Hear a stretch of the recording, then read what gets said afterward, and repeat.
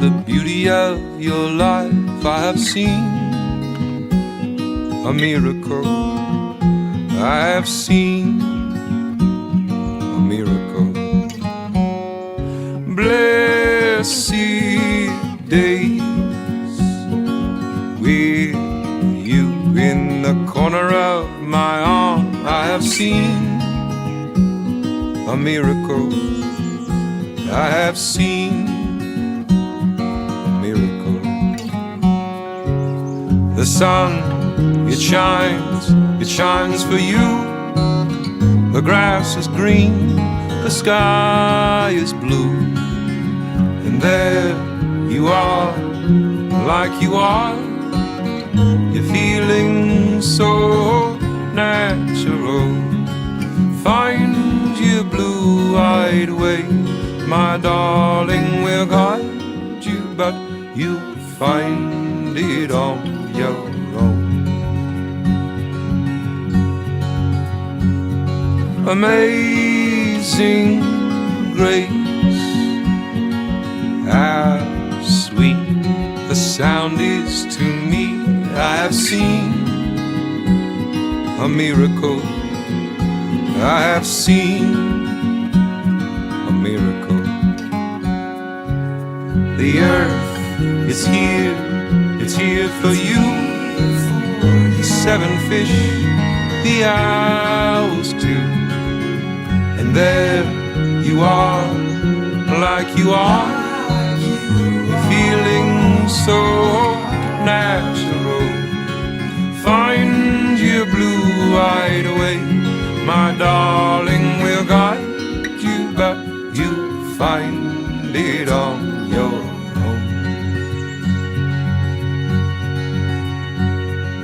Oh, farewell, by the beauty of your life.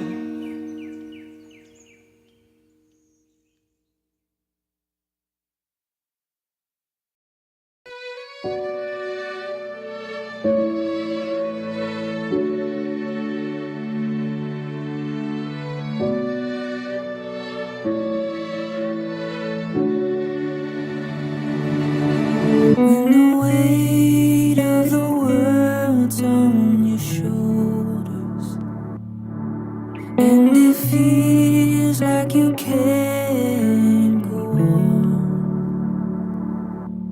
oh, just know that I'll be by your side. It might be a long road home. There might be things that we have to let go, but we're gonna make it through. We're gonna make it through. We're gonna make it through the pain. When the walls that you've built are falling, and it feels like you lost all control, don't be scared, I'll be there to hold on to. There might be days when it all caves again. Pick up the pieces and rebuild this home so you can let me in. We're gonna make it through. We're gonna make it through. We're gonna make it through the pain. We're gonna make it through. We're gonna make it through. We're gonna make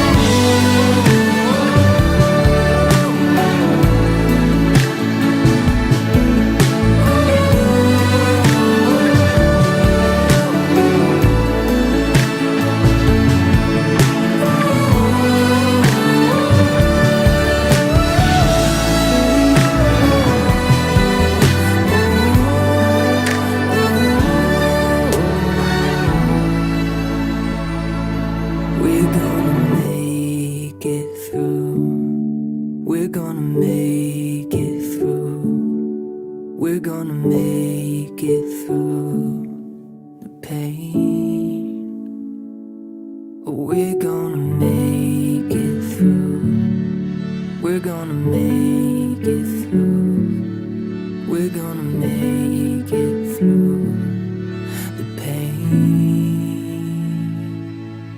You're gonna make it through. You're gonna make it through. You're gonna make it through the pain.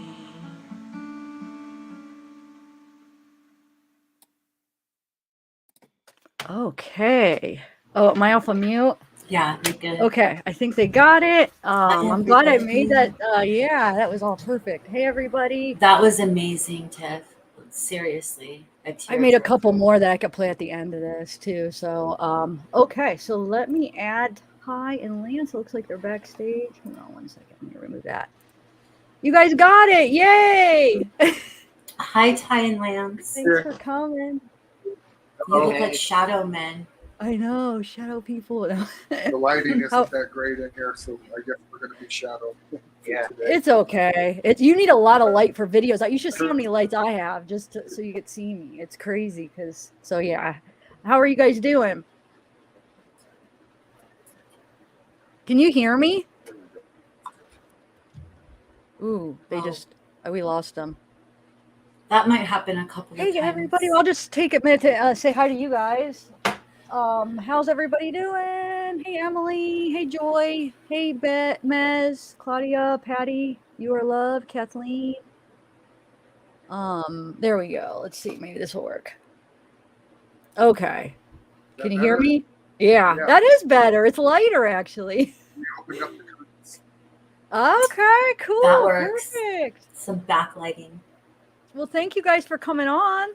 Thank you for having us. Yeah. Bella, you're on mute. Oh, okay. I didn't know if you realized that. Okay, so you could hear us all right, right? Yes, ma'am. yeah. Bella, Can do you hear have us I have I wrote down what's that? okay? Can you hear us okay? Yeah, we could hear you. There How might did your be a guys' delay. What's that? There might be like a little bit of a delay, Oh, maybe. that might be what it is. Okay. How did your guys' live go? Did it go okay? I think there is a delay. We had some problems with the internet, but it went okay. Yes. Okay. Got some good net. Okay, so you'll probably be answering a lot of the same questions maybe because we don't really know much about what you guys have been doing or anything. Bella, do you want to start or do you want me to start? I have like a list of a bunch of questions, but I feel like we're just gonna like get right into like random questions, huh? We should get right into the questions because how I wanted to. Okay. Did Go you ahead, understand Bella. that? No, I couldn't You're like, understand it. okay. She's just saying okay, but I think I there's know a because delay. it's cutting out, but let's just try this. We're gonna try to Okay. hear as good as we can. Okay, you go, Tiff. Wait, you go, Tiff. Okay. So the first question is about what we talked about earlier. You were talking about the hole you found on Jim Brenner's property, right? Are we allowed to talk about that? Yeah, I mean, well, yeah, it was just kind of sunken in dirt, but yeah. I mean, is that what it could be an old outhouse hole that was filled in. I mean, does it look like it's fresh dirt? I mean, is it big enough that you could hide? Out since then that the shovels that were there were actually there when the fire happened. Right? Yeah, and they've been there for years. The shovels have been there for years. For a year at least. And yeah, not Broward. Shoot. This is going to be, because I think there is a delay, so it's going to sound like I'm interrupting them, and I feel so bad. Do you think they have YouTube? Or you're on mute. Do you think maybe they have YouTube on and they're watching through YouTube maybe? Well, they said they had internet issues earlier. Okay. So maybe hey, are you guys watching through YouTube?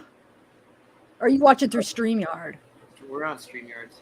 Okay, good. Okay, so there shouldn't be too much of a delay. Okay, so with the property, wait, so Jim, do you call him James or Jim? I don't know. Brenner, yeah. And okay, so he has property. Why isn't he staying on that property? Why is he squatting on somebody else's property if he has his own property? His house was Yeah, burned down. I don't know. Yeah, I mean, his cabin burned down, and from that property, he moved down the hill, almost directly straight down the hill to the church road to one of Kurt's properties where he had several mobile homes and pull-along trailers on there. The pictures where, I don't know if you've seen them, where the pigs are at, that he moved into that place. And that's about, what, 2.5 miles out of the town of Montello. So how far is the spot that you guys are talking about from Dylan's farm? So it's probably good, 15 miles. 10, 15 miles. Yeah, 10 to 15 miles is Brendan's Okay. property. And he owns that property, so One of the properties is in the property that Brenner was staying at when this all happened was in Utah, where the property that we looked at, there was cabin that burned down, is on the other side of the border here in Nevada. okay. Guys, we're like 12 miles from the border, so it's all close to the same area, but just on different sides of the border. And so you're friends with Chase and Robert, right? I wouldn't say friends. I know who Chase is. And I would say that I am friends with Chase and Robert. Yes, ma'am. I've known Robert since he was a little kid, and he went to school. He went to high school with my son here in Wells, and I've known Chase probably a year or so. And you guys, I know a lot of bad things have been said about Chase, and I want you guys to know that when he's not doing drugs, he's a fairly good person. I'm just going to say that he's done some really terrible things, but I think a lot of it comes along with his drug habit. When he's not doing drugs, you guys, I've watched him with his kids and stuff, you guys, and that's part of the reason I prayed that he's not involved with this, was because his kids lost their mother like a year ago, and they need Chase. They don't need Chase's dad. They don't need their grandparents. They need their father. And I really hope that I hope that this wakes him up, and I hope that he gets better, and I hope that he's able to solve the problems that he has. I like him, you guys. I'm not going to lie. I like Chase. Yeah. He's I mean, straight. did you go ahead? Sorry. When he's straight, he's a really good guy. He really is. I'm not kidding about that. I believe it. I believe you. It's like Jekyll and Hyde when he's on drugs. It happens. Yes. I've seen it firsthand. So, I mean, but have you talked to him about Dylan after the fact, or did he talk about Dylan before? I mean, did you ever hear him talking about Dylan? No, I never have. And I haven't talked to Chase at all since this went down. When people were saying that they had seen Chase and he was doing drugs and he was looking like a predator out in the, like an animal out in the woods, I kind of was trying to find him, but I never did. And like the time where the cops, where Chase was walking down the 233, had a rifle on and a pistol in his pocket, and the cops wouldn't have gone to talk to him. You guys, I would have drove right up and talked to him. I wouldn't have been afraid at all. Chase doesn't scare me at all. I don't know why people have that feeling with him, but personally, I would have gone right up and talked to him, armed or not. But I mean, you said when he's on drugs, though, would he, let's say, if he doesn't know you, I mean, could he possibly be not so nice to you? I mean, on drugs, I know he's a nice guy off of them, and I get that, but. Yeah, on drugs, I still would have confronted him in that case. I would have drove right up to him and said, Chase, what the hell? Yeah. Yeah, what's going on? I would have tried to find out what's going on with him.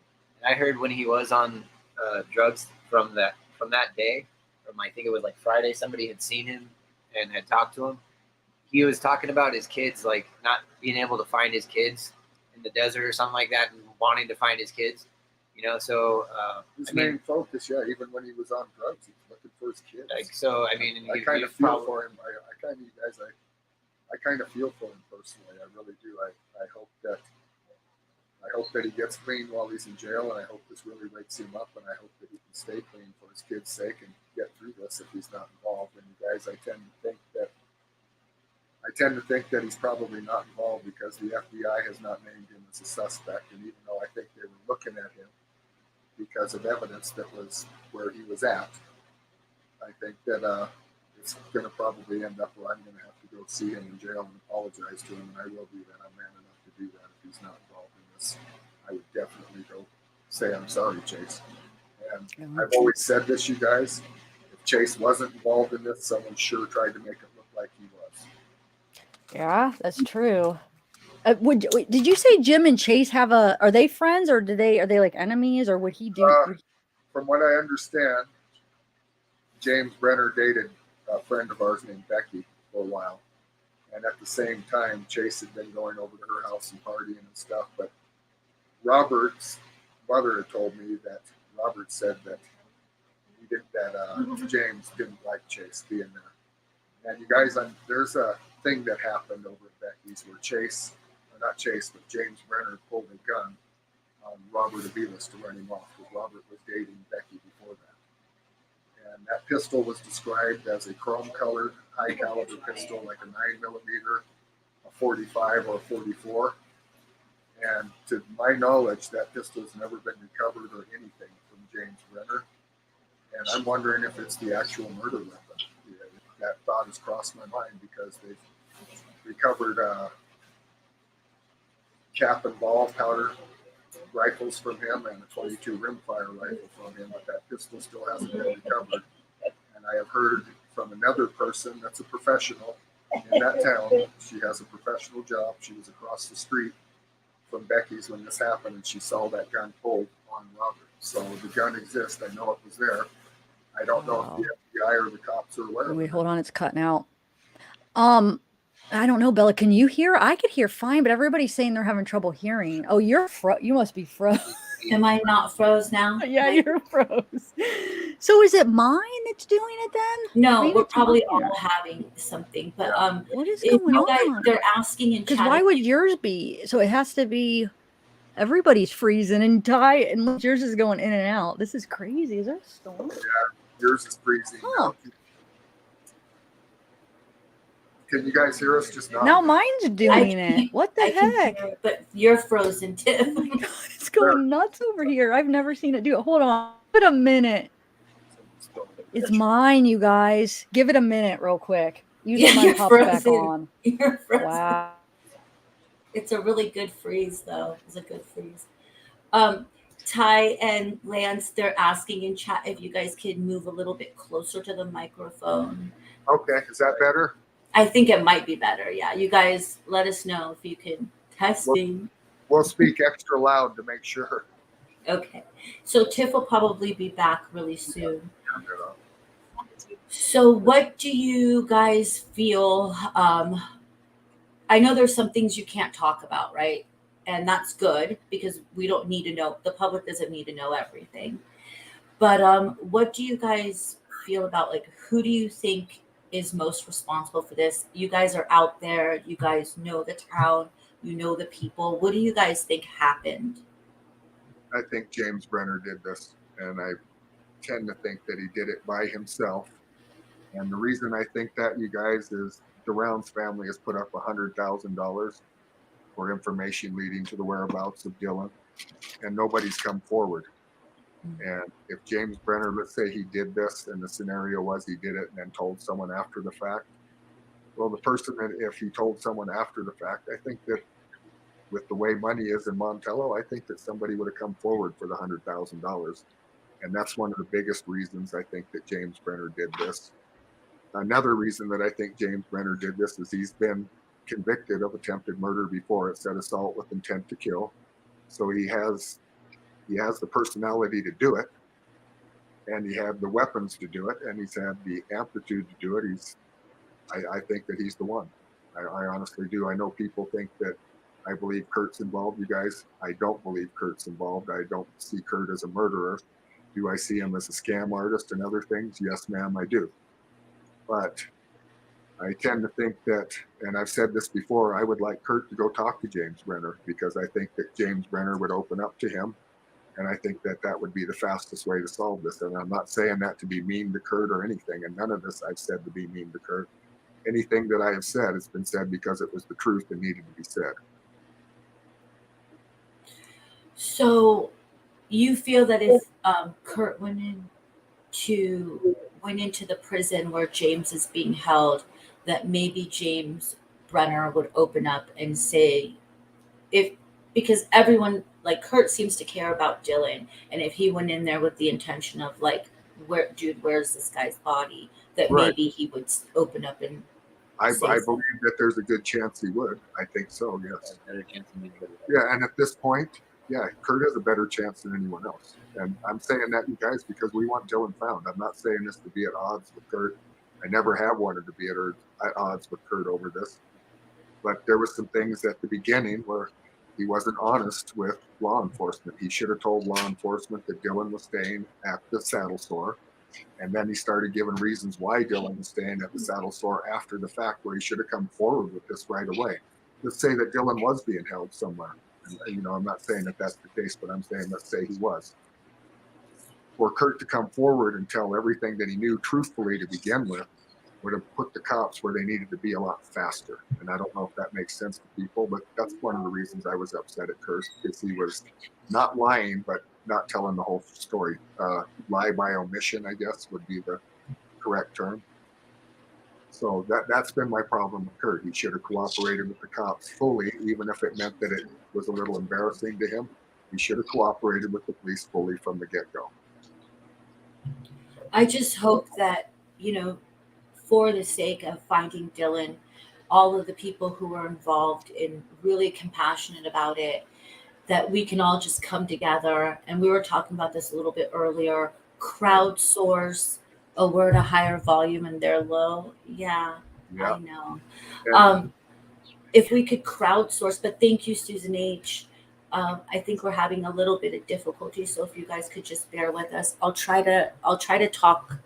Maybe I'll talk far away from my mic. It might help if you guys want to turn it up.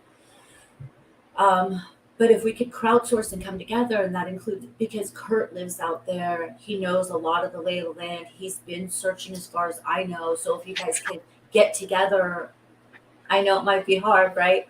And there's differences, but for the sake of finding Dylan, Yes. it would be a beautiful thing.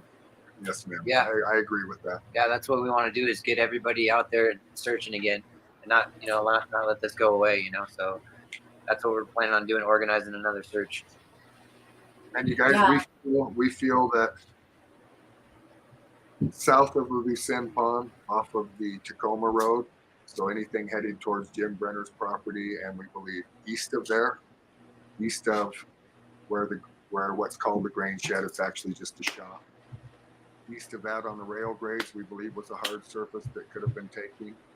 And any roads that lead east off the TL bar, like section lines off the TL bar road that head out into what we call the Never Never Land or the Salt Flats, we believe that all those we need to go out there and beat the hell out of the desert again.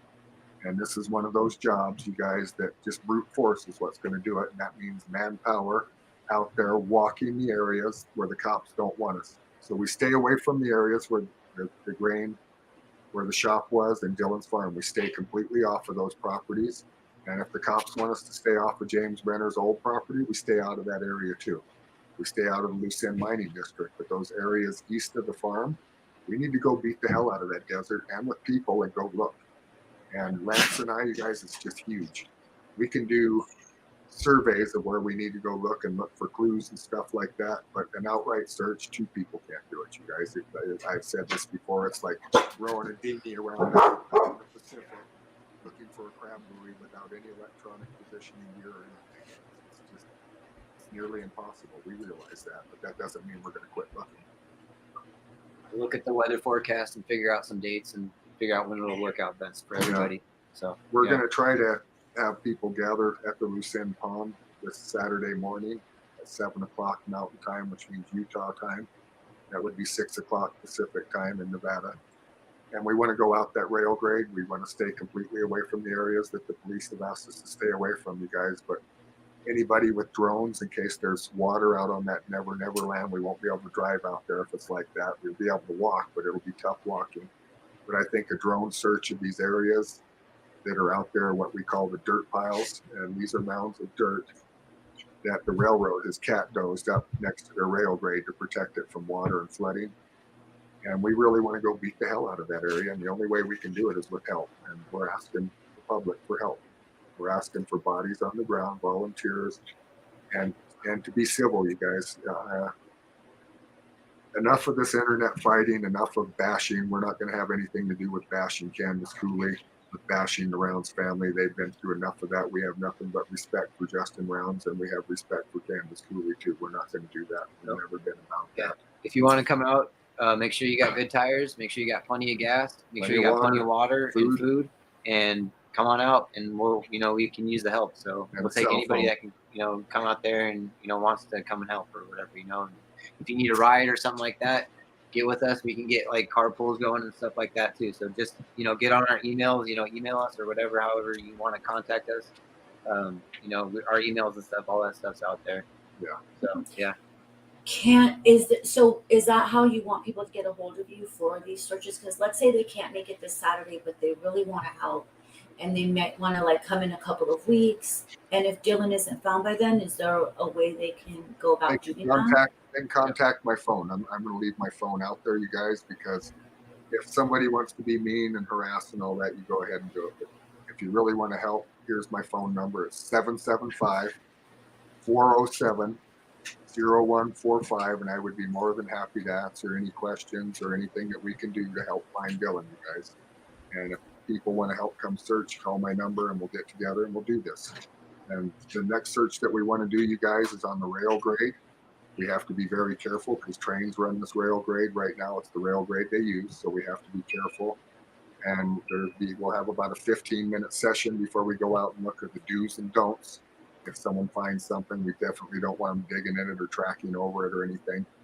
So we'll have about a 15-minute do's and don'ts of what we're going to do out there. And we want to go beat the hell out of that rail grade and look for Dylan. That's what we want to do.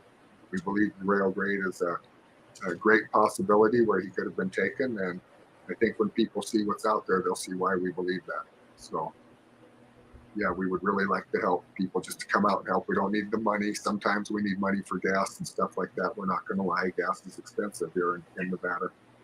But more, we want prayers and we want people to come help. We want an army of searchers to come help and let the rounds know that we care.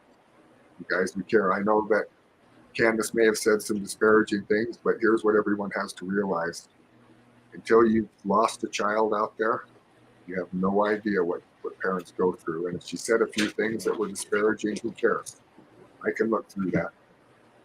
I can look through that, and I don't care what she said. We'll still go look for her child, and we'll keep looking until Mr. Rounds asks us not to. And if he calls and asks us not to, then we don't.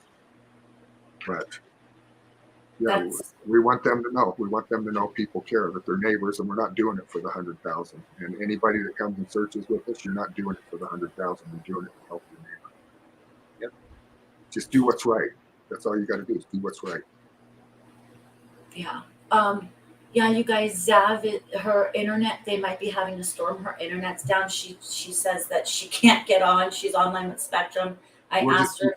Keep right on going, and no question is off the table. Okay, you guys. Yeah, so if you guys have some questions, I also said if she would like to call in, so she's on the phone with Spectrum. So we're gonna. So okay. One thing Heather Gonzalez wanted to know is, can you ask Ty if he knows Ed? Yes, I do know Ed Harshberger. I work for him, and we're gonna keep this positive. So I don't have anything really positive to say about Ed, you guys, but I do know him. Okay. So we'll go from there. Okay.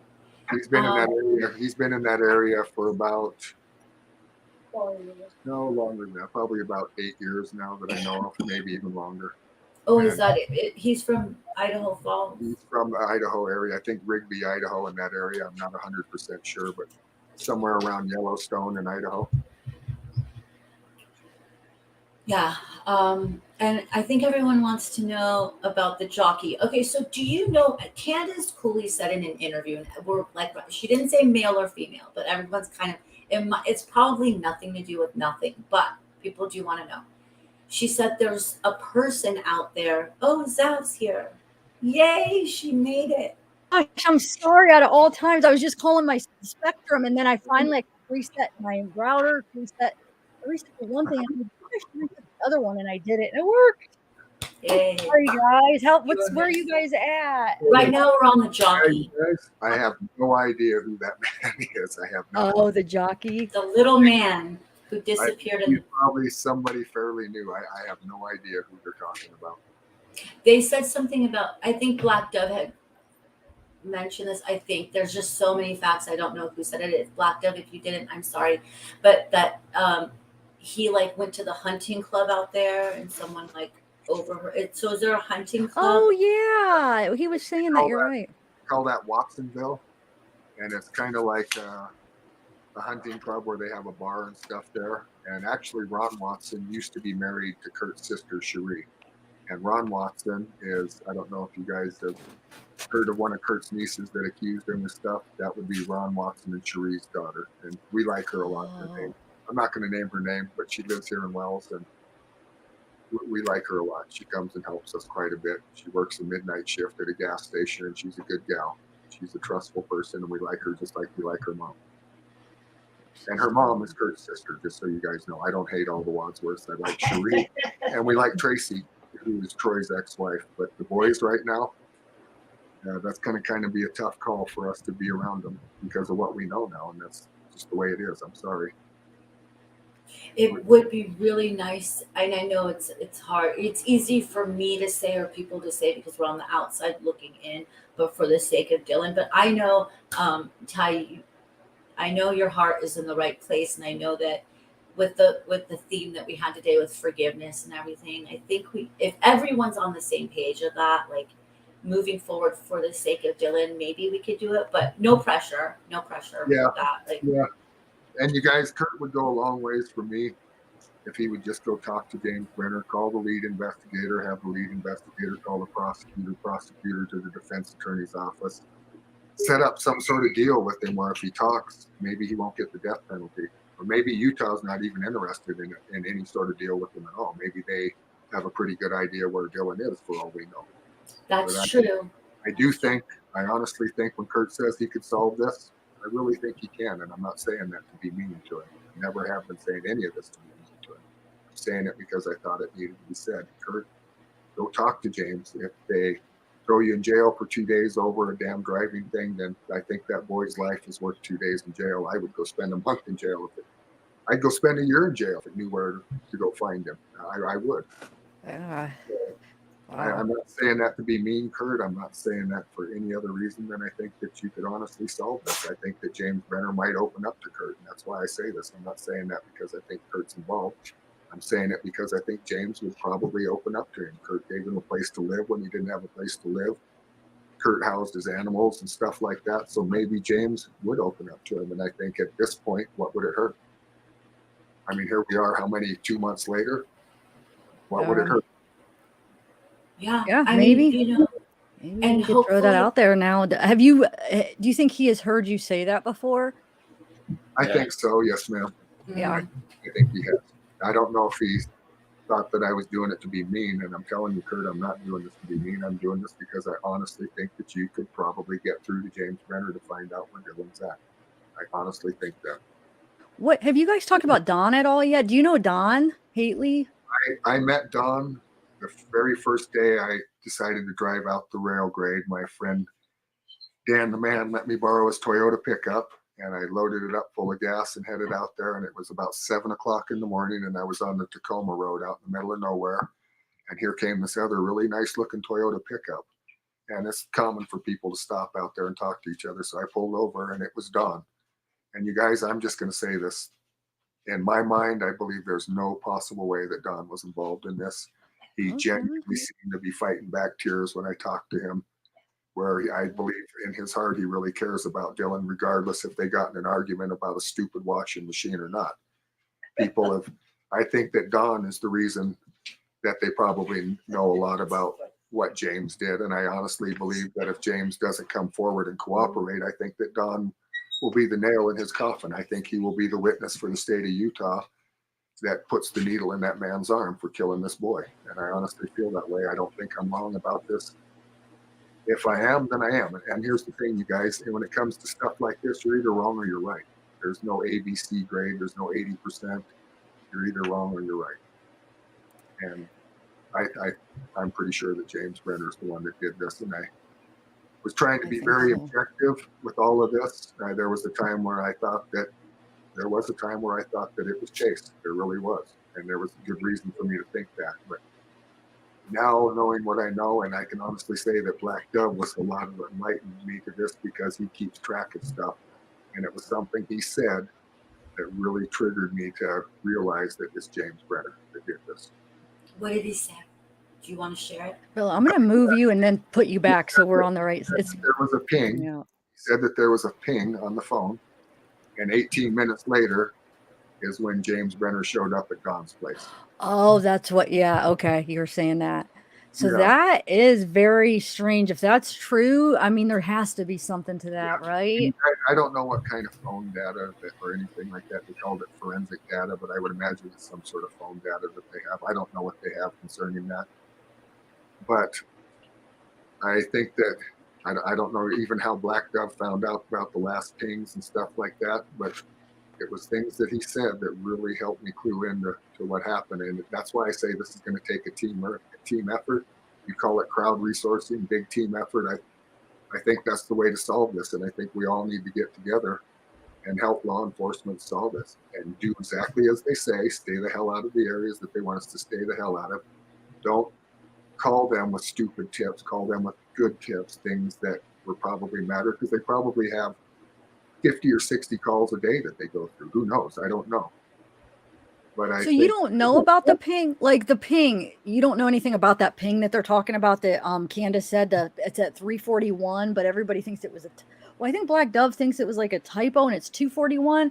Well, there, guys, right there on the border, there's an hour difference. So if I step on one side of the border and move a foot over, it's an hour difference. So that's the thing. So maybe they just okay.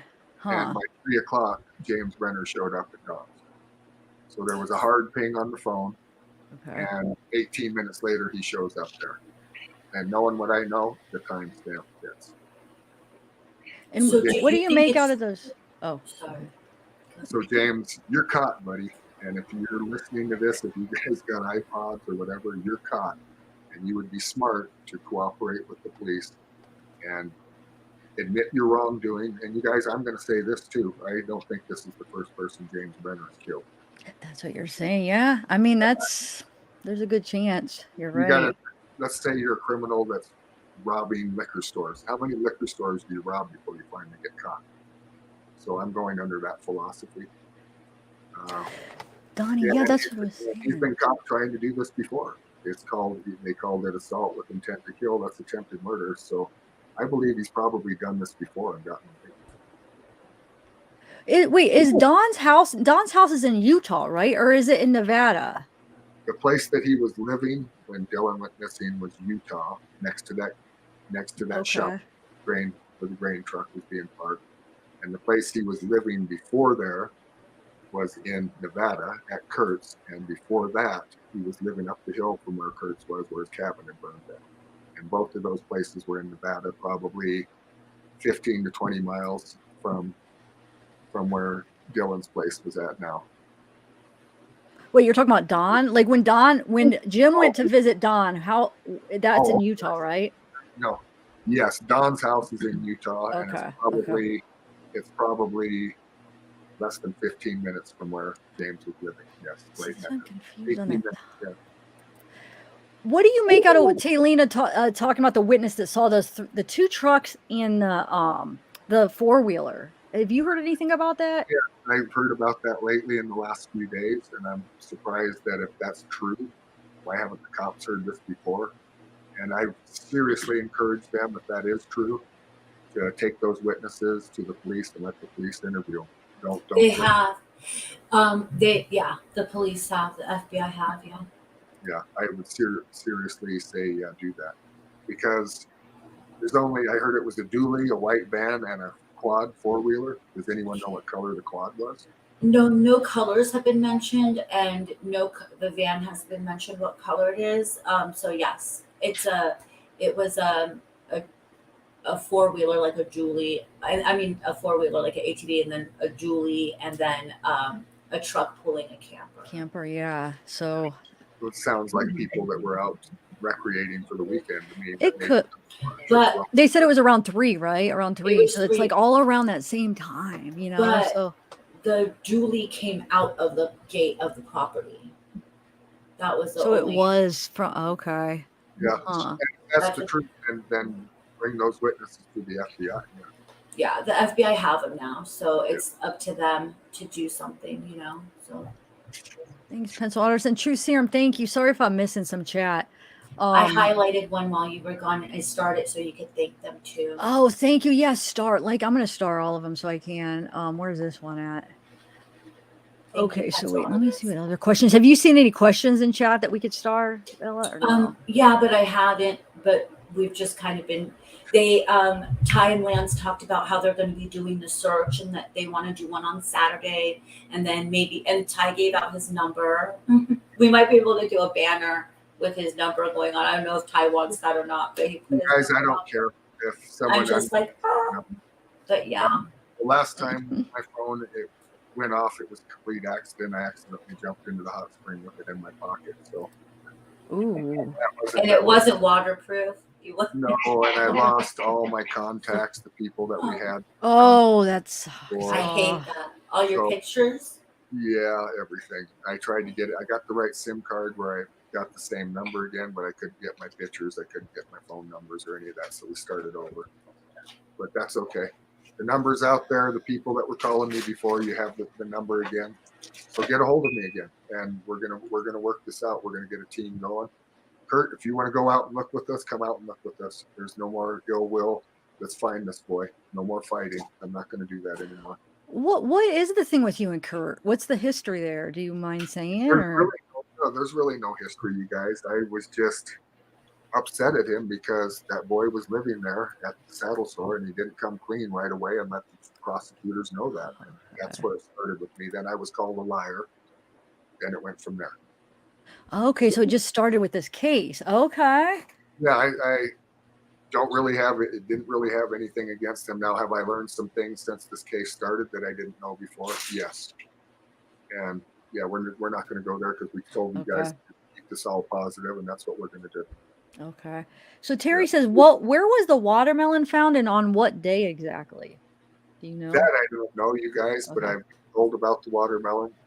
But I'm telling you, there's been many a times when we go out cutting wood, throw a cooler with ice in it, cantaloupe, watermelon, stuff like that goes in there. You cut it in half, eat it there, and pitch it for the ants because it's not really littering. It helps the ants and other insects that are out there eat. So that doesn't shock me that much. Now, is it a coincidence or did Dylan like watermelon and stuff? His mother said that he did. So I could see where that would alarm her and stuff, but I'm telling you, I've come across stuff like that before out there. And we ourselves have ate cantaloupe and stuff out doing firewood, right, Phyllis? Yeah. Where we brought a cooler and people think, well, how would they pack that? Well, you put it in a cooler with ice in it and it's quite common. So for what that's worth, that could have been a fellow searcher or somebody out just recreating that weekend, or it could have been something that's involved in the case. I don't know. And I have no idea where they found that. So I was in the search area. I think the day they found it, I think I was in a completely different search area. So I don't know. So do you think there was a question before this that I didn't ask? Do you think Jim Brenner, like his motive would be some like money maybe, or what would the motive? Or do you think there could be an accident or he just like lost his temper? He doesn't need a motive, you guys, just the temper thing, I believe. Yeah. For people coming down his road and him shooting at him and then making a U-turn and hauling ass out of there. So I think it could have been as simple as Dylan called him, say, open the gate for me, I'm coming with the grain truck or something to that effect. Him not doing it, and him just ramming right through the gate, getting pissed off and saying, I'm going, bam, right through it. Oh, yeah. Yeah, I can see that. That I saw about the gate is there's something called a T-post, and it was on the left side. I've seen pictures of the gate, and at the very top of the T-post, about 8 inches, it's bent. Wow. And if somebody hit the gate like that with a vehicle and it was a wire fence, that's exactly what it would do to that T-post. It would bend it like that. I don't know if that was done prior, but they need to look into that then, yeah. And the fence very well could have been repaired that same day to cover that up. And would there be marks on that truck? Maybe he just pushed up against it slowly until it did. I don't know. I don't know what. I'm just guessing a scenario in my mind. So, but I would think that it would be something as simple as that: him going through the gate and James Brenner not liking it, him a couple F words exchanged, and a gun being pulled and shooting him. You don't have to be stronger or faster than another person to overtake them with a firearm. So. Yeah, that's true. I think a lot of people have been underestimating James Brenner, and that's his mode of preference. He pulls guns on people, and I'm kind of thankful that he didn't get Robert Aviles that way. I know a lot of people don't like Robert, but I've known him since he was a little boy. I remember when he used to massage his mom's feet when she would come home from cocktailing for 12 hours when they lived out on Pilot 20 years ago. So Mm, I mhm. think that probably Robert was probably really lucky that he didn't end up the same way as Dylan. Really? Yeah. Wow. And I still cannot stress enough that I think that firearm that was pulled on Robert at Becky's house, I think needs to be accounted for. Where it's at, where it came from, everything. Yeah, it very well could be. Wow. Is there a big drug issue in Montello, like a meth issue? Yes, ma'am. And Robert's involved in meth. So was Chase. And the unfortunate thing about the meth nowadays there is there's been a lot of cartel activity goes on at 50 miles away in West Windover. It's a gambling town. And the meth that they bring there is cut with fentanyl. I've heard this from other different people. And it's, from what I understand, a totally different ballgame than just meth. Such a weird. It's so. Wouldn't it be so weird to cut meth with They're fentanyl? like doing it with everything now for everything. some reason. I don't get it. It's Like just I understand like Xanax cut with it, but wow, meth with fentanyl. yeah. That's a wild Yeah, ride. it's Well, crazy. I think what they're doing, you guys, back in the old days, I don't know if you heard this term before, but they call them, I think, cocachiva. And what they would do is the Mexican cartels back in that day would cut cocaine with heroin. Okay. Well, I mean, there were speedballs, right? Yeah. You would do a speedball, which was like mixing cocaine with heroin, and it was this kind of you're riding the line of death kind of a high. But yeah, like wow. Yeah, but I did that when I did it. I did heroin and meth together all the time. Every time I did it together. So I mean, it's really the same thing. I mean, I always did them. That was the norm. Yeah, a lot of people did. Usually the heroin dealer would always have the meth too. They always had both. So I mean, it isn't. I've never tried methamphetamine myself. When I was younger up in Alaska, during the pipeline days, the cocaine went through, and I tried it for a couple of months. And what I realized was all you wanted was more, and it wasn't for me. Yeah. And I'm not going to lie, you guys, we smoke weed. That's what we do. We don't do meth. Lance smokes weed, I smoke weed, but we don't do meth, and I never would. I've never tried it, and I have no desire to. And I wouldn't be around Lance if he did that. He wouldn't be around me if I did it.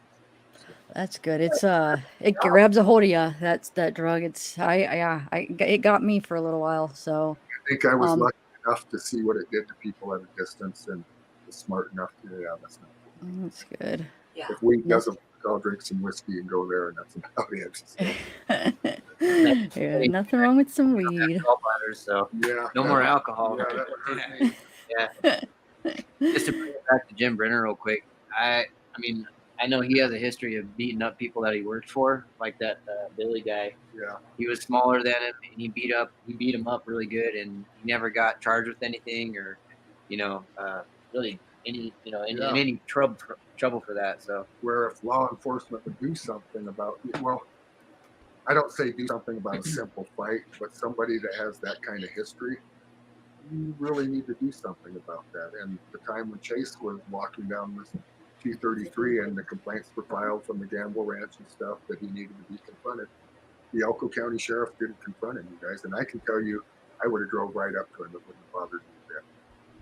And maybe it's because I know him and they don't. I don't know. But Montello really needs help from law enforcement. They really do. And it's gotten to the point out there, you guys, where I don't call law enforcement anymore. I won't do it.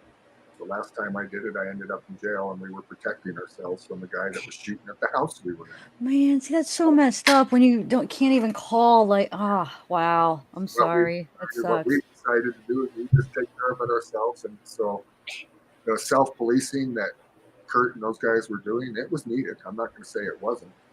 Yeah, that makes sense. I don't believe in self-policing while you're drinking a shitload of alcohol and carrying guns. That just doesn't mix. So.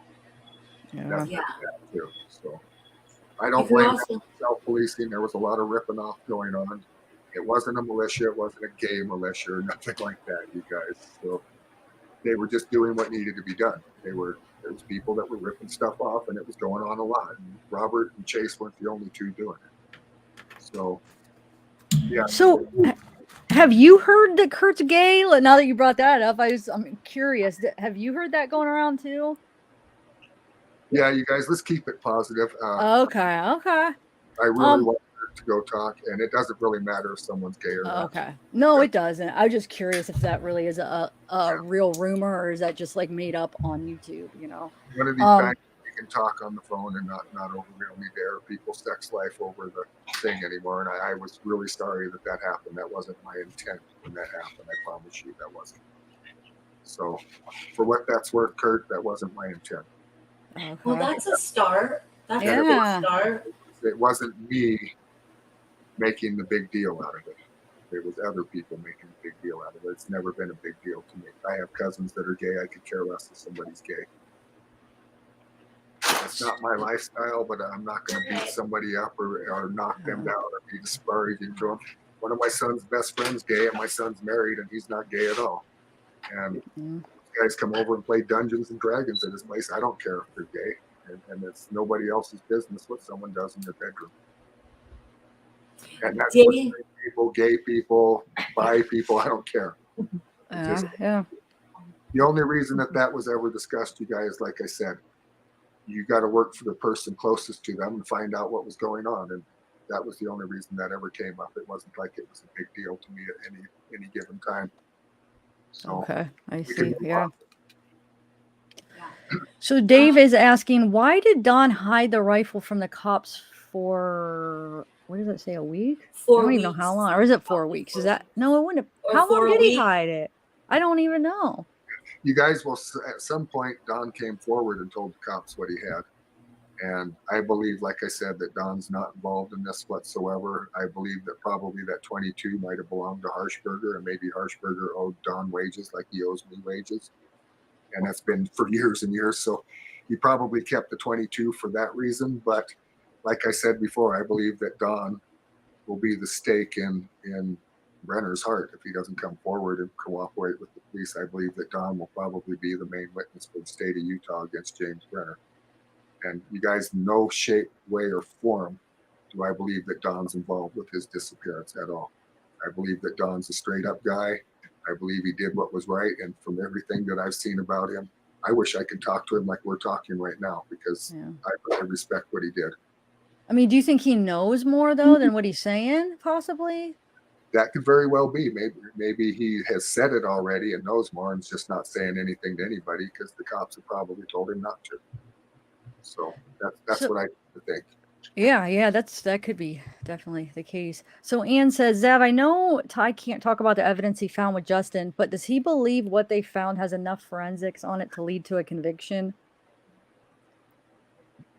I don't know. I can't answer that question. I don't know, but I believe that law enforcement has a lot more than they're telling. That I do think. Yes. Yeah, I believe that too. So what's your next place you're gonna go search? What is the town like out there? I mean, do you see Justin and Candace there often when you go to Montello or when you go to Lucin? Or we haven't for a while.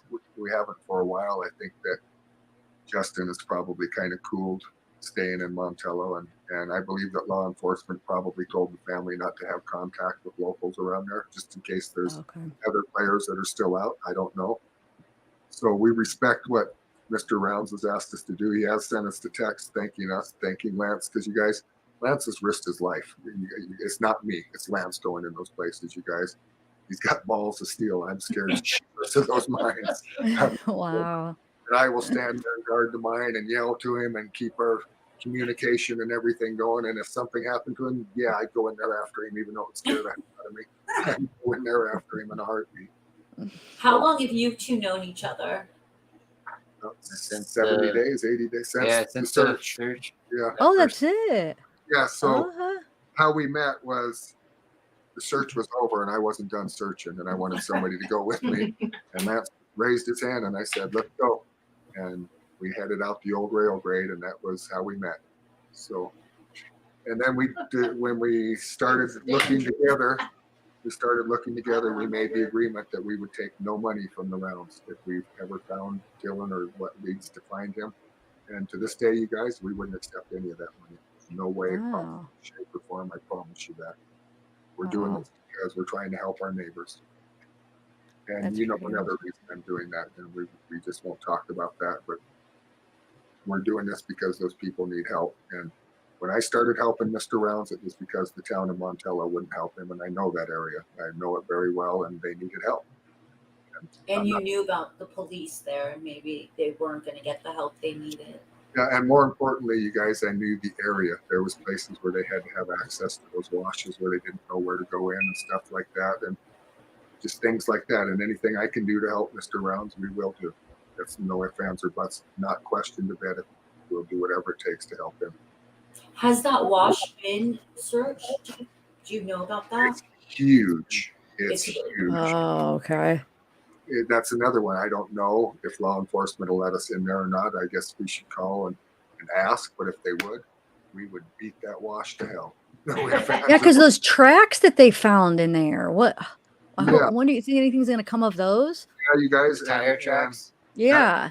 washes and stuff that goes right by those properties. So it's close. And the lady that came on a month or so ago and said that a horse very well could have been used, maybe she had something to that. Very, and I don't know.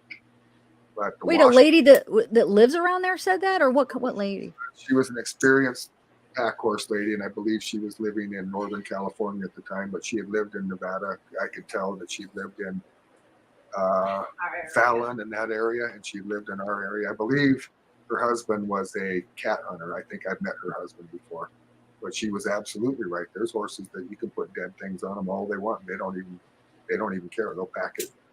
Really? So, I mean, but do you think his Yeah. horse was capable of that? It was capable of packing his 240 pounds.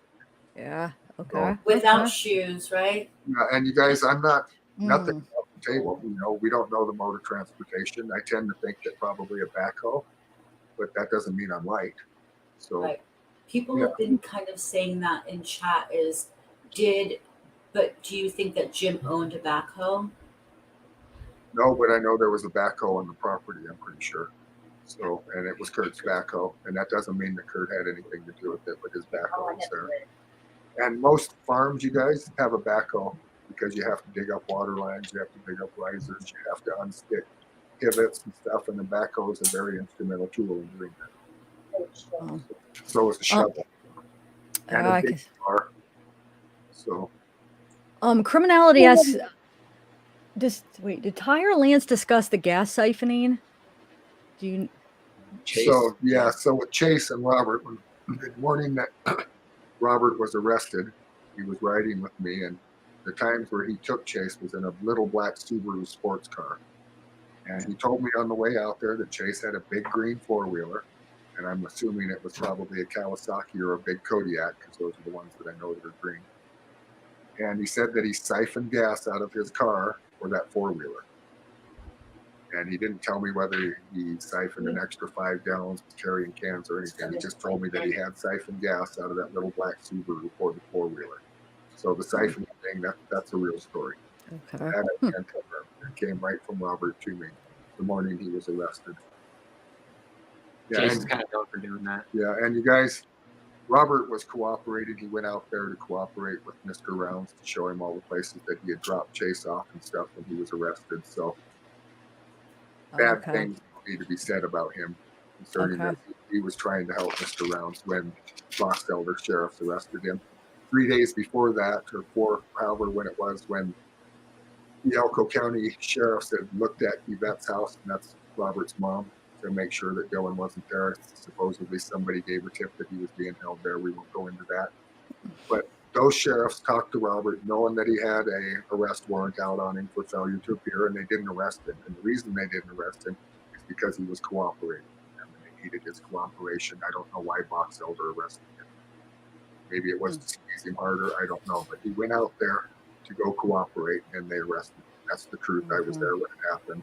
And they told us, meaning Dylan, meaning me and another person and Mr. Rounds, that if we didn't back off, that they had more, he called it ammo, than what we know about, meaning evidence. And he said, we'll arrest you guys too if you want. So we let them do their thing. And I felt I didn't like the fact that they arrested Robert, because I think that he could have showed us a lot more that day that would have helped solve this case faster. Okay. That's how I feel about that. And I am partial. I've known Robert since he was a little kid. And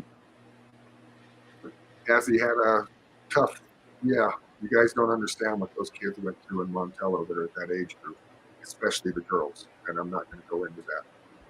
But those kids Wow. have problems because of what they went through. And they're adults today, and they're adults with problems because of what they went through as kids in Montello. So I'm Lolo, any of those Lolo, that age group that disparaging things have been said about, I'm not gonna knock those kids for that. I know what they went through personally, so I know why they have the problems they have. So the weather, since you guys are local, what was the weather like? Do you remember? I know this is probably a while ago to try to remember, but if you remember Saturday, if it rained really hard that Saturday, Yeah, it was raining. It was raining pretty. I I was, mean, I not don't like know if I was in Montello that day or not, but I know that weekend we had snow on the hills here in Wells. it wasn't raining like torrential, but it rained pretty much on and off all day, I would say, on Saturday. And it was, in different spots. So some spots probably got it worse than others. Zavgirl, we talked about another show that I had to go on, so I'm gonna. okay. Lance is gonna stay, but I'm All gonna right. go to another room and I'll return. Okay. Okay, See you thank you. Thank you, you guys. Ty. Have fun. thank you so much. Okay, so it rained all day Saturday. You said on and off in different spots. Okay. Yeah. Yeah, and on Sunday too. Yeah. On Sunday, yeah. I heard it rained pretty hard Sunday, right? At Sunday afternoon. Yeah. Yeah. It was raining hard on Sunday too. Yeah. The afternoon. Yeah. Little So what foggy. do you think, Lance, about Dylan's shoes being out behind that, mound, not wet? It's weird. It's the weirdest thing about it, I think. Why they were left there. If Jim did it, why would he leave them there? Why are they clean? Why is there no mud on them? Doesn't make any sense.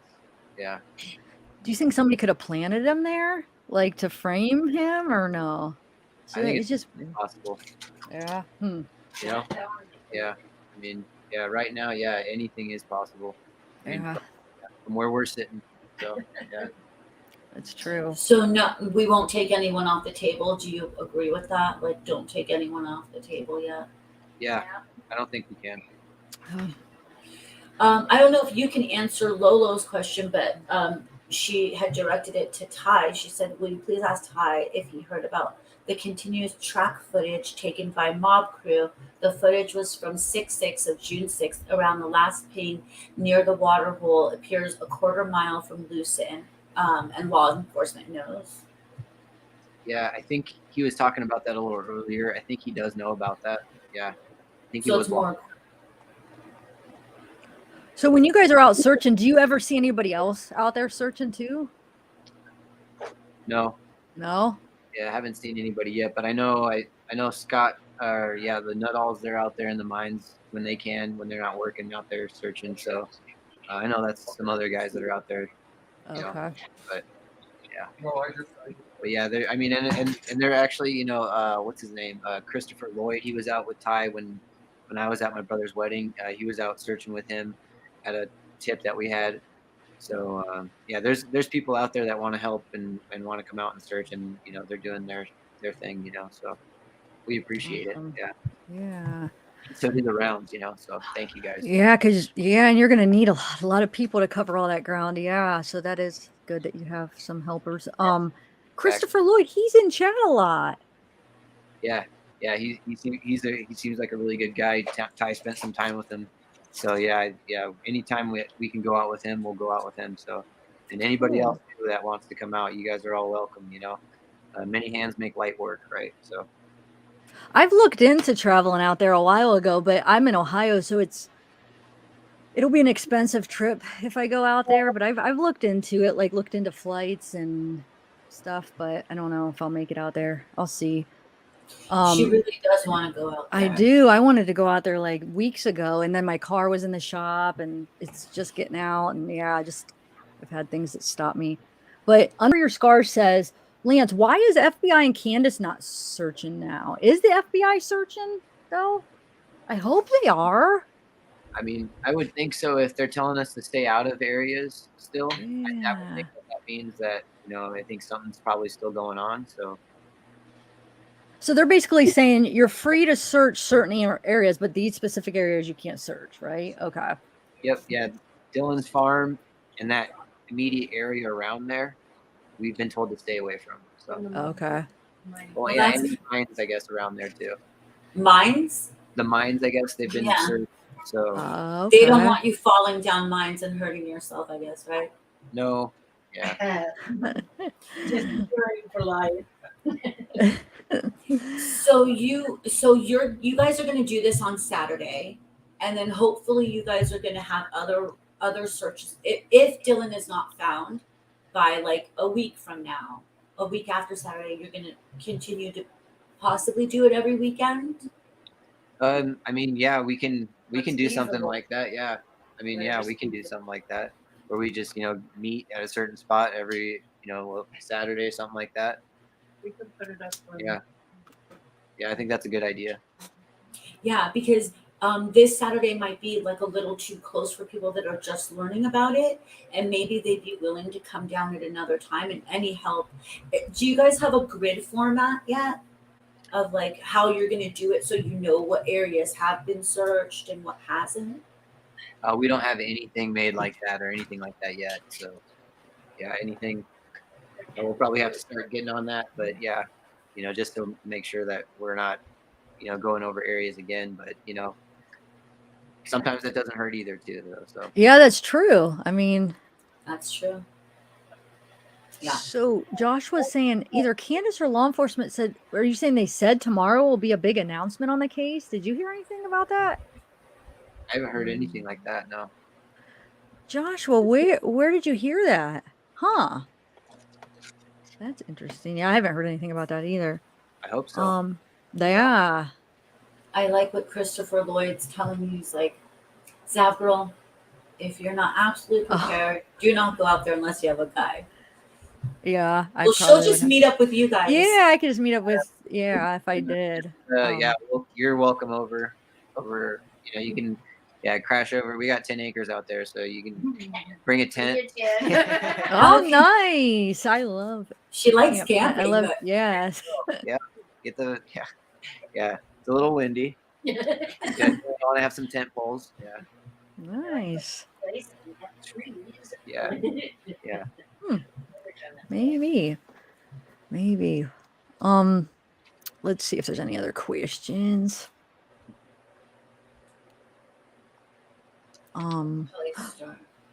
Yeah, you haven't started. Oh, you did start some. Hold on a second. Are these questions that you started? Maybe. I don't remember. No, we did this one. Oh, this one. I'm not sure if anybody did they, because there's that rumor that, or we don't know if Candace called Don Saturday to start looking for Dylan or Sunday. Have you heard that she may have asked them Sunday night by any chance? I thought it was Sunday, but Yeah. What?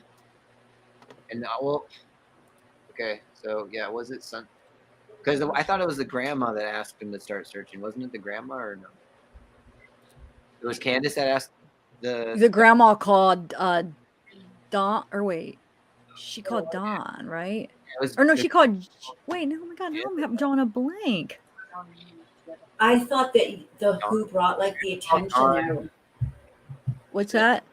Didn't the grandma call Dawn and then Dawn, yeah, searching and then got Jim and then Jim went searching together and then they didn't call anybody till like what was it, like Sunday or Monday, and then they called like it was like then Candace got a call from like JD, her Dylan's friend, saying that, hey, are you coming to look for Dylan? And she's like, what are you talking about? Yes, That's right. Thank you. You are right. Yep. And look at Kathleen Hutchinson got that. JD. JD. Do you know JD, Lance? I don't know JD. No.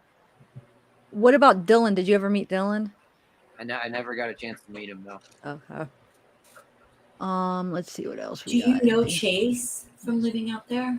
Yeah. So there's like spots out there where there's the railroad just dumped out a bunch of like china and glass and a bunch of old stuff like that. So we were out there looking at that stuff one day, and Chase comes riding up on his 4-wheeler. Never met him before or anything like that, and he seemed like a nice guy. And he was talking to us about, the different, plates and the stamps on them and stuff like that. He knew a lot about them. And yeah, talking about Selling his them. stuff and how they were going to come out there and live with him, and he was excited about it and all this stuff like that. Yeah, selling them, which is whatever, that's what he wants to do with it, whatever. But yeah, he just, well, he seemed a little, nice, but yeah, little off though. We had later on and found out, he's kind of like the known thief. Like once we had joined like the fire department back then, and we're helping out at the food bank, we'd kind of found out, okay, he's kind of like the thief, so maybe don't keep him so close, type of deal. So yeah. But that was my dealings with Chase. Yeah. Yeah, we had talked to him a few times at the food bank, and that was about it. Have you met Robert? I don't think I'd ever met Robert Aviles unless he had, maybe gone to the food bank, and I don't, go ask everybody's name. So maybe I'd met him or something, but we really don't go into town that much. We're pretty much Self-sufficient. Yeah, self-sufficient out there. And then when we do go into town, it's like groceries. Usually it's like Wendover. Yeah.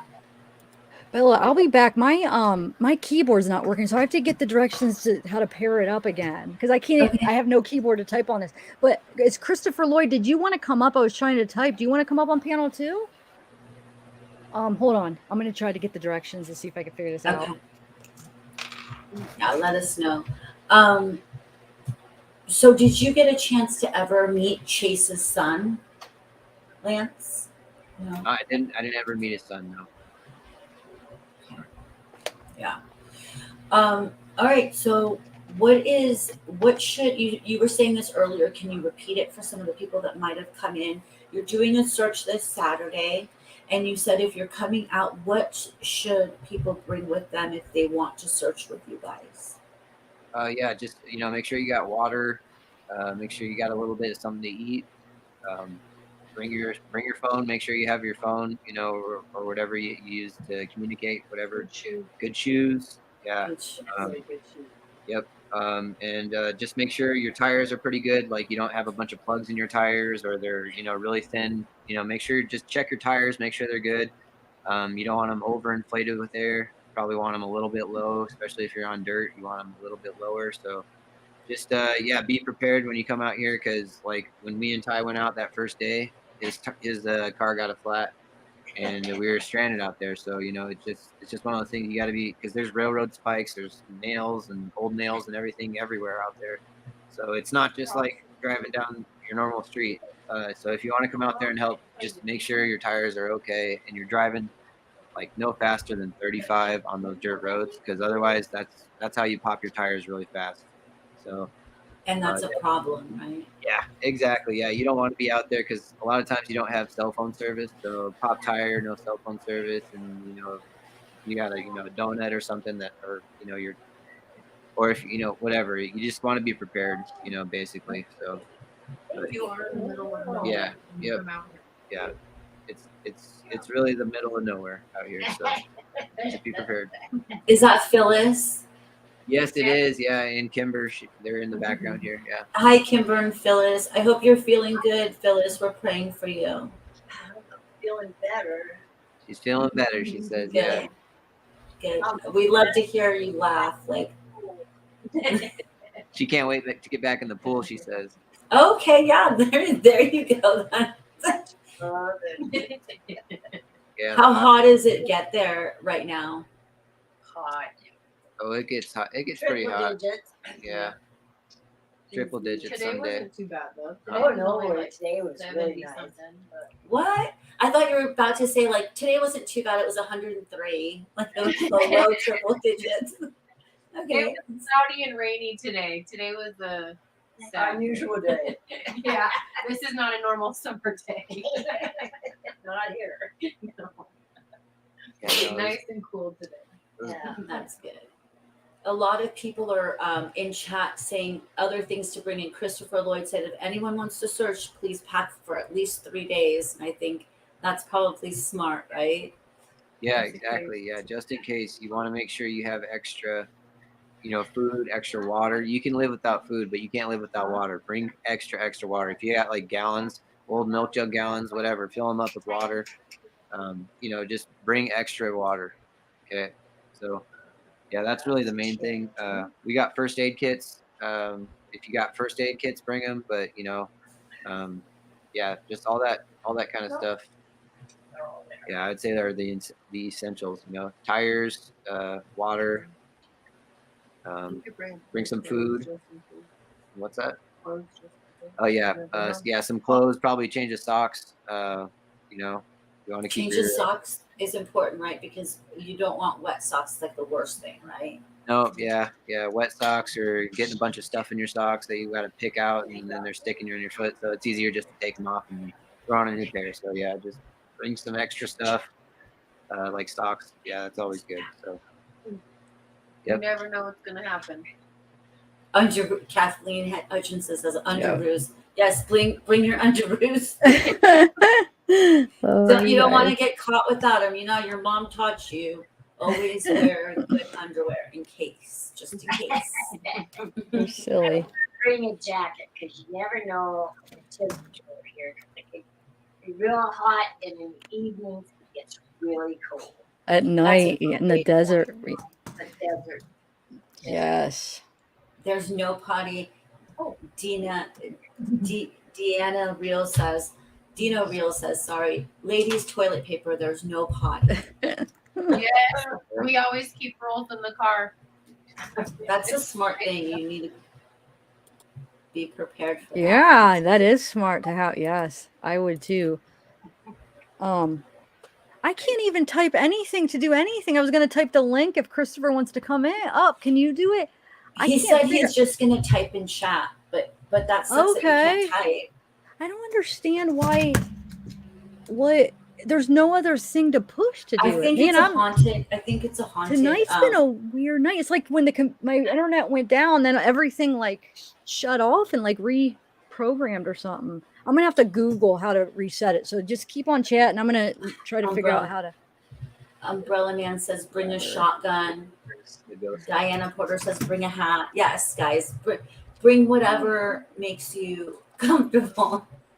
Don't use the shotgun if you're drunk, though, please. Yeah. You got a safe blanket, bring that. Whatever makes you comfortable. Yes.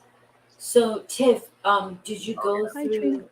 Yeah, I mean, yeah, if you have a way to carry or something to protect yourself with, bring that too, because you don't know what you're going to come out here. Mountain lions or badgers or all things that rattlesnakes. I mean, you just want to be prepared. You don't want to be needing something and not having it. And don't go up to a badger and say you're so cute and try to hug it, right? Yeah, it's not like in the movies. Yeah. They're not that. They're not that good for that. Yeah. We It just have depends. literally not like that. They are on time. Yeah, I didn't know they were there. I'm all down in there for a while. We're watching them. I don't know if you know Stickers, but Stickers is saying that he tried to email you, and he said, Lance, I tried to email you last week and I never got a reply back. Yeah, so I was at my brother's wedding and Ty checked out your guys' coordinates with Chris, and he got pictures and video, I think, of that. So they checked him out. They didn't find anything. So, but yeah, we did get your emails and stuff like that. So, yeah. Cool. Wow, Yeah, everybody you were working just- together like that. Yeah. That's amazing, you guys, and hopefully everyone can get on board with that. And for Dylan's sake, and I think that's been the goal here the whole time has been, we just want justice for Dylan and the truth to come out for that. Do you have a question, Jane Plain Jane?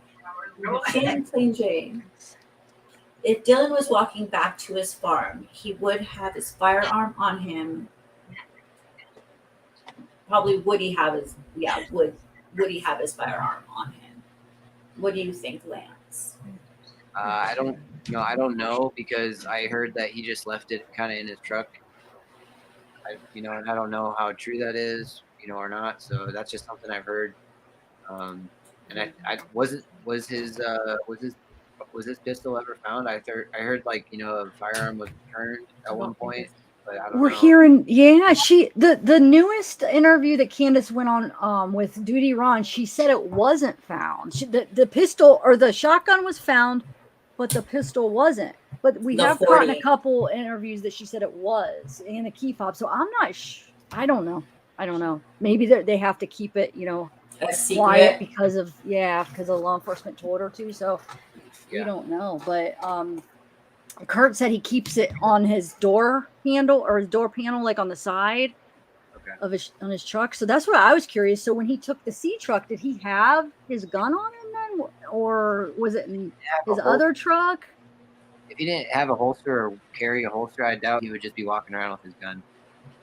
It was probably in his truck, yeah. So then that would mean that if the gun is missing, then somebody went back to his floor. Then, if that's the case, if something happened by the C truck and he didn't have it, you know what I'm saying? Do you think that the seat being moved up? Do you think it's because somebody was short then, or do you think they were just looking for something? I think it might have been because somebody was short and they just left the seat up. I mean, it makes sense. Yeah. Who's that short out? Where is this jockey out there? The one that's a little bit taller, just a little bit taller than Candace. I don't know. I don't know. I don't think Jim Brenner's too tall. Then, what is he? Is he 5'5"? Is he? I mean, everyone's just wondering, but isn't he big? Yeah. How would he do the? If he's got short legs, you might need to move the seat up. So. Oh, that's true. If he just has he could have like a taller, longer torso and just really short legs, maybe. But so you've never seen Jim Brenner in person? Nope. No. Okay. Because on his records, there's all kinds of different heights. Like there's conflicting heights. One says, one says like 42 feet. That weird one. 46 and then one says feet. Yeah. 5'1", and then one says 5'10". It's like, which is it? So yeah, we don't know. Probably 5. Yeah. He's shorter. Yeah, he's definitely shorter. But you don't think he's 5'1", that short, right? Or you never seen him? Yeah, I've never. Sorry, I have to ask. But even then, you're asking somebody is like, what do you think that person's height is? So. That's true. That's true. I'm sorry, I forget sometimes to ask any questions that. Karen Newsom, thank you so much for the super chat. She says, unplug your keyboard and replug it in. Plug and play should find it. I know, I'm working on it right now. I'm trying to go to Bluetooth, right? Isn't that what I have to? Karen's keyboard genius. Thank you, Karen. It's very helpful. It's very sweet. I unplugged it. That's what I plugged it in when it first did it, but now I'm just trying to repair it. I think it needs to be repaired for some reason. I don't know how it got unpaired. Okay, let's see. Lance, I have a question. Let's see. Oh, I can't even type Are that you in. and Doug on the outs? I heard you are only about the money. I can't figure this out. I don't like the drama, but I just want Dylan to be found. Yeah, so he's basically been saying a bunch of lies about me and my family and our kids and stuff, and he's been putting out a bunch of bad information out there. So a bunch of people like her have been coming around wondering what the heck's going on. So yeah, basically everything he's been saying, we don't know what's going on with him. Are we only about the money? We've been saying I don't know how many times we're not going to take money. Any donations that we get go to gas money, go to searching for Dylan.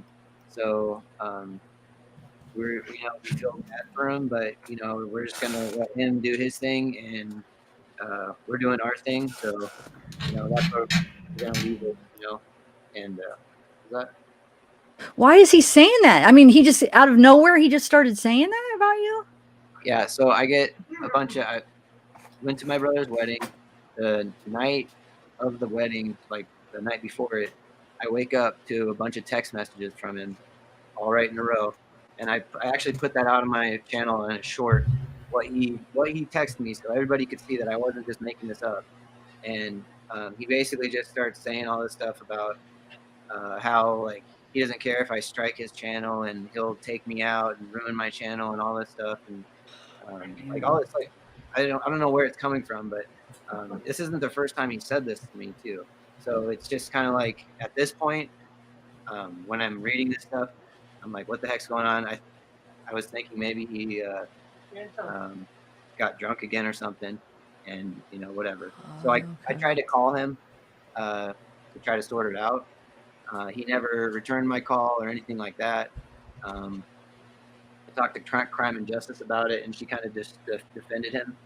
And so I was just like, well, I mean, this is the second time he's done this to me, like threatened, like to take my channel out for, I don't know why, like, it was just kind of weird. And then, so basically I just kind of went and just put it out there and said, hey guys, I don't know what's going on, but yeah, this is what's going on. And from there, it's just kind of spiraled, and he's now like making up stuff saying like we're leaving our kids at home while we go out searching, when he doesn't even know like our kids were with my in-laws, and they've been with them for like the last 2 weeks because she's had them out there and they've been doing like a bunch of fun stuff out there. So yeah, having family time. So it's just been like, and now we're having to deal with all this other stuff, him saying like we're on all these drugs or whatever, so it's just kind of like people are just wondering what the heck's going on with us. Like people are leaving our channel, and like so it's just like whatever. It's kind of sad that all this is happening because we want to just find Dylan, but we wish him the best and hope he gets the help he needs. But yeah, that's really where it's at for us.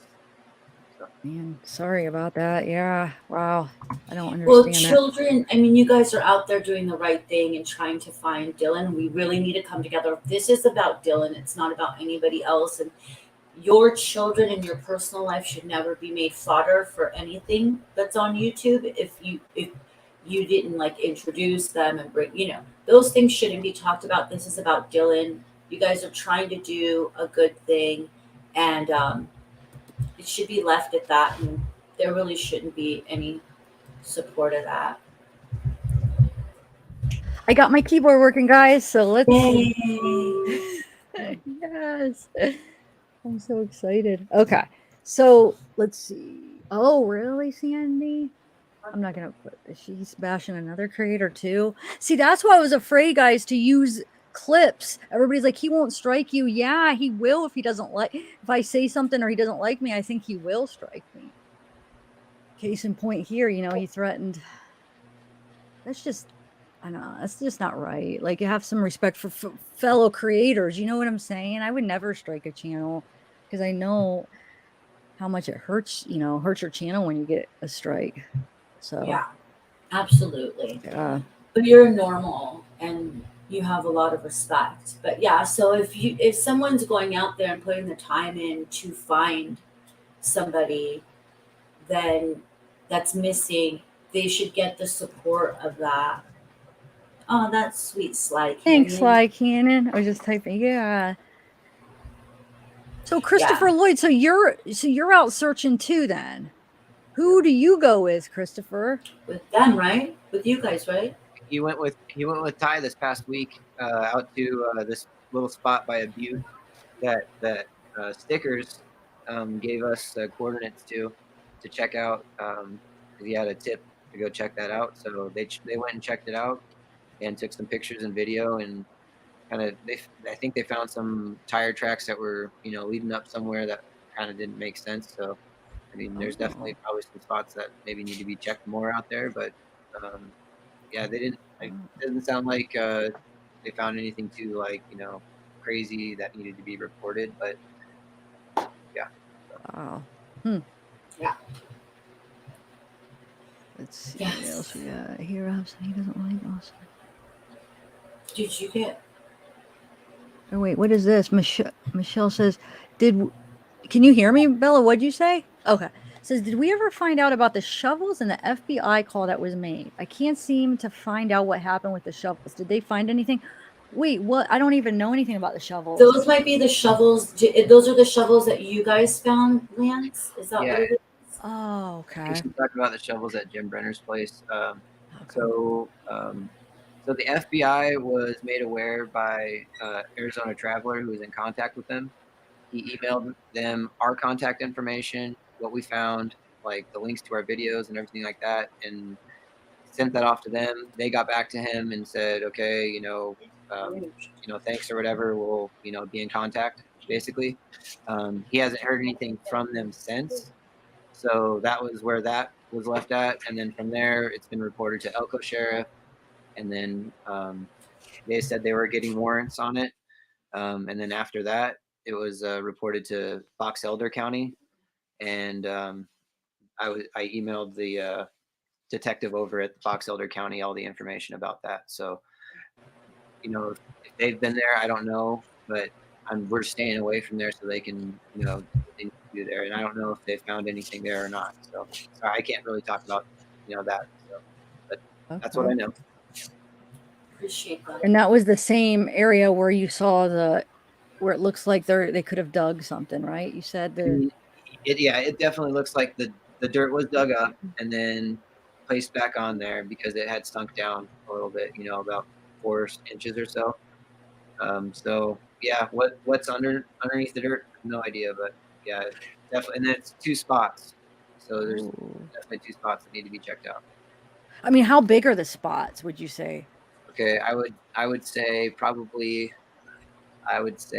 what, 6 feet by probably 8, the bigger one, and then the other one's probably more like 5 by 4.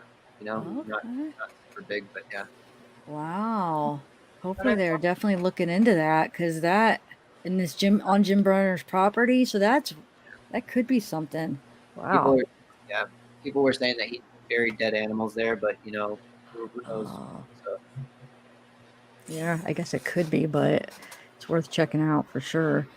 Yep. Yeah. Oh, sent me an email. Okay, hold on, Warren. Let me see what your email is. I know it is kind of Michelle Soul, yes. Thank you, pencil artist. Glad you're enjoying it. Emily, please don't give everyone a hard time. Be sweet, please, Emily. Love. Be a love. Spread kindness. Don't give Tian a hard time. Oh, is Emily here again? She was being nice in the beginning, but Emily has to be told to please be nice. Please behave. No, sometimes okay. She's okay sometimes. I feel weird talking about her like when she's right there. Okay. What you do? I don't know. It's better to have talk a weird about her. moment. No, but Emily, that one day when you first came in, that was crazy. She was naughty that first day. Yeah, you really for were sure. naughty. She's getting better though. Oh, I see what she keeps saying. Yeah, Emily, leave Christopher alone. Okay, so it's a potential crime scene. I don't know, Lauren, what's a potential? Oh, are you talking about the area that they found? Yeah. Yeah, I mean, that definitely could be something. Yeah. Yeah, that's why we didn't touch anything we just recorded it. Yeah, and if anyone does go out there, let's say someone goes out there to search without you guys and you guys don't know about it and they're doing it, maybe they want to start a channel and they just want to go out there and search. What do you recommend that they don't do? Well, don't just start driving off a road that you just think looks cool or something, or you want to just go drive, just think like, oh, hey, I'm just going to go drive off that way. Or, because there's a lot of roads that just don't have names that you can just start driving down. Because sometimes they're private roads. Sometimes people live at the end of them and they're just sitting around waiting for somebody to come. Seriously. With a gun. Yeah. Yep. Oh. Yeah. And so, and there's a lot of crazy. And it's not just like, you just, like you run into your neighbor out here. Sometimes people are really like that and are really nice, but a lot of times some people are like shoot first, ask questions later. So just be really prepared, know where you're going, exactly where you're going, and know exactly how your path that you're going to take to get there. Have a plan, don't just like go and say, oh, I'm going to wing it, There's We'll not go a out lot there of and cell search. phone service. Yeah, there's not a ton of cell phone Oh. service, so Good make to sure. know. Yeah, maybe bring some maps. Paper maps are always good to have too. Like Yeah. Thomas guides, like not Thomas GPS, huh? Yeah, Old like- school Thomas guides, fold out maps. Yeah. I'm glad I didn't go. I probably would have just wung it. Like, you know what I'm saying? Like if I would have went like a few weeks ago, I probably would have. So I'm glad I. You probably Right. would have just stayed at the saddles, like hung out at the saddle store until you I met don't someone, know and then what would have happened. Yeah, maybe. I don't know if you would have like just drove. I wanted to go look around, but I don't know. Yeah, I don't know what would have happened. T-Mobile I'm- doesn't have service out here either. So if you have T-Mobile, don't plan on having service out here. What about Verizon? Does Verizon? Okay, too. Yeah. Okay, I have Verizon. Do you think that they can do a triangulation out there? That police, law enforcement, and the police can do a triangulation of somebody's cell phone? I think they have. Yeah. I think they did. Yeah. So hopefully something comes of it. Yeah. Yeah, fingers crossed. Seriously, I mean, Yeah, because James has had a cell phone too, right? Yep. So if they could get his Yeah. phone together with Dylan's at any point that day, she would.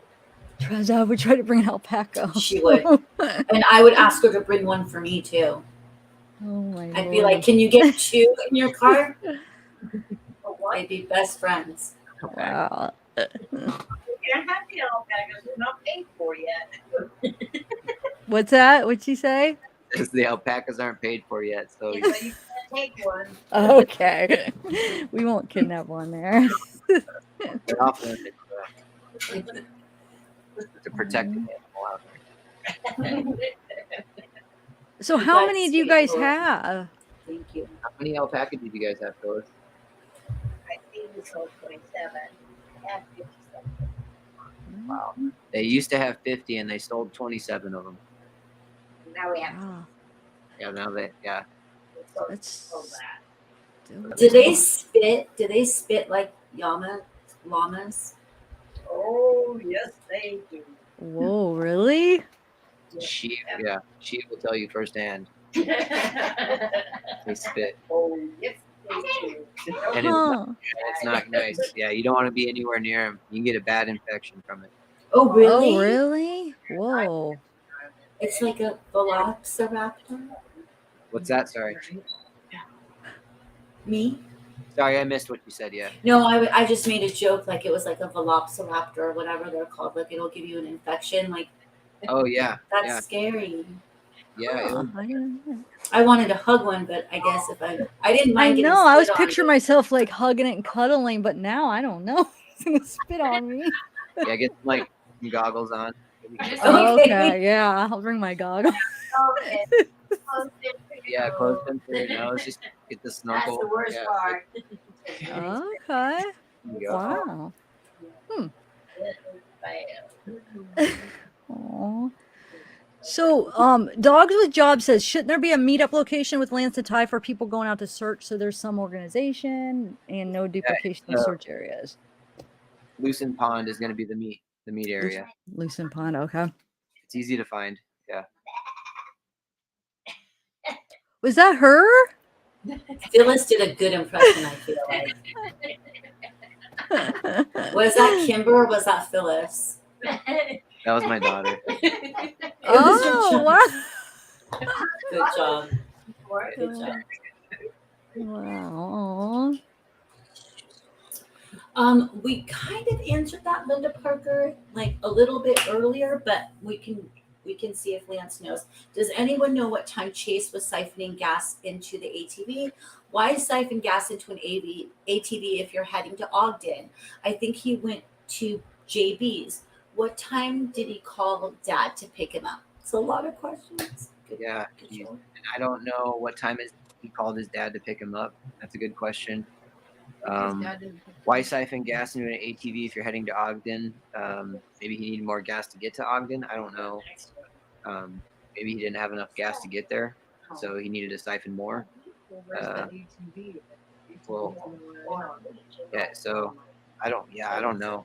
Sorry, Linda. I don't know enough about that whole situation with Chase.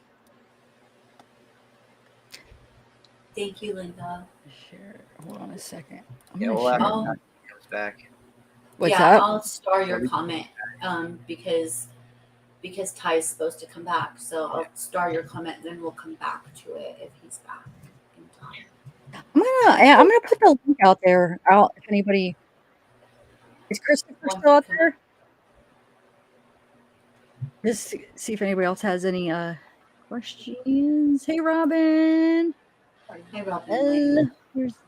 Oh, I didn't even send the link. Wait, it didn't show up, did it? No, you just said here's the Oh my link, and there's God, no wait a link. minute, guys.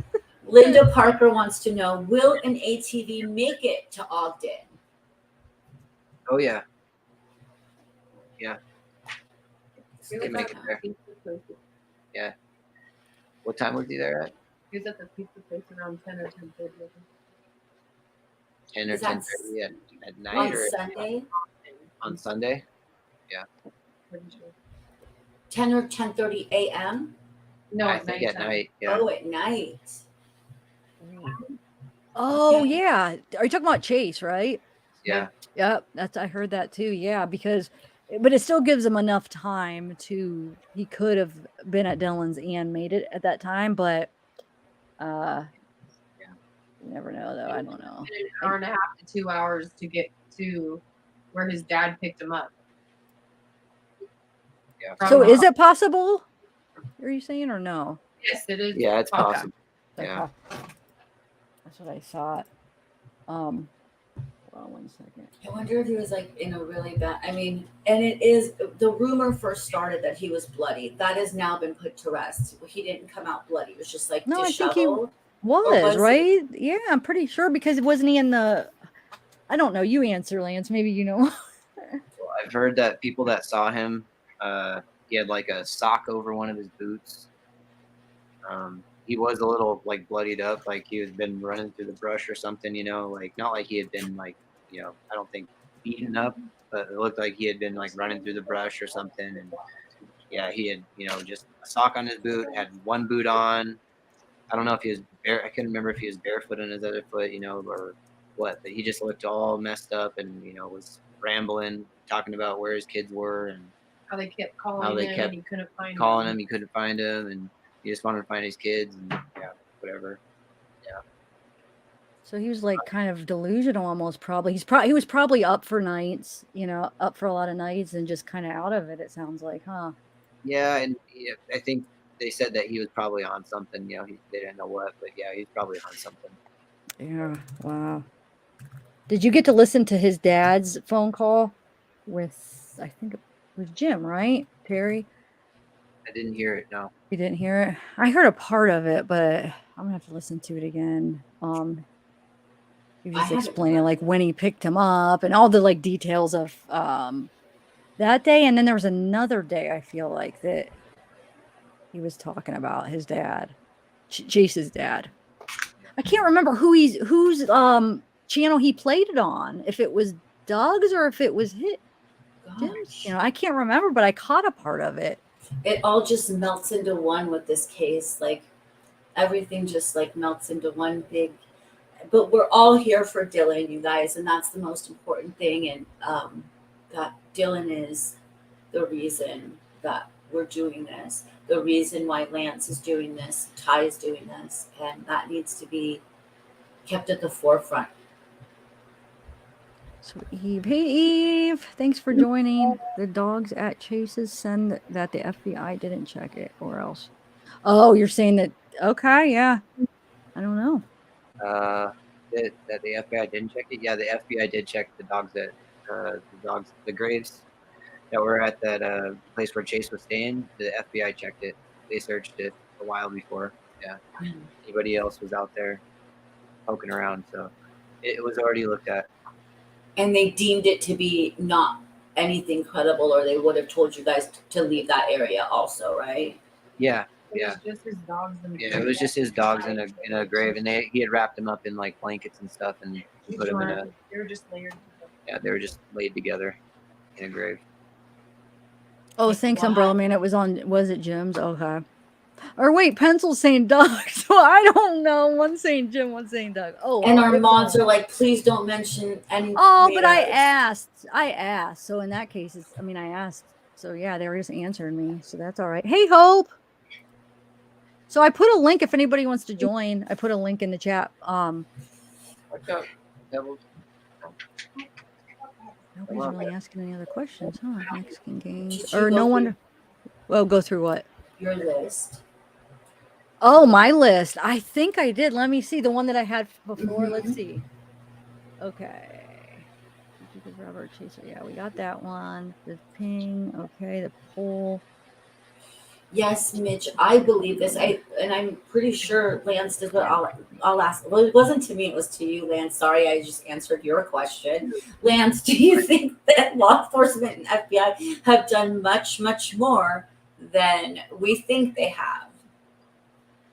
Probably, yeah. There's no reason for them to be, like I was saying, like calling me or calling Ty or anybody to tell them like, hey, guess what we found, or anything like that. So I think there's a lot more than what we know, So, and I think it'll probably all come out at once, and we'll probably know a lot more, probably all at once. So it's just one of those things. It's like we just don't know really anything right now. So we just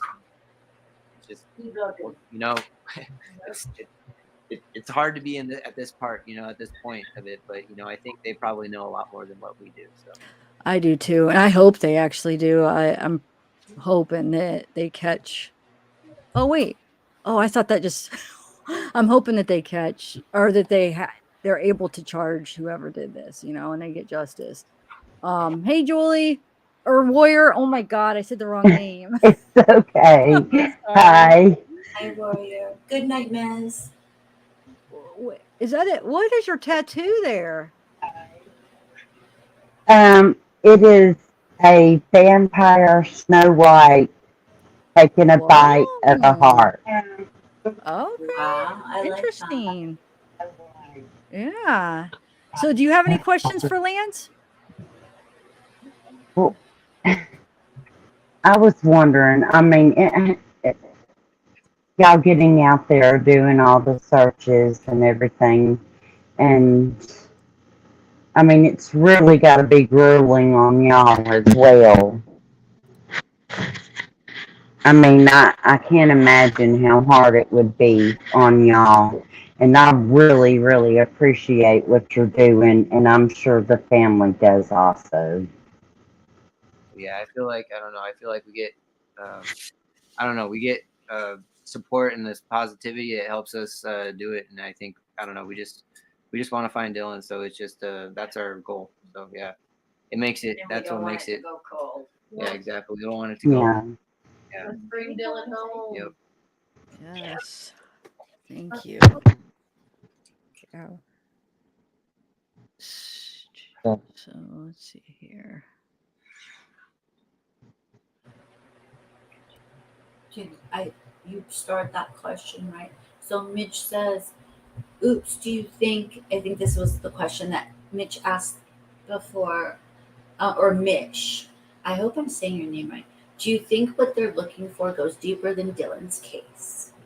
Thanks. Oh, I don't know. It could. If they're finding other stuff, I don't think they're just gonna let it go. So, I don't know. Yeah. I just think, it really, there's a lot open to be possible right now. So, I think like anything, time will tell, right? Yes, definitely. What was the assault charge? Who was the victim? Wasn't it like they said, like a 70-year-old guy? He hit him with like a metal chair or something like that. Did you see that report on Jim? His latest, I think it was like a year ago. He got that assault. I didn't see the report. I'm not sure about that. Whoa, what is? Hey, Warrior, can you hear us? Yes, I'm actually. Oh, that is loud. Are you? Go ahead. Let me tell you something. I am trying some new Raycons, your audio, and now They're- hopefully my internet's not going off because you just. You're Oh, frozen, man. Tiff. You're Can frozen. you, it might be You're You're mine frozen, again. Tiff. I You don't guys think are she all can hear us. frozen. Yeah, she can't Gosh hear darn us. it! It's doing the same thing it did last time. Okay, now But you're Bella, back. you froze. You and Lance both froze on a smile. You both have the biggest smiles. Well, I think That's you're so the one who was awesome. frozen on a big I don't even know if you smile. could hear me, but you both Yeah. have big smiles. Is everybody seeing that? No, you were frozen on a big Oh smile. no! On the YouTube side, it's not on Lance. Man, It's you. I don't know. She's never gonna I think know. She did. Oh, we lost. It was a nice frame, Mama Mia. It was a really good frame to land on. I don't know, but my spectrum is not good here in Alabama.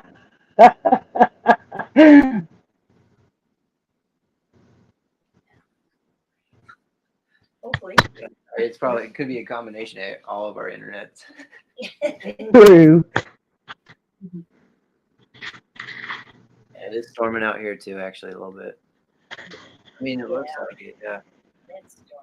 Thing is, It's raining here too in Alabama. I think it's the weather causing all this. I really do. What about you, Bella? Are you safe and okay? I am. It's just hot in California. It's always hot in Cali. Yeah. Yes. But yeah, Zav just woof, she's gone right now. I didn't hear about that, Audrey. So Audrey Lewis is saying Lance threatened to shoot someone on a live YouTube channel. No. Okay, so what had happened was Jim Terry made a sexual comment at my wife. And when he did that, I kind of lost it because I don't think you should ever talk to anybody's wife like that. So I kind of lost my temper. I lost my temper, and I said, probably something I shouldn't have said, which I think anybody can do when they lose their temper. But that's what had happened was he had said something to my wife, derogatory, that wasn't okay. So I stood up for my wife. And if you have a problem with, somebody standing up for their wife, then I guess, I don't know, sorry. But that's what that is about. So anybody saying that I was threatening him or anything like that, it's not the case. So. And that's understandable. If anyone had heard, nobody was home the way that he talked to me.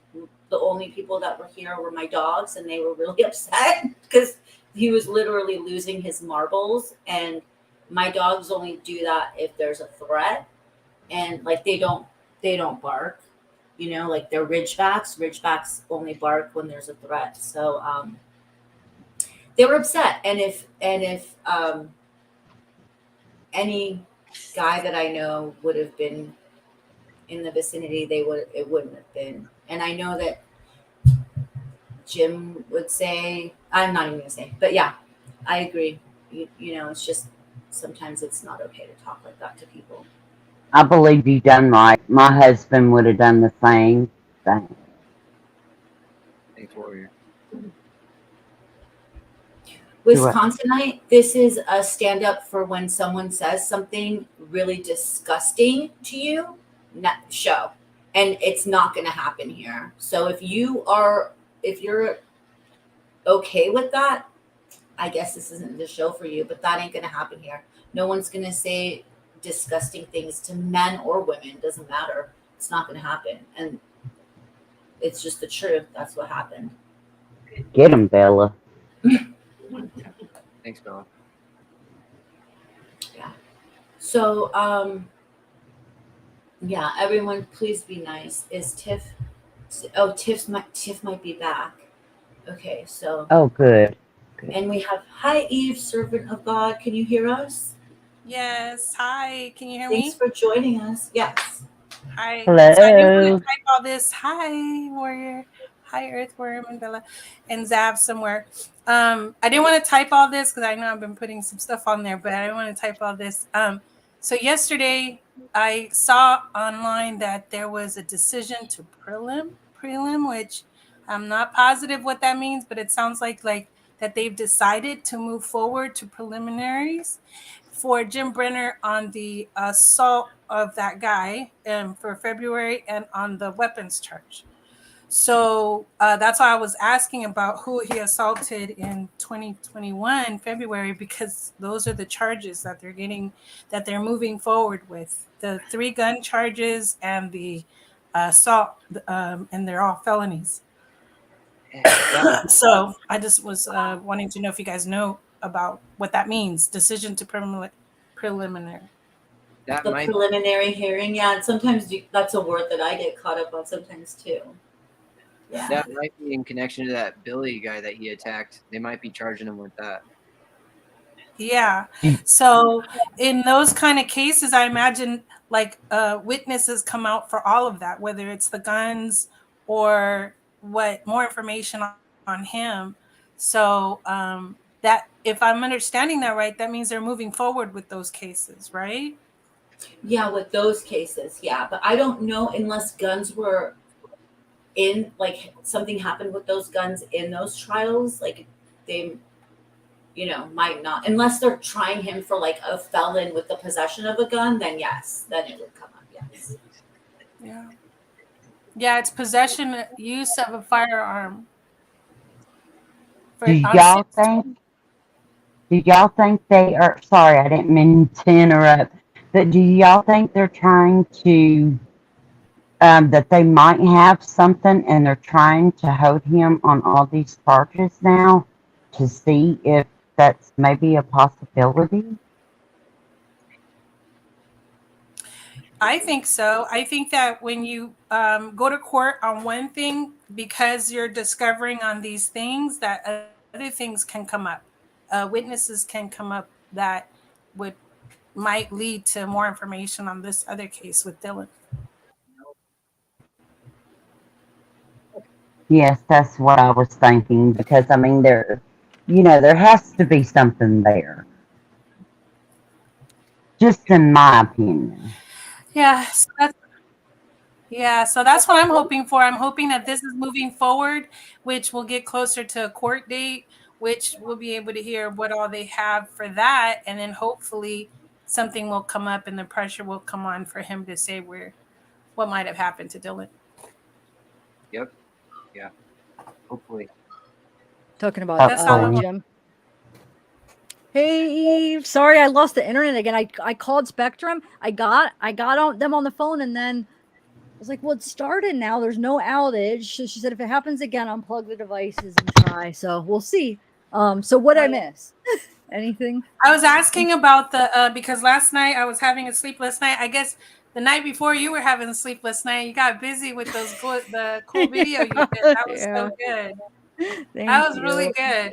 And so I saw Jim Brenner is due for that they decided on to move forward with the prelims on the charges for the assault weapon, the possession of use of a firearm, possession, use of a firearm by a restricted person, and the date on that is 6/20/22. So I think that's when they did the search, right? When they found those guns was 6/20. Yes, that it. Yep, you're right. Yeah. So that's the date they have on the 3 firearms. But wasn't there 4? I don't know. Was there? Does anybody know? So Lance? They even described the guns. 4 sounds like the right number, but like everything else, it's like, what was it, Yeah. Because initially he just like handed over. I want to say he handed over the 3, and then they came back and re-interviewed him on 6/21, and he handed over the 22. From what I understand, talking about Dawn. So, anyways, in that it talks about a February 20th, 21 assault charge. So I was wondering, that's what that question was for. I was wondering who was that person, and it looks like they're moving forward on those charges. So what I was hoping for is that this is a good sign that they're moving forward to court. They're getting closer to court for those charges, which hopefully would bring up more information that will get us closer to Dylan. Yeah, and I think that person might, it might be Billy, beat up that he assaulted. So, yeah, that, Yeah, I so mean, he may be a witness, right? yeah, he could be a witness. I think there was people that saw it too because it happened outside of the Montello gas station there. So there could be Yeah. more witnesses there too. So yeah. And then another not related to that question that I had that I don't know if you know, Earthworm, but has anybody talked to Becky about, since if I'm understanding it right, she dated both Chase and Robert A, right? She dated Chase and Jim. Jim. Right. Okay. So has anybody talked to her as far as like the personalities, like getting how they are? I don't think so. No, but yeah, we can. I mean, we can talk to Becky though. Ty knows Becky, and yeah, I know Becky. So yeah. Yeah, I think it would be helpful to kind of see her perspective of like the personalities and the tempers. Yeah, what she thinks. Yeah. Mm-hmm. No, that's a good idea. That's it. Okay, thank you for your time. Right on. Thank you. Are you leaving? Yeah, I get nervous Okay. on video. Okay, you do. You're doing great. I'm just texting with Tiff. She's gonna restart her modem and try to come back. It's her internet, and so I think they're having an issue out there. So yeah. You know I what's heard. funny is I'm a therapist, so I do Zoom all day. So I don't know why I get so nervous and camera shy with you guys. Yeah, you're doing great though. You look great. You sound great. You have great questions. Your lighting is great. Oh, good.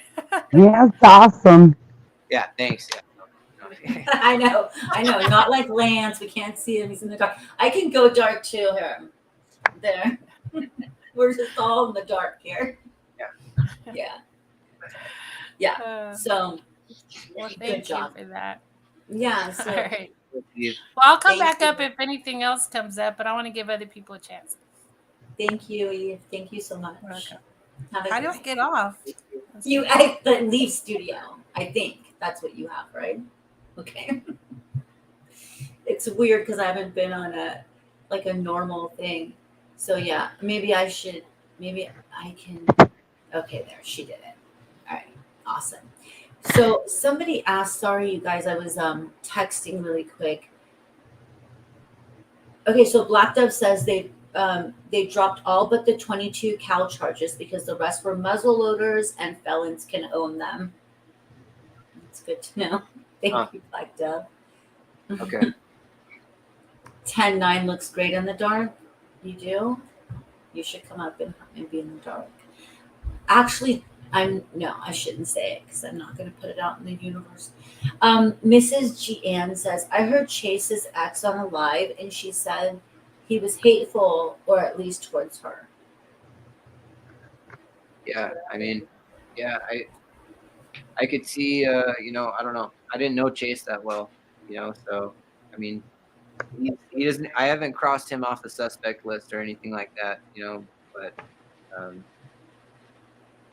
yeah. Yeah, I mean, I personally would Chase, but I just, in the beginning, we didn't know. We were like looking into everybody and just trying to see who the likely suspects could be in the area. And we looked up Chase's background and it was kind of insanely scary. Like the things that he had, and then being an animal lover, like the abuse to animals, it was just like, and I think I said this during a live, like, did he wet the bed also? Like, like things that make up a serial killer, like wetting the bed, harming animals, being a peeping Tom, and then killing, I don't know. So, I don't know. It's just. Yeah, there's too many suspects that can't be crossed off in my mind. So. Yeah. Definitely. You too, Warrior. You too. Yeah. Yeah. Because you know what, I feel like other than a human being, an animal is the closest. And if you can definitely do things like that to an animal that's closest to a human being, Yeah, you're really messed up in the head. You're psychotic.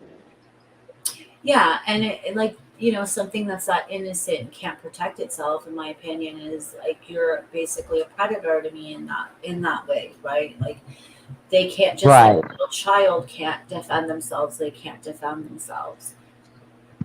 Right. Okay, Plain Jane says in 1986, Brenner was convicted of shooting a coworker. Mad Cow Mm. Mark, yes, yes, yes. Well, it's not just wetting the bed. It's like if you kill animals and you wet the bed and you're a peeping Tom, you're most likely a serial killer. Like it's just the things that they found when they were doing studies on serial killers that they all kind of had, not all, but the majority of them had in common. Not just wetting the bed. I mean, I'm sure lots of kids wet the bed, it's fine. Don't be mad at me, Mad Cow Mark. Yeah. Okay, so Mitch wants to know, Lance, what is your take on the lack of tracks at the farm? Okay, well, I don't know. I think maybe they could have been covered up. There's a lot of farming equipment on there that could be used to cover up the tracks. And that was the theory that Arizona Traveler had that I think's definitely viable, because there's a ton of farming equipment, and it looks like maybe some of it might have been even used to cover up tracks. So from the pictures you see, I don't know. You can't go there. Yeah. You can't go there, yeah. So Have you talked to Taylina? I haven't personally, no. I don't know if Ty has or not, but yeah, I haven't. I really like her. Like I really like her. Like I think she's a really smart woman, and I just hope that everyone can come together for the sake of Dylan. I think that she has, my opinion only, like I think she has Dylan's best interest at heart. I mean, obviously her family's interest at heart too. Obviously, like her dad's interest at heart, but I just She was one of the people that was involved with with the whole fire department thing. She was on Facebook, like trying to get us like in trouble with the fire department and stuff like that, and trying to get people to like report us. I don't know what her interests are, but I don't know why she'd be messing with us. Can you explain a little bit about that? Because I didn't, all I heard about that was that you were part of the fire department and, or like a volunteer firefighter, and that you had to leave your position. Yeah, no, I didn't have to leave. So what happened was people in town like Taylina, or she doesn't even live in town, but people like her were going on Facebook and saying a bunch of stuff about us, lying about us. And so they were getting calls at the county that, and people were saying that we were going out and searching as the fire department, which isn't true. Every time we've gone out and searched, we've said we're not doing this as the fire department. And people have asked me if I'm, at the time that I was a volunteer firefighter, I would say yes. That doesn't mean I'm like acting in an official capacity just because somebody asks me if I'm on the fire department. So they had a problem with me wearing, I guess, my fire shirt when I was searching, which I had never been told I couldn't wear it. So they had said that. They had said some other things that basically didn't sit well with me. So we had made a decision, me and my wife, who were both part of the fire department, to step down, to resign, quit, whatever you want to call it, from our position. And the day, so we wanted to do it the day that they talked to us, the day that they came and talked to us. They didn't want to take my stuff. So the next day they were supposed to be training, and I was told that the training was canceled. And then there was this secret meeting that they were having that they didn't tell us about. So we showed up at the meeting that they weren't expecting us to and turned in our gear. And the first thing they said to us was, "We did not let you go." Yeah. And we said, "We know, we are quitting." Yeah, they said we didn't let you go, and they said, "We know, we're quitting." Yeah, and that was it. So anybody who has anything else to say about it, that's what happened. So we stepped down from our positions willingly. So, and that was in order to keep searching for Dylan as much as we wanted to, and can do. We have all the time now to do that. We don't have to be involved with the fire department anymore. So yeah. Thank you. Yep. So that's what that was about, is like you guys just stepped down from it because it was because you were searching with a shirt like on it was like your time, but you were searching with like a volunteer firefighter shirt, and they didn't approve of that, basically. Yeah, that was one of the things Like that the they catalyst. Yeah, pretty much. Yeah. So yeah. I don't see why anybody would have a problem with that. I think I would appreciate it. Someone On searching.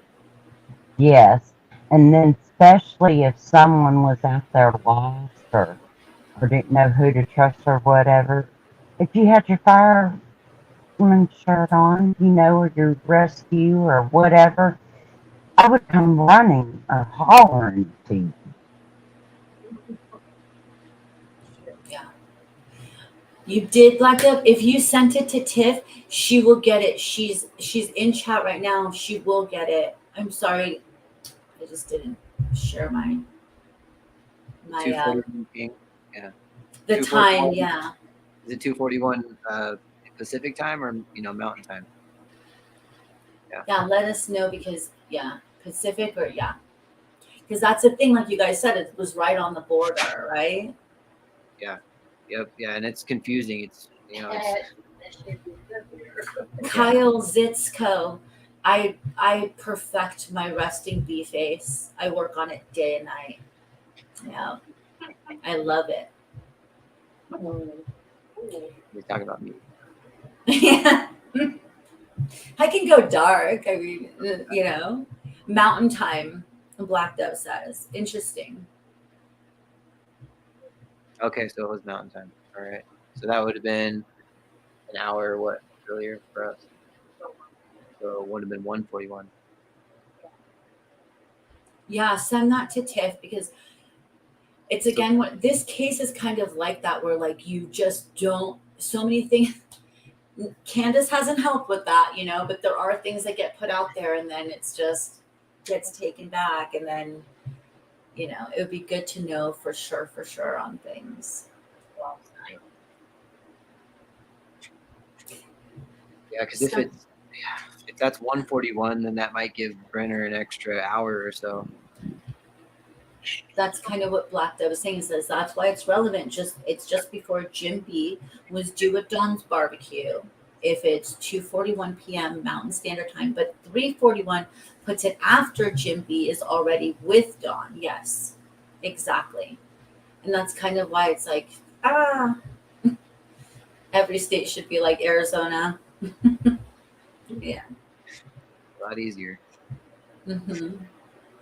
They say that they're going to do something about that in California, but I don't think they ever will. So mom's a four.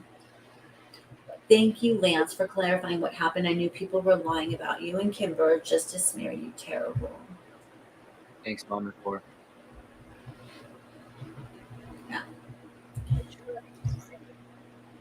Oh, here, Tiff wants to talk in her own chat. So Tiff, zavgirl wants to say something, y'all. Zavgirl, send us super chat. Zavgirl says, we'll only answer super chats, Zavgirl. She says, but aren't they going by Utah time? Oh, here she is. She'll say it herself. It'll be fun. We'll leave her thing up. Mountain time is Okay. Utah time. So, let me take you down for 1 second. So, how did you do? Oh, you just left. But here's the thing, though. Aren't they going? I was listening to you guys talking about the time.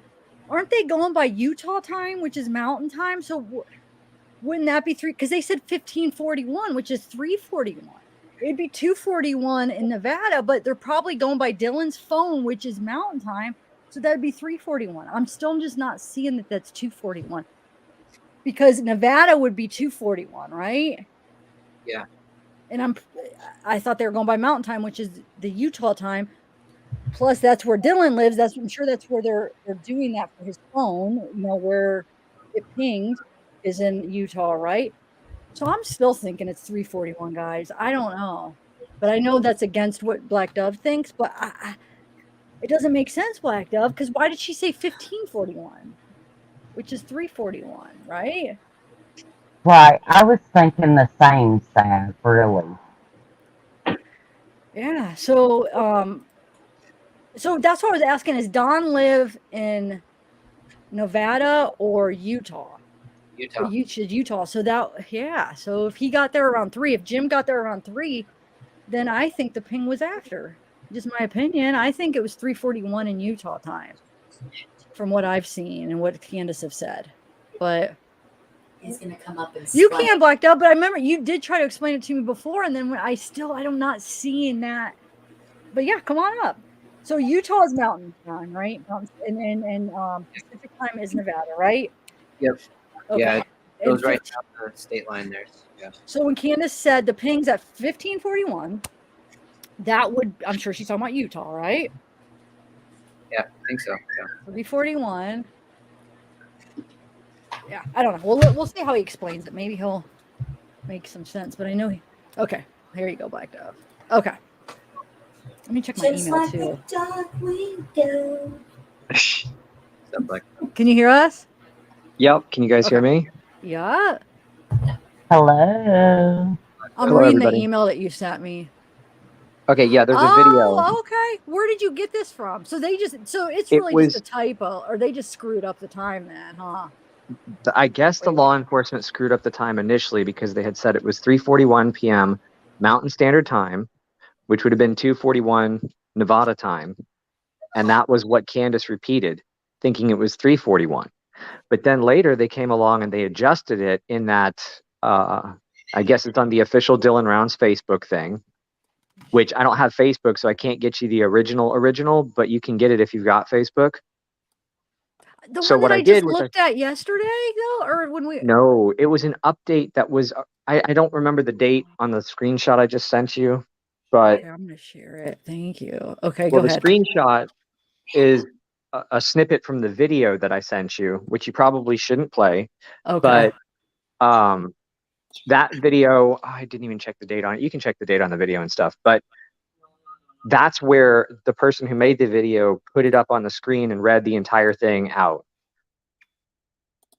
So Okay. if that hasn't been deleted mysteriously and it still exists on the official Dylan Rounds Facebook, that clarifies everything. It also clarifies in there, I believe, something about the key fob or the gun, maybe. I don't remember if they included that in there too. Oh, okay.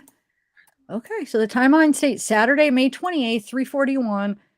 Released, Elko County released the last cell phone data that came from Dylan's phone at or near his farm. The family has received information from law enforcement. The activity was actually at 2:41 Mountain Standard Time, and it was a ping from his apps. There was no activity after that time. There's no evidence of a voicemail left for someone at 4 from his phone, as has been rumored. The last phone call activity on Dylan's phone is as stated in the timeline at 6:51 a.m. with his grandma. So wait, the timeline states Tuesday, May 31st, family received a call from It's a long citizen. thing that she Okay. scrolled through in the video. So you can get the whole thing if you actually go to that Facebook page and can find it.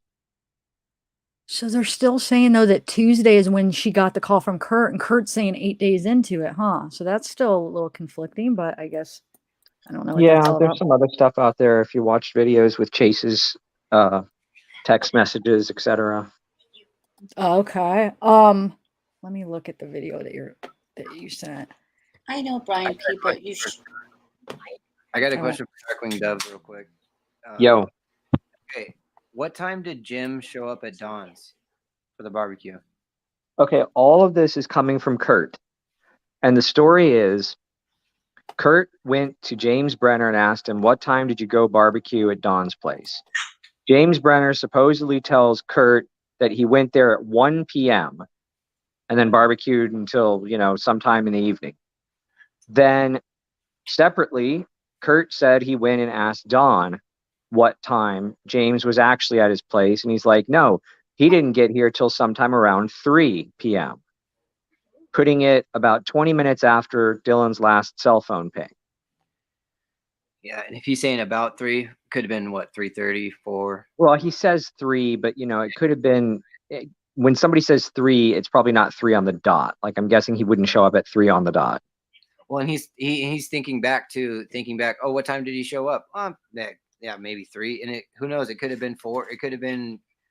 You know what I mean? When you're thinking back like that, I think it could be. There's more than enough time there. Well, he said it definitely wasn't 1. Yeah.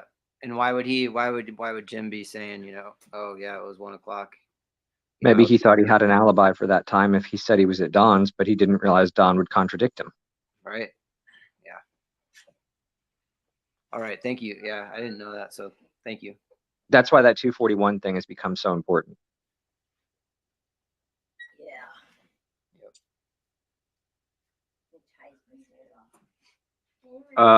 Zav, you are muted, and so is Bella.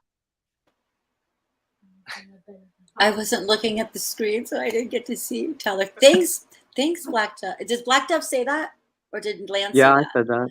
Oh my gosh, Black Dove, you're like a total panel veteran. Telling us when we're muted. Tiff, you're still muted. Oh, you don't. Okay. I think she's on the phone or something, or she's watching the video. That's probably the second choice is probably the right one. Hey, buddy. I have to leave the screen I was on to unmute it. No, I was trying to screenshot some of the other stuff about the key fob. So what I was asking is this just another Dylan group, or is this the official? That's the official one. Really? The one that the mom is like. Yeah. What day was that video posted by the uploader? Hold on. Because that would be the time to go back in the Dylan Rounds Facebook thing, and you might be able to find it. July 18th. Whoa! Yep. Wait a minute. That sounds about right. Because they're talking about the fob too. I didn't realize that. Okay. Wow. All right. Let me screenshot a couple more in case if we need to. Smart. Share it. Because I don't have Facebook. I can't ever see that stuff. I want to go to Facebook too and see, because this is just from a video, but I want to see where it actually says it on Facebook and see if it still says it, because it's talking about. I'm just skimming this bit about the key fob that, like he was saying, Black Dove was saying. Okay. Tiff, I have to go feed them really quick. Okay. You could just, do you want to just stay on? It might take a minute. They're like, so I'm going to say, is it good? Yeah. What do you mean, is it good? Are you good? Oh, you're leaving for the night. Well, I can come back. Okay. I can come back in like 30. Okay. Well, no, I didn't realize what you were saying. I mean, do whatever you got to do. Okay, I mean, I'll come back. I'll feed them and come back. Yeah. Yeah. Okay. She's talking about feeding dogs or kids? Dogs. Oh, she's got 3 dogs. Oh, you hear them complain. You hear the kids complaining. I hear. Yeah. Yes. They're the Rhodesian Ridgebacks. Is that what you have? Yeah. Oh, those are cool dogs. Yeah, I love them. They're really good. Yeah, once you have one, you can't just have one. It's like rigid. I'm sorry, I didn't mean to address you in the third person. I was looking at the chat, so I can't see both the screen and the chat when I'm on my phone. Oh no, I thought you'd already gone off to feed them. No, no worries. I don't take offense to that. All right, I'll be back. Bye, guys. I'll be back in like 30. Okay, yeah, come on back. So thank you guys. Who is Elle talking about? Is that me? Wait, is my mic messed up? You guys sound good. Maybe it's me. I don't know. What are they saying? I think you sound fine. Take the microphone of my mouth or somebody's mouth. Tell your guest to pull the mic out of her mouth. We can't understand. What? I don't know. I hope it's not me. Maybe she's like.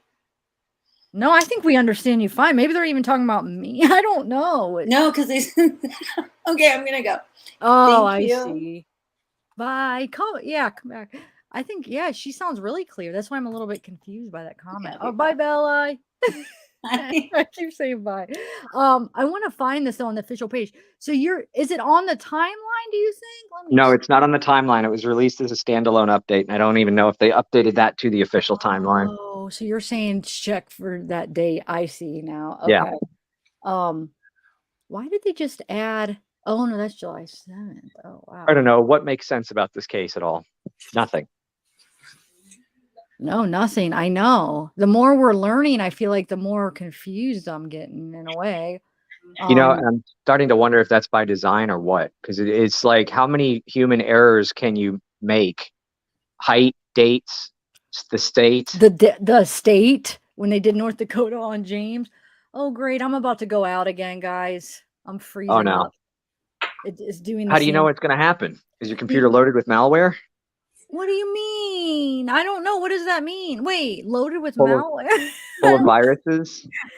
That's my thought. I don't know. I hope not. It just happened today. What if somebody got into it and did something? Maybe it is okay. So it usually starts cutting out, and then you guys start flashing, but it didn't. Knock on wood. I thought it was about to flash. You guys will start flashing and freezing. It looks like it's like I'm being attacked by something. Both computers. Well, start- after you get off stream and stuff, maybe download malware bytes and run a scan. I have a security. Is that what you mean? Like a what is it called? No, I Is that mean what it's called, specifically malware bytes, because it's basically the only one that's worth a shit. What security do you use?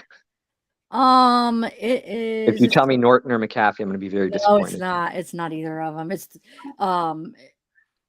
I feel like I might not want to say it because then would it give hackers if they knew what I was using? Like, No, not really. Avast or AVG. Well, if it's any of the ones I just named, it's garbage. No, it's none of those actually. It's the one that they recommended. The Geek Squad recommended for me to get. I get it through like the Probably Best Bitdefender. Buy. But what's that?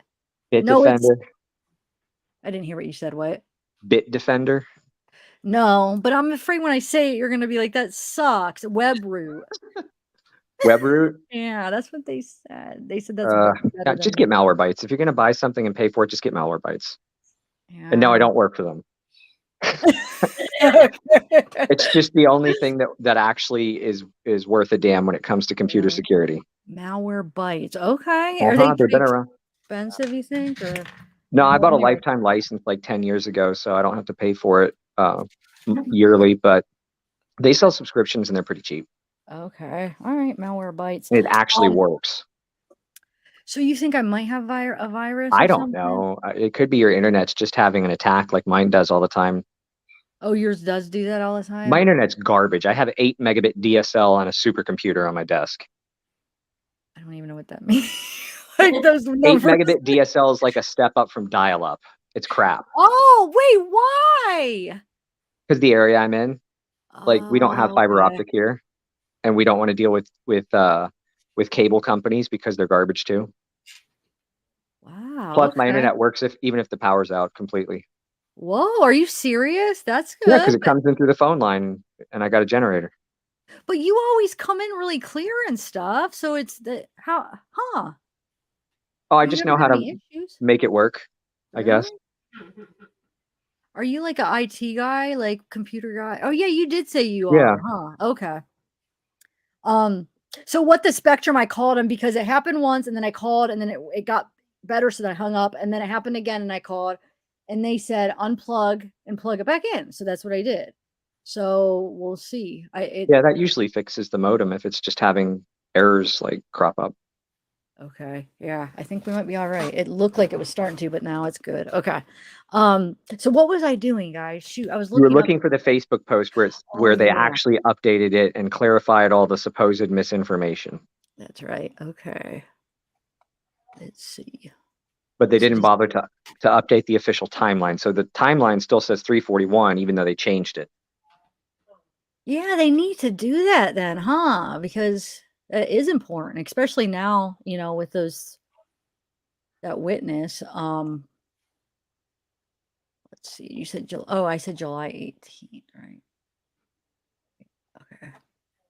I think somebody just Oh, somebody wait. just mentioned grab links. I think those just show your IP address. So if you're on a VPN, just set your VPN to Japan or something, and then they'll think you're in Japan. Oh, I see.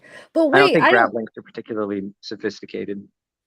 so you just mean post? There is no post July 18th, though. Hold on a second. What about the 17th? No, look, it jumps from. Wait, hold on a second. Maybe July 9th and then to July 23rd. But that didn't look like that. Those screenshots, that didn't even look like this, though. That's because somebody took it with their phone. They were on the mobile version of Facebook when they did that. You're sure it's not one of these other Dylan groups, right? Because there's other Facebook groups that isn't the I'm official one. pretty positive because it was a big deal when that happened. Okay. And it was in multiple streams that I was on. Okay, let me see here. So we have. But that's weird if they actually deleted that post or something. Yeah, that would be weird. And it talks about the key fob too, right? So I believe it does. let's see here. But Like, I what the wonder. hell is going on with this case? Seriously. If I that don't actually know. disappeared from the official thing, I mean, what do you think that would mean? That maybe that's not true then, you think, or no? I can't imagine that law enforcement would clarify something that was an error and the clarification itself is an error or not true. But wait, what do you mean law enforcement clarified it? That was just from the group. Let me read this again. Hold on a second. I want to read that post again. Okay. Let's see here. Did you watch the video I grabbed it from? Well, I didn't watch it all, but I was screenshotting some of the part so I could have the rest of it too to see what it says. Okay, hold on. Why won't my hold on? Why isn't it not scrolling? Okay, let's see.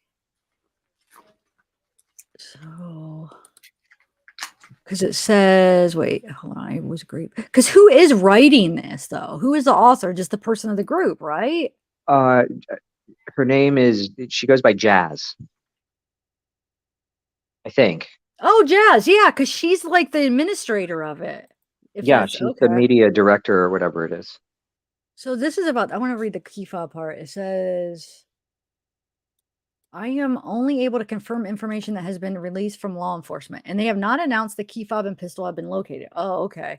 The confusion has been caused by the grandparents.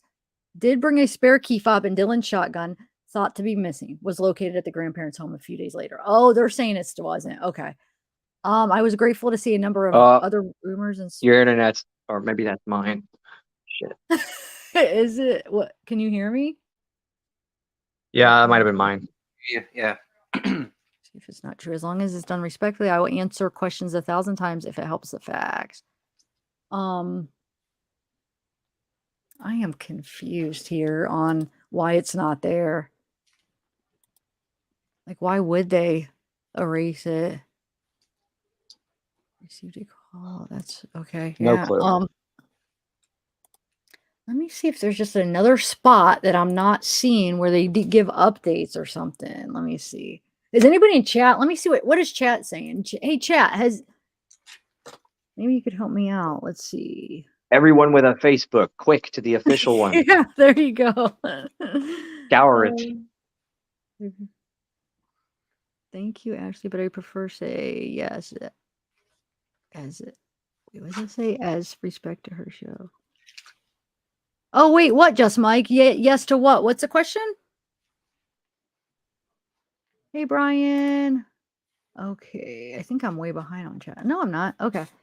I don't know if he was let go. You know, that's funny, Holly Anomaly, because Candace did say that about the fob not being found. And then like a day or two later, the NamUs report comes out and it's updated for Dylan Rounds. And they added to it that the key fob was found. And that also comes from law enforcement. Let me share that. Yeah. Let me share that little screenshot that Will sent me for the NamUs. Hold on a second. Yeah, like. What do you make of all this discrepancy stuff, Lance? I just think it's really odd that it's just going back and forth and there's no straight answer. Especially if it's an official source too. Yeah. And you know, why isn't there any like press conference or anything like that? Just giving everybody a straight answer. Exactly. Why hasn't there been a press conference? So did you read this from NamUs, Lance? It says Dylan's vehicle was found at his residence and later processed as evidence. The truck was locked and the key fob was missing. However, the key fob was brought back and placed in the residence by unknown person. But she just went on duty Ron not that long ago, last week, and saying it wasn't found. So yeah, that's she was on there again weird. today, but I haven't seen it. Oh, really? Okay, I'm gonna have to check it out. So I don't know. Maybe it is for the case. Maybe she's supposed to just not talk about it. So I don't know. It's really weird, but But if she's not supposed to talk about it, why would Namus put it out there? Oh yeah, wait a minute. You're right. I don't know. This is just so weird. And it could have been a simple thing where she just, misspoke. I don't know. No, she was she was debunking conspiracy theories in that Duty Ron thing. And she wanted to address that specifically.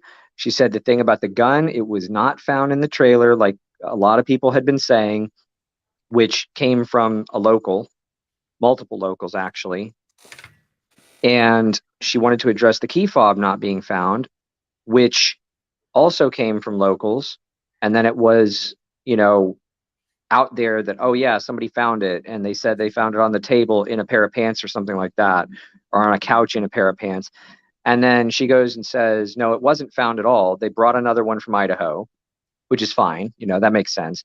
But then the Namus thing comes out and it says, no, that key fob was found. And not only that, it was brought back to the trailer by an unknown person. Hope Reigns found it, Black Dove. Nice. Nice. Here, I'm going to send it to my email and then bring it up. Wow, thank you. Hope, man, you are so good. She finds things so quick that I can never find when I'm on live. Okay, hold on one second. Okay.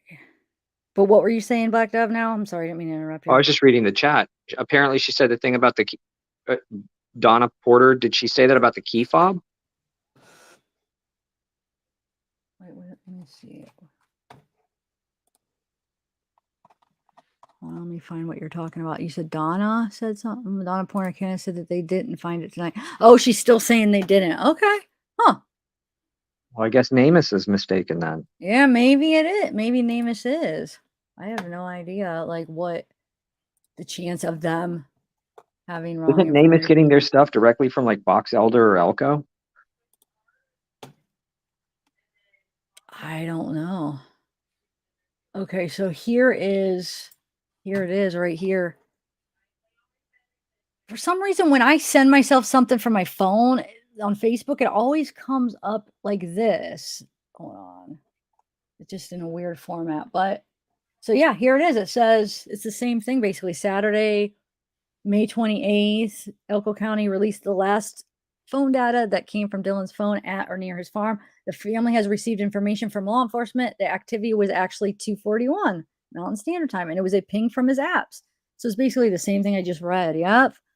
Wow. Okay. So there we go. So it's not, they didn't delete it. I'm just the idiot that couldn't find it. I'm not very good with Facebook though. How to like getting around Facebook. I don't use it that much. So I don't ever use it, so I couldn't find it. Yeah. Let's see what else it says. Do not. So in a small town, crazy things happen everywhere. Okay, yeah. So this was from July 18th. Yeah. Okay. Well, thank you, Hope. Wow. So 2:41, guys. So that does fit perfect with the Jim's alibi, or you know what I'm saying, his whereabouts. If he happened to just like turn off that phone or something to like initiate that ping right before he headed out to what's his face? Don's. So yeah, you guys, I think it might just be Jim. Yeah, because 3:41 he would have already been at Don's party. Yeah. So it looks like he may have just acted alone, really, you know?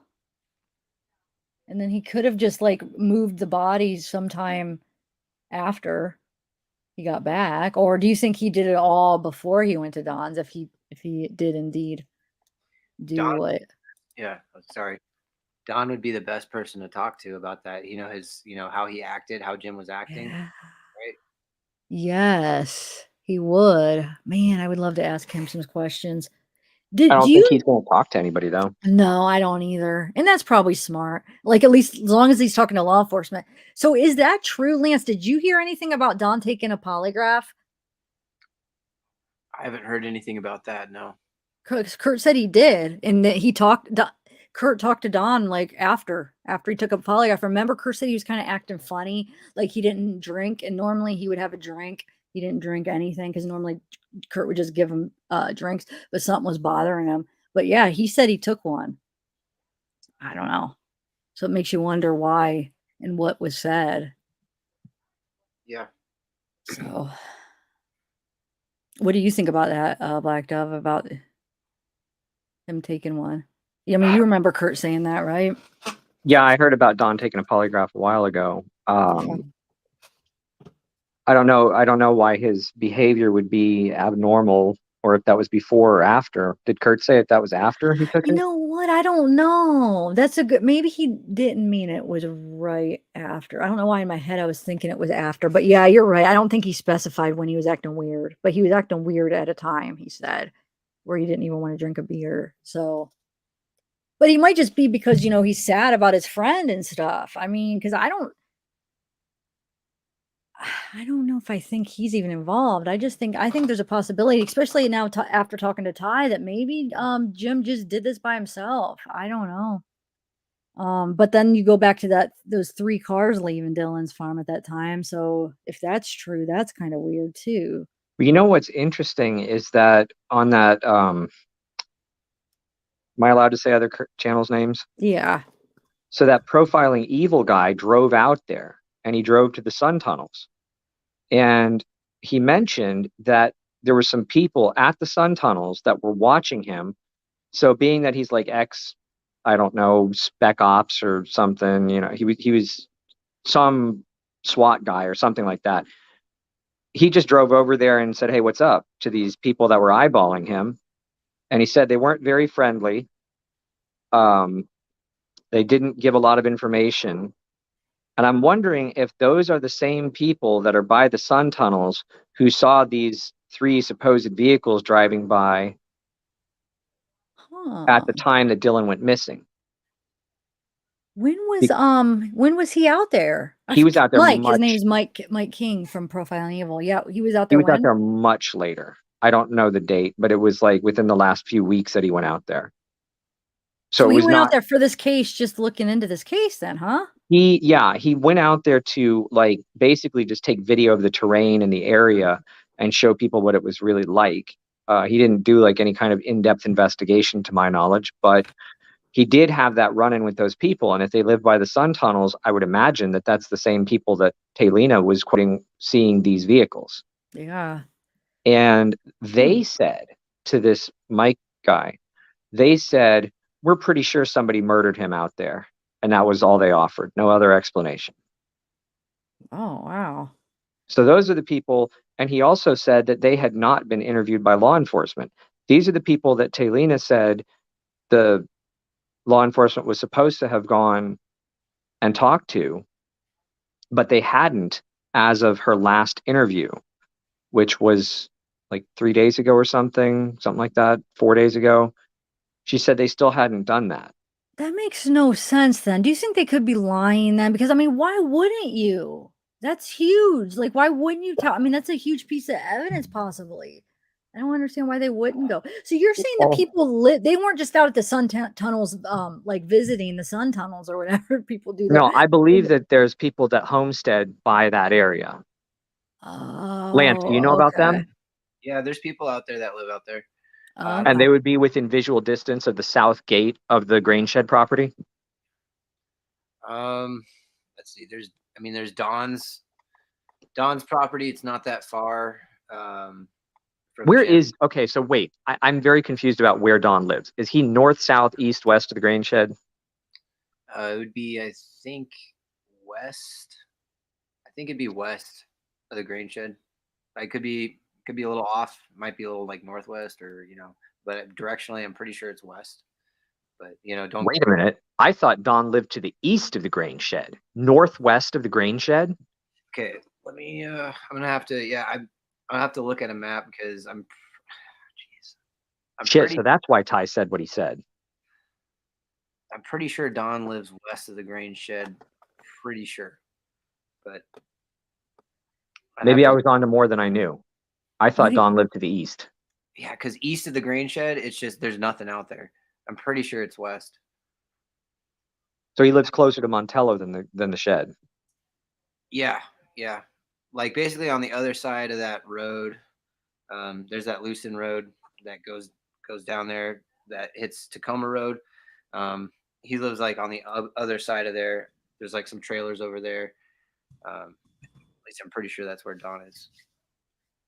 That's where I think Ty said that he lives. That makes so much more sense now. Wait, why? What do you mean, Black Dove? Why? What are you thinking? I probably shouldn't say everything I'm thinking. Okay. No, I'm not kidding. Oh, okay. I always thought Don lived to the east of the grain shed by the rail grade for some reason. No, it's a little. Yeah, he lives west of the rail grade.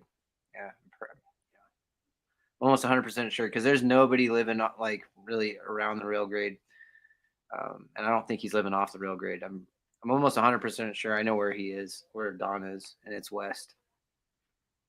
It's not too far west. It's like across the street. Yeah. Oh, I'm in. Hey, Just Mike. How you Can you hear doing? us? Good. How are you? Are we having a double echo? Just curiosity. Having a what? An echo. Yeah, there's an echo, Mike. Yeah, echo. Do you have it muted on YouTube? I haven't muted on YouTube. Okay. Huh. Your microphone might not have noise cancellation then. No, it doesn't. Unfortunately, you might be hearing my fan. Wow. No, it's definitely a voice echo. And it's like frozen on my end. Are you guys is he moving right? Like, is it moving with? No, he's moving to me, but it's a little bit choppy. To get headsets to see if that works. Okay. Give me 1 second. I'll be right back. Okay.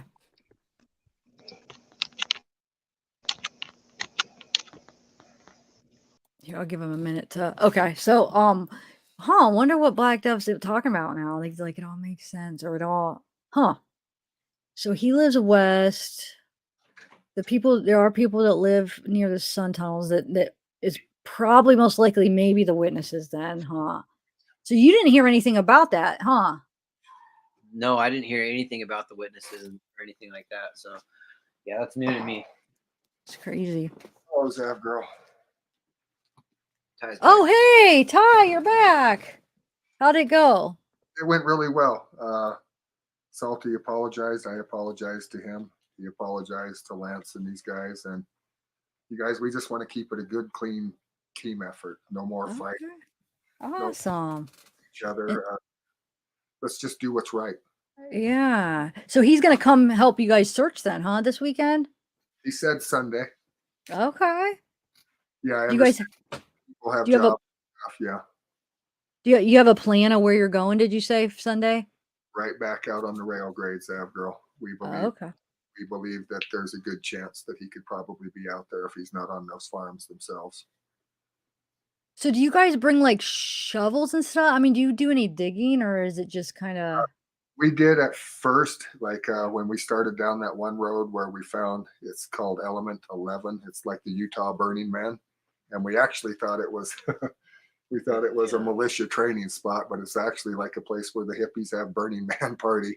And there was cars that had been shot and stuff. So we made a big mistake there. It was actually a hippie compound. Oh, okay. Shoot, that kind of sounds like fun. Yeah, I'm all right with that. It sounded like showed time, huh? Yeah. So yeah, we have Black Dove up here, but I don't know, he said hold on a second. So he just came to this realization that I had to take a bathroom break. Sorry, I'm back. Oh, okay. I was about to tell him how you just came to some kind of like realization here, but are you going to share anything with us about it? Yeah. I'm being nosy.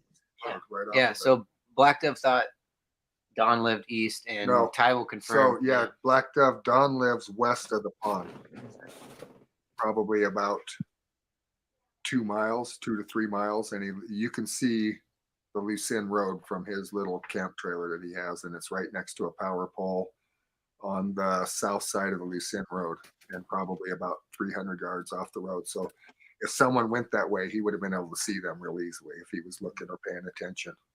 So he could hear traffic from where he lives too. Does you've seen his property? You know what it looks like? Yes. Has he got a grill outside? Yeah, I think so. Yeah, I think so. I haven't been close, but we've seen it from the road more than once. Yeah. And So he I could have been barbecuing in the rain with James Brenner? Oh yeah. You guys, just so you know this, to barbecue in foul weather in Nevada is a common thing. It's, if you don't, you're not going to barbecue. There's a lot of times where they just do it in foul weather, and it happens all the time. And in Don's situation, he probably does most of his cooking out on that barbecue because he lives in a confined motorhome, and I don't know if he has water there or not. So why wouldn't he do most of his cooking outside? Huh. Especially if it's a propane barbecue. It might have the little torch thing for your pans and everything. So you get carbon monoxide poisoning if you use that indoors. So yeah. Oh yeah. So I would believe that that's probably. You guys, I'm going to say this. I don't believe that Don's involved in this at all. I talked to him. The very first time I went out to Lucen cut off the new rail grade, I saw him at about 7 o'clock in the morning. And he genuinely seemed concerned for Dylan. He looked like he was fighting back tears a little bit when we started talking about it. We just stopped and pulled over to each other, talked through the driver's side windows of our doors. And he told me that he had a flat that needed to get fixed, that a tire that needed to be fixed. And I think he was headed to Wells or Wendover. But I don't believe he's involved in this at all. And I believe that he will probably be the main witness against James Brenner on this. I honestly think that. Did you hear that he took a 2:41 polygraph? p.m. Oh, go ahead. What, Black Dove? No. Just go ahead. I was just asking Lance that, and then I'm curious, did you hear that too? Or, well, Lance said he didn't hear that, but Kurt said that he took a polygraph. Don, have you heard that? Yes, I heard that he took a polygraph and passed. Okay, you did hear that. Yeah. Okay, thank you. I've also heard that Chase took one and failed. What? Yeah. But Wow. a lot of times you guys, you can't judge whether that's real or not, but I think the cops use it as a pretty good tool to figure out what's going on. And whether Chase actually took that and failed or not, I don't know if that's a rumor or not, but I had heard that, yes, from a fairly reliable source. Okay. Wonder if Jim took a polygraph. Just so you guys know this, I don't think that Chase is involved in this anymore. I used to think that wholeheartedly he was because of what was found and where it was found. But I tend to think that what was found and where it was found was put there to make him look like he was guilty. And I really hope that I'm right on that. I've always said that if Chase wasn't involved with this, that someone tried to make it look like he was, and I'm going to stick to that saying. So, You think James Brenner was sophisticated enough to do that? I don't know him well enough to say that, but I do think that James Brenner has been terribly underestimated in a lot of this. I don't think that he's as inept as people think he is. Mike, did you get your echo problem? Yeah, I was trying to type it. I wasn't sure if you can hear me or not. I was trying to type something. Sorry. No, I don't hear echo anymore. Do you guys? Not much. A little bit. Little? Okay. Okay. I'm going to type what I was going to ask. Hi, anyways. Well, no, go ahead. You're up here. I mean, you could just go ahead and ask it. What did you want to ask? Well, two questions. One for Earthworm or Lance.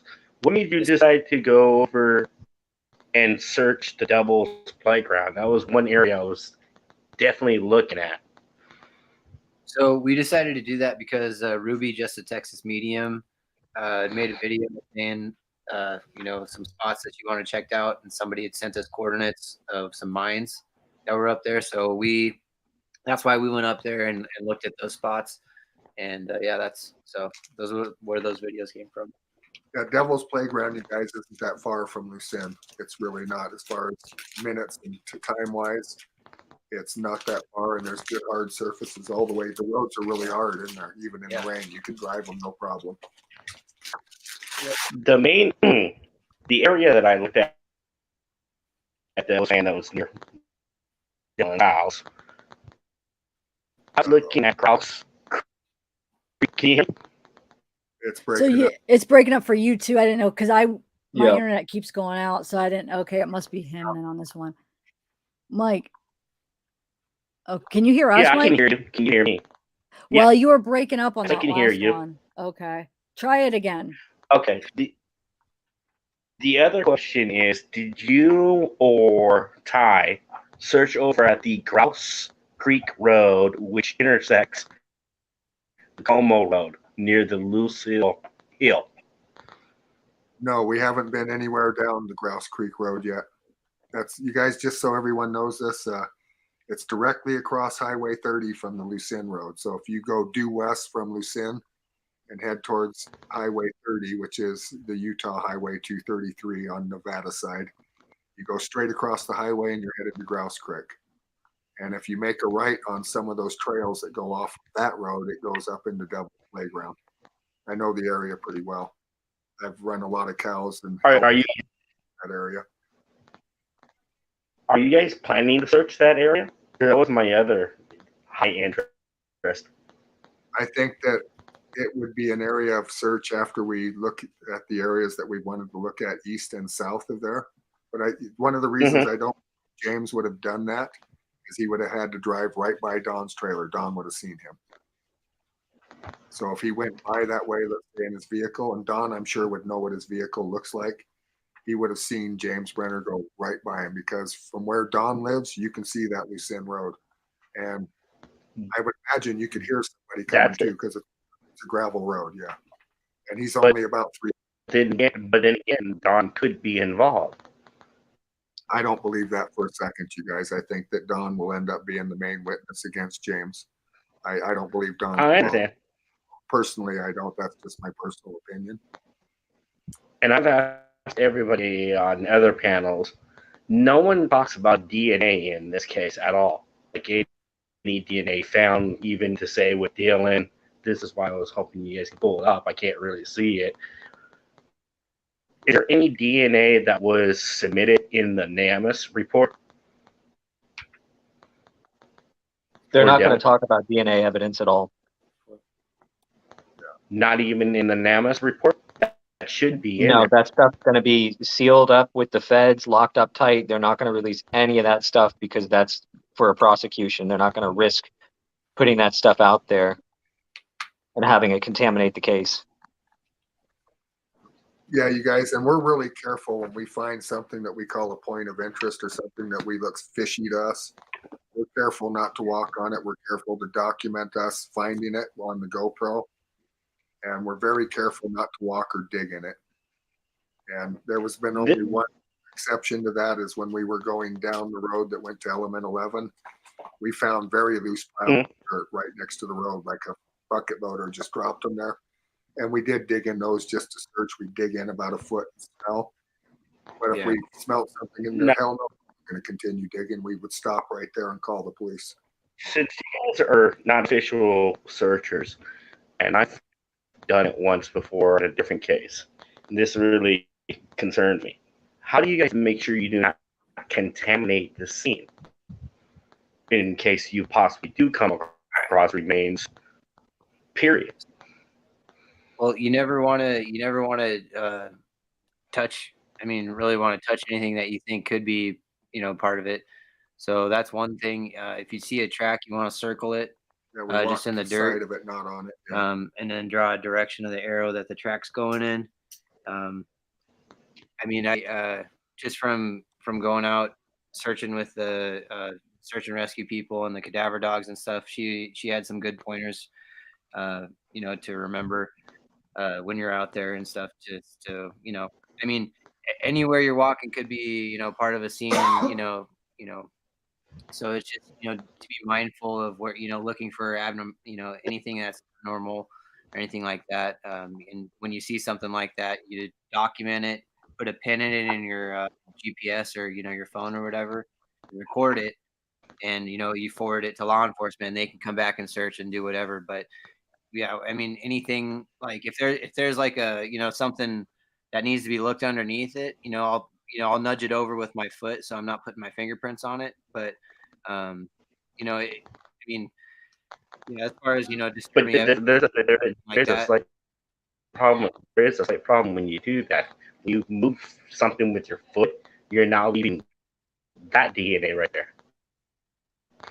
Right. So anywhere you walk or anywhere you do anything, you're going to leave DNA. So I mean, any searching. I mean, so I guess people have problems with anything, but you got to get out there and you got to search it and you got to look, and you can do it by drone or whatever. But when you get there on foot, you can see a lot more. You can use a lot more of your senses. You can smell things that you can't smell with a drone or anything like that. A lot better. And you guys, whenever we've seen footprints or an abnormal truck going off of a hard surface somewhere, we're mindful to take the GoPro and record it. We're mindful. Are you three to search together? There must be a delay or something. Can you say that again? I would prefer, for safety wise, in the future, if you guys can go in a group of 3. I've watched your guys search, Lance, and yes, you and your wife, but usually rule of thumb is 3 when you're searching, and I've always wondered why you've never done a third person. Well, we just don't always have the ability to search in 3. It's not like we're telling people, no, you can't come with us. So no, we would accept any help that would be willing to come with us. That's for certain. And especially if they know more than us, especially if they know more than we do, you bet. The only reason I'm bringing this up is I've watched everybody's lives from Zav to Dub to Jim, Salty. I've watched the going back and forth about you guys too. So I'd like to discuss how you guys can debunk the idea that you guys are not scamming anybody. Because that has been brought up in other channels. But how would they be scam? I'm confused. How would they be scamming people? This is what's going on other channels. Other channels are saying that Ty and Lance are scamming donors and all. So I'm asking on their side of the story, can they come up with something to say, okay, we're not doing any of these things? Basically, you're debunking the concept that they're scamming. That's why I'm asking them. I don't know. I mean, I don't know if you guys want to answer. Whoa, who's talking right now? Not me. Somebody's going in and out on audio, and I can't even hear that. I think they explained it earlier, though, how they said, they're not taking money anymore. And I feel like from what I heard, the money was for equipment, like your camera. It was just to help in the search. We got 3 people talking. Unfortunately, I got 3 people talking at once, and I can't even hear anybody. I can't tell who's talking. Lance, your internet's cucked. Is it Lance? There it goes. Yeah, his internet was going out. Come back. I don't want to end on a note like that. Hopefully it'll come back. Yeah, I don't want to. No, I just wanted to get truth. That was basically it. Because, like I said, I've watched everybody's live, and I'm looking like every bickering that I've seen is now deflecting away from the main goal, which is hopefully fighting Dylan. I know, but I think they did answer that before, and now I feel like they might not come back. Shoot. Well, let me text them. I don't think it. Hey, what's a caterpillar track? Like tank treads, basically. There was some tank tread style, cleats, treads from a machine that would have treads on it versus tires. They were found in the wash. I believe it was June 6th. Okay. Okay. Yeah, we're back. Sorry. Can you guys hear us? Yes. Okay. You got to get closer. You're really quiet. My side, it's just spinning. Can you hear me now? Oh. Oh no. No, we're all having it. Like my internet keeps going out. Today's a weird day, huh? I'll change this up real quickly. Black Dove, have you seen any planes or anything searching where it's near where the last ping is at 241? Not recently, but there have been planes over there. I don't know if they were just doing normal surveying or if it was specifically for Dylan. But there's been stuff over Montello, over Lucin, over the Bovine Mountains, I think over Park Valley. Yeah. I think I just Correct heard me if Ty I'm wrong, saying yes. the Bovine Mountains are east Lucin, and correct. Wait, let me try something here. I want to see. Okay, Ty, say something real quick. I want to see if it's. Huh. It's both of their internets is messing up. Okay. Okay. Ty and Lance, can you guys turn off video and see if that saves bandwidth to let your audio through? Cruises were to watch. I think that they're a Bobcat tracks. Thanks, True Serum. Yeah, I think it's. Huh. What did you just tell him to do, Black Dove? What was the tip? I said Hold try on, Mike. turning off the camera so that it conserves bandwidth. Asking those questions. Look who benefited the most out of the footage being shown to the channel, not his own. Even their link was not published in the footage 80% of the time. That's your answer.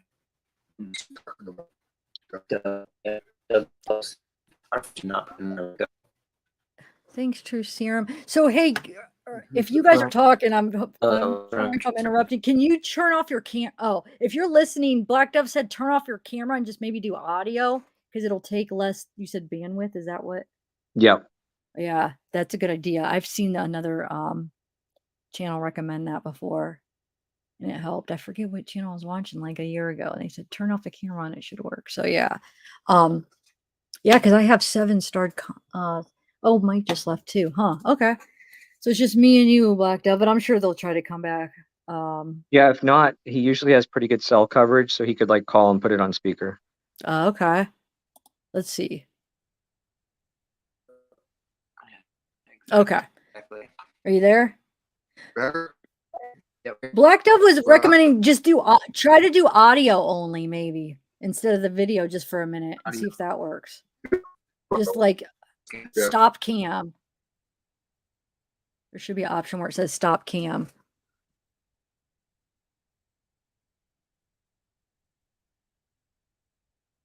Oh wait, now it's like completely froze, huh? Yep. Let's see. Oh, wait a minute. But thanks, True Serum. And anybody else's super chat, and I didn't get to say thank you guys. I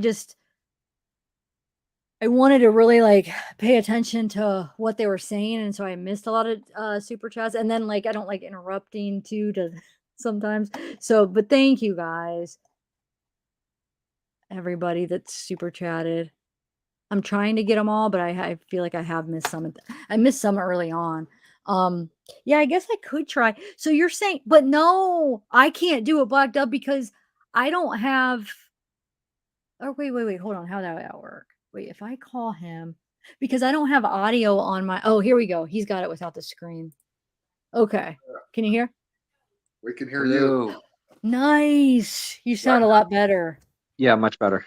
All right, let's do it this way. Yes. Oh, I love the picture. Who drew that? I drew that. Yeah, it was I was like trying to make a little story. Yeah, it was like a little thing I was making. What is for it? my kid? That's cool. Dreaming of the sun. Like there's a little garbage patch. Yeah. I love it. Sweet. Matt's got a little earthworm collection in his garden. Yep. Yeah, and then it goes along with your channel name too. So that's perfect. He wouldn't want to go fishing with me because I use earthworms all the time when I go fishing. That's my earthworms and charsiu green power bait. That's the combination. Wait, what was the second thing? It's charsiu green power bait. So it's that really bright green looking color like what's behind you. Oh, okay. For some reason, trout and bass and everything, they hit on that bright green power bait. So we use that with a worm. Yeah. Wow, I never tried that. I used to go with worms, and I've actually caught a catfish with a hot dog. A really big one too, I swear. Yeah, fish love hot dogs. Bacon too. You put bacon, parsley. Bacon? I've tried salami too, but I never tried bacon. Okay. Well, Cool. bacon like you wouldn't believe. There's some places you can't even use it. Same with corn because it's they like it too much. Oh, okay. Wow. Corn, did you say? Corn, yeah. Panfish, the bluegills and stuff, they like corn. Salmon, Yeah. salmon hit corn. Ooh. That's I right. haven't fished in forever, but we have to. Salmon, like landlocked salmon will hit corn like you wouldn't believe. What's it called? Koniki salmon, landlocked salmon. But wait, like, do you put, how do you do the corn? How do you You just like one get a at a can of time on the corn. barb, yeah. Yeah, you buy a can of corn, just not like a corn cob, but just buy a can of corn, and there you go. Yep. just put like a kernel? Like, okay. Well, cook it, keep it nice and hard. Yeah, don't cook it.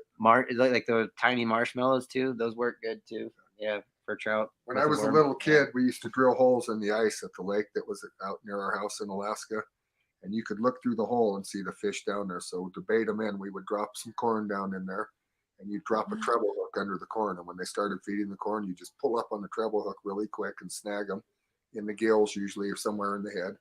And this was before there was a lot of laws about fishing. This was in the early 60s and mid 60s in Alaska. And we used to fish that way all the time. And it wasn't for sport. It was, we ate the fish. It's hook and cook. Nice. Yeah. Alaska. Really? Oh, I've always wanted to go visit Alaska. How awesome. Go in the summer. In the summer? What part of Alaska were you at? In the Matanuska Valley. So you live there? I was raised there, yes, ma'am. Oh, wow. Oh my gosh. Do you ever go back? Yeah, my dad still lives there, and my brothers and sisters. I have one brother that's stateside here, but the rest of my family's up in Alaska still. That's a dream vacation for me someday. My mom and my sister are buried in my hometown up there. I go back, but it's been a while since I've been home, since my dad's 80th birthday. Okay. Wow. So you did some ice fishing. Is that what you call it or no? Ice fishing, right? Where you did the whole, like you were saying? I've done all sorts of fishing, commercial fishing, river fishing, lake fishing, trolling, you name it. What about the fishing where you go like it's like a slingshot? Fly fishing, yeah.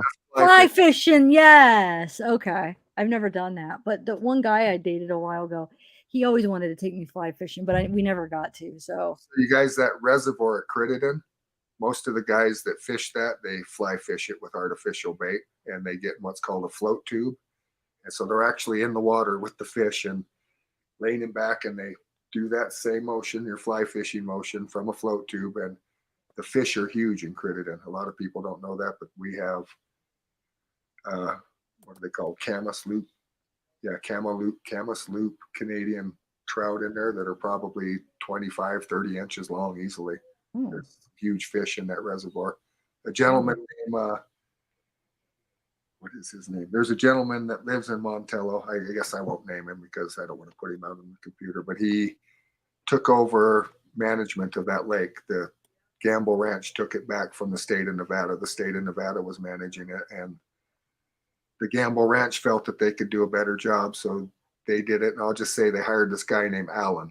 And Alan is very particular when he does stuff, and he researches, and he's a great fisherman. And that lake right now is in better shape and more well managed than any state ever could have done it. And I do nothing but applaud him for what he's done up there. That lake is in beautiful shape now. There's more water in it in the summer than it's ever been. And even though they use it for irrigation, it's in the best shape I've ever seen it. And that's all due to Alan. We won't say his last name, but well, good job, Alan.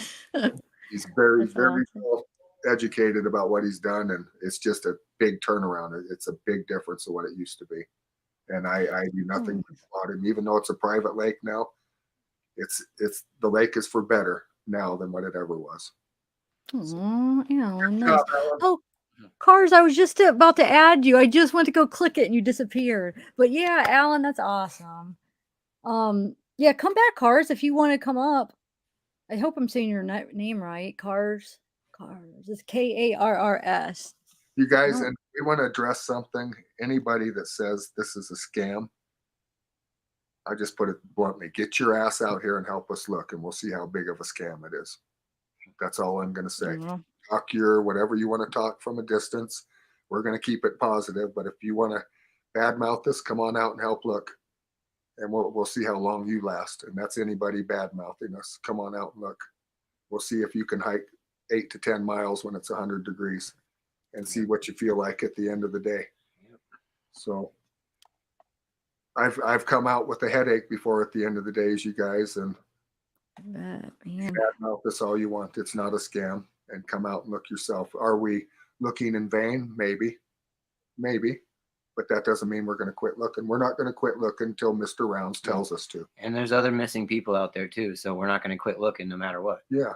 What if we find somebody else that's missing out there? So Yeah, you might. Didn't they find somebody within the first couple days of looking? They found a guy, right? from what I understand, the heavy D crew, I don't know them personally, but from what I understand, they were on their way back to Windover or coming one before, but found a gentleman that had been missing since last January, and I believe he was from Windover, and I was told that this guy had some mental problems and might have just wandered out in the desert and exposure got to him.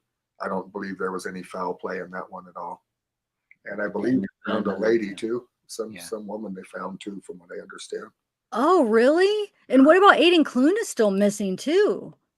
Hey, Cars. So Actually, you guys, he's about 40 or 50 miles south of Wells here, down a totally different direction. okay. I have talked to a deputy that was very privy to that, and he said that there was places where they followed Aiden Clune's trail, and he would come to a road, take his shoes off, carry his shoes, walk down the road, sit down again. They would see where his butt cheeks had sat down and where his heels were, put back on his shoes. And I think that Aiden was probably having a bad mental episode. I don't think that it's related to the Dillon's case. And if it was, I would be very shocked. That would Me too. That would mean some totally different things going on. So I don't believe it's related at all. And I believe that probably elk hunters this fall will probably find him somewhere. That wouldn't shock me, or find parts of him somewhere. And I don't like to be crude like that, but the Are animals they out, still looking for him? I mean, is there search parties out looking for him still? I think 2 weeks ago, the last one, there was one that I heard about that met in Cherry Creek or somewhere like that. But in the last couple of weeks, I don't think so. Sad. I feel Cars, can you hear us? Cars? Huh. I guess we'll wait. What were you saying, Ty? So we were talking about Aiden. Okay, so yeah, you think I think that elk hunters would probably find him. Usually guys that are overtaken by the elements in the desert around here. This is high mountain desert, you guys, so it's a little bit different than the lower mesas. It's a lot different, actually.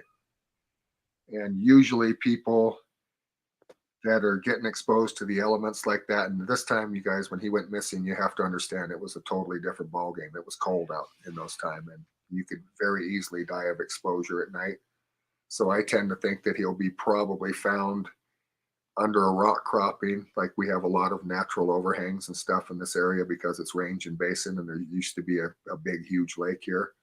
So we have a lot of all cloves, what do we call them, tocobo holes and stuff like that, overhangs and stuff. And I think that they'll probably find him in some place where he was trying to take shelter from the cold. That's what I probably think that'll be the case. Usually when they find hunters and stuff, that's usually the case, where they try to get out of the elements, and they're usually found under a rock cropping, or where junipers have all twisted together, places like that. So I really feel for his mother, because from what I understand, he was having mental episodes, and that's just too bad.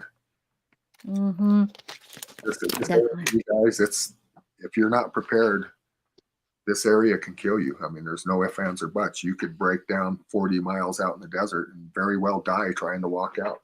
So yeah, you break a leg out here, you'll be in big trouble, and you might not make it out. So that's why having things like personal, one of those personal locator beacons, they're expensive, but if you're going to come out here and search, try to save up and get one of those, because that's one of those things you can press it and they'll find you anywhere on earth. Yeah, and just thinking about this now I can see why the guy that was on said you should probably go in threes, because it would take at least 2 people to carry somebody hurt, and that would that's true.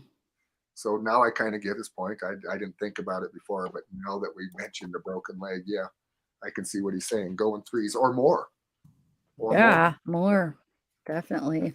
And you guys were open to any help. If you guys will keep it cordial, anybody that wants to come help, you know, I'm open to that. We need help. Yep. We're not professionals by any standard, no, but we're willing to go do it. And a lot of people aren't right now. So Yeah, I think that's awesome that you're doing that, you know. Black Dove, are you still with us? Yeah, I was just going to say something actually. Oh, okay. I caught a few minutes of Candace talking earlier on another stream, and she said that every mine in the area except for 8 that were so collapsed that they couldn't get past, you know, a few feet in or something, or like, I don't remember the exact number, like a small number of them have been thoroughly searched by spelunkers who went like hundreds of feet underground in some of them and all this other stuff. So have you seen any of that kind of activity out there? the only ones that I've seen Black Dove was Nuttall's, and I think they put a video out. We actually searched some of the mines that they went into on their tip, and then they came back and did it again. So we didn't have any communication on that. And that was the Delano mines that are out past Crittenden Reservoir. They were in there, and we were both in there. So we kind of miscommunicated with each other, and I think they got double searched, which is not great in some circumstances, especially with the mines, because they are dangerous. But I'm glad to hear that those mines have been searched, because I'm scared shitless of them myself. And I get scared when Lance goes in them, to tell you the truth. I really worry when he goes into them. So that's good to know that we don't have to go in any of those and look anymore, because they're really dangerous. They are. There's no ifs, ands, or buts about it. I was very surprised when she said all the mines in the area had been searched. So, no, that's good. If that Lucien mining district has been searched, then I'm happy, because I don't like going in those mines at all. At all. Is there any way that Jim could have collapsed a mine somehow, like put Dylan in there and then made it collapse, or is that not possible? I think that if it was a new collapse, that those guys that they're called splunkers, and I imagine they were probably from Utah, because that's where a lot of professional ones are from, they would probably know that it was recently collapsed, and that would make them more suspicious. So I'm sure if they cross something like that, that they're aware of it. That's what my best guess would be. Yeah. I mean, you could tell if there was a recent collapse in any of those, right? Yeah, that the one that was in Devil's Playground, that was like super narrow to get into was, I mean, I couldn't really tell how long ago it was. The timbers didn't look like they were that old. So, I mean, it could have been, you know, anytime in the last year or so. And it looked like there was, you know, some backhoe tracks that were up there too. And I don't know how old those were. So if somebody wanted to, they could bring a backhoe up there, collapse the entrance of the mine after they threw something in there, and it'd be really hard to get back in there. But I don't think James Brenner would have drove a backhoe from Lucien all the way into Devil's Playground. Yeah. It's just too far. You can't road a backhoe that far without getting fuel, unless you got a low boy or something to bring it up or there. unless you put it on a trailer or something. Yeah, which then again you're going to be seen. So yeah, that's true. Huh. So I think the scenarios, we could go on with scenario after scenario, but I think that's kind of pointless. I think the main thing to do is just for us to go out and look and have some help. I really hope we get help to look. Man, I wish it wasn't so far. I want to go so bad and try to help. I don't know if I'd be much help though. I'm just short. I mean, maybe it could fit into small. On the couch for him if he wants to come look. What's that? Yeah, Black Dove's threatened to come look. I told him he can park on the couch, no problem, or we'd open the guest room for him or whatever. Black Dove, are you gonna go? I don't know if it would do much good if I went at this point. I know. I feel like I wouldn't be much help. I don't know. You guys have to realize it's huge. It's going to take a lot of people for it to be searched correctly. It's going to take a lot of people. It really is. Yeah, and an set of eyes doesn't hurt. So just because you guys, whatever, if you think you're not capable of doing it, you got a set of eyes. You're capable. If you feel like you can do it, do it. Because we could use the help, and the rounds would appreciate it. So. Yeah. So do you get scared, Lance, though, before you go into like mines or any of this scary places? I get scared for him. Yeah, but I have to go in and get him. Sometimes when it's like there's like I see it like it's collapsed or something like that, and it's like yeah, there's like flies, a bunch of flies outside of it, and I'm like thinking, okay, why are there all these flies outside this mine? This is just weird, right? And so I'm thinking, well, I mean, I can't just not search it or something, you know. So it's just like I feel like it's like sometimes it's like I got to just do it just to get it done, and then I'll, you know, I feel like I'm, you know, I'll be safe doing it. So yeah. So if I feel like, you know, if I shouldn't, like I try to follow my gut, you know. If my gut's telling me get out of there, I get out of there. If you know, if I feel like I'm okay, I just keep going. Hmm. Like, what kind of equipment do you have to go in there? Do you just go with just like a headlamp and yourself, or? That's what I was doing, yeah. Yeah. And then we had some of our supporters donate like ropes to us.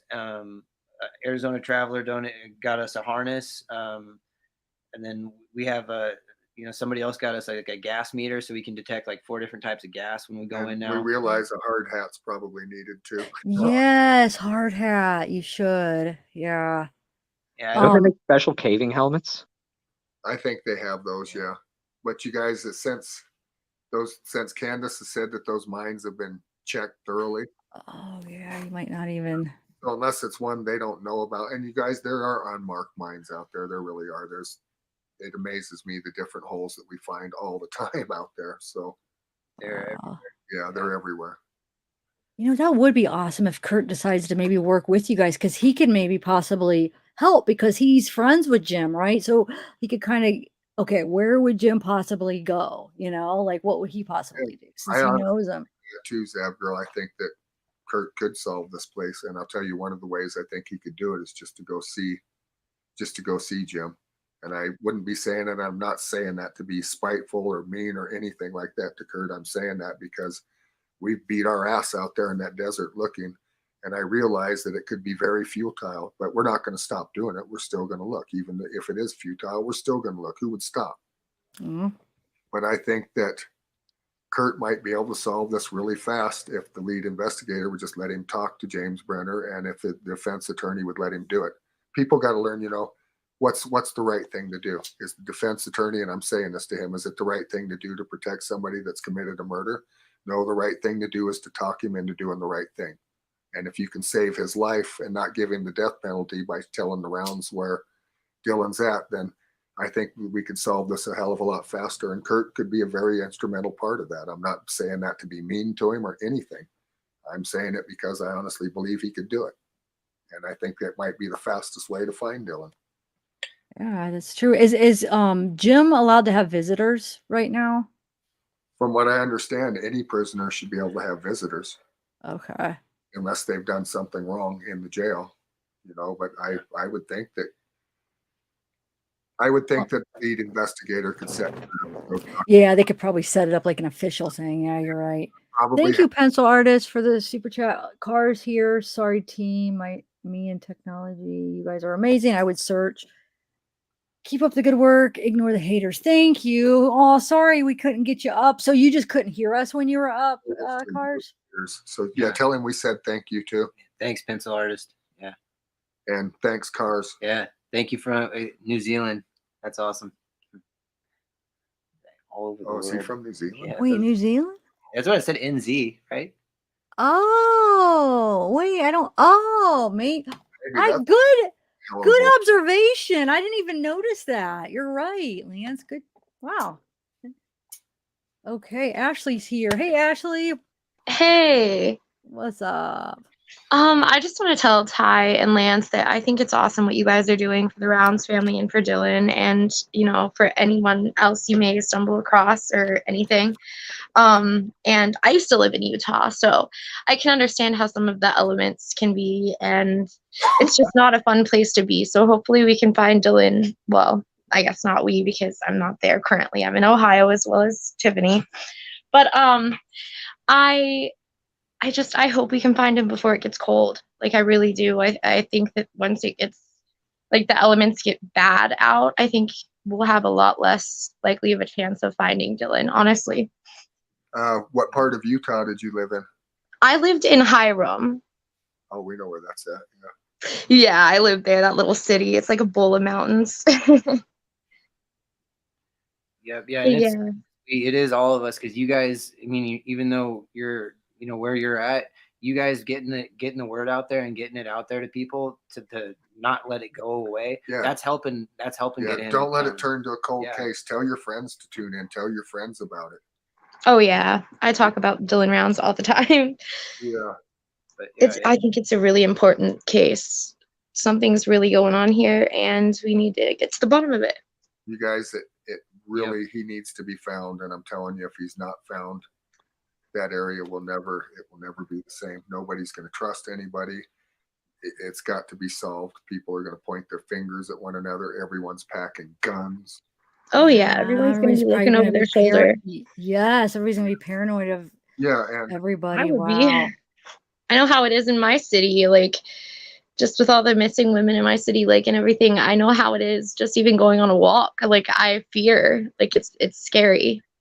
Just imagine a small town like Montello, though. That's what I'm saying. That's got to be Recent, really intense. Yeah. So everybody knows everybody, basically, probably, right? Right. And wow, man. I hope. Let's just.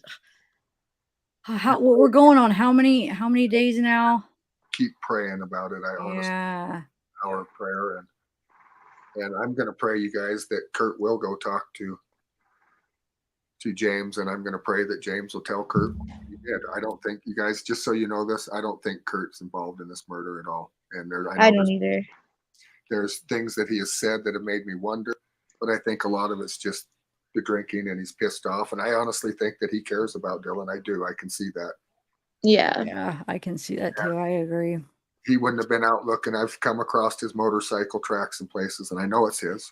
And I know he's been there before me at some of the places, and some of the places he's probably come in after me. I don't know, and it really doesn't matter. I think that he's been. Right. I don't know if he's been out lately because of all the flack that he's gotten from places, and I don't want to be part of that anymore. Right. That would have to be hard. It'd be hard to have to go out, especially when people in your own city, are talking about you, people that you know. Like that's got to be difficult. Yeah, you guys, and I don't think that Kurt and I will ever talk or be friends or anything like that again. I don't think that's going to happen, but right. I still think that he could solve this, and I still think he could go talk to James Brenner if the lead detectives would let him, and if the defense attorney would let him. And I think that that's probably one of the only ways we might ever find Dylan. And I don't mean to be like that, but this is definitely the fastest way. And what can they say? No, that's all that they can say. So why not try? Right.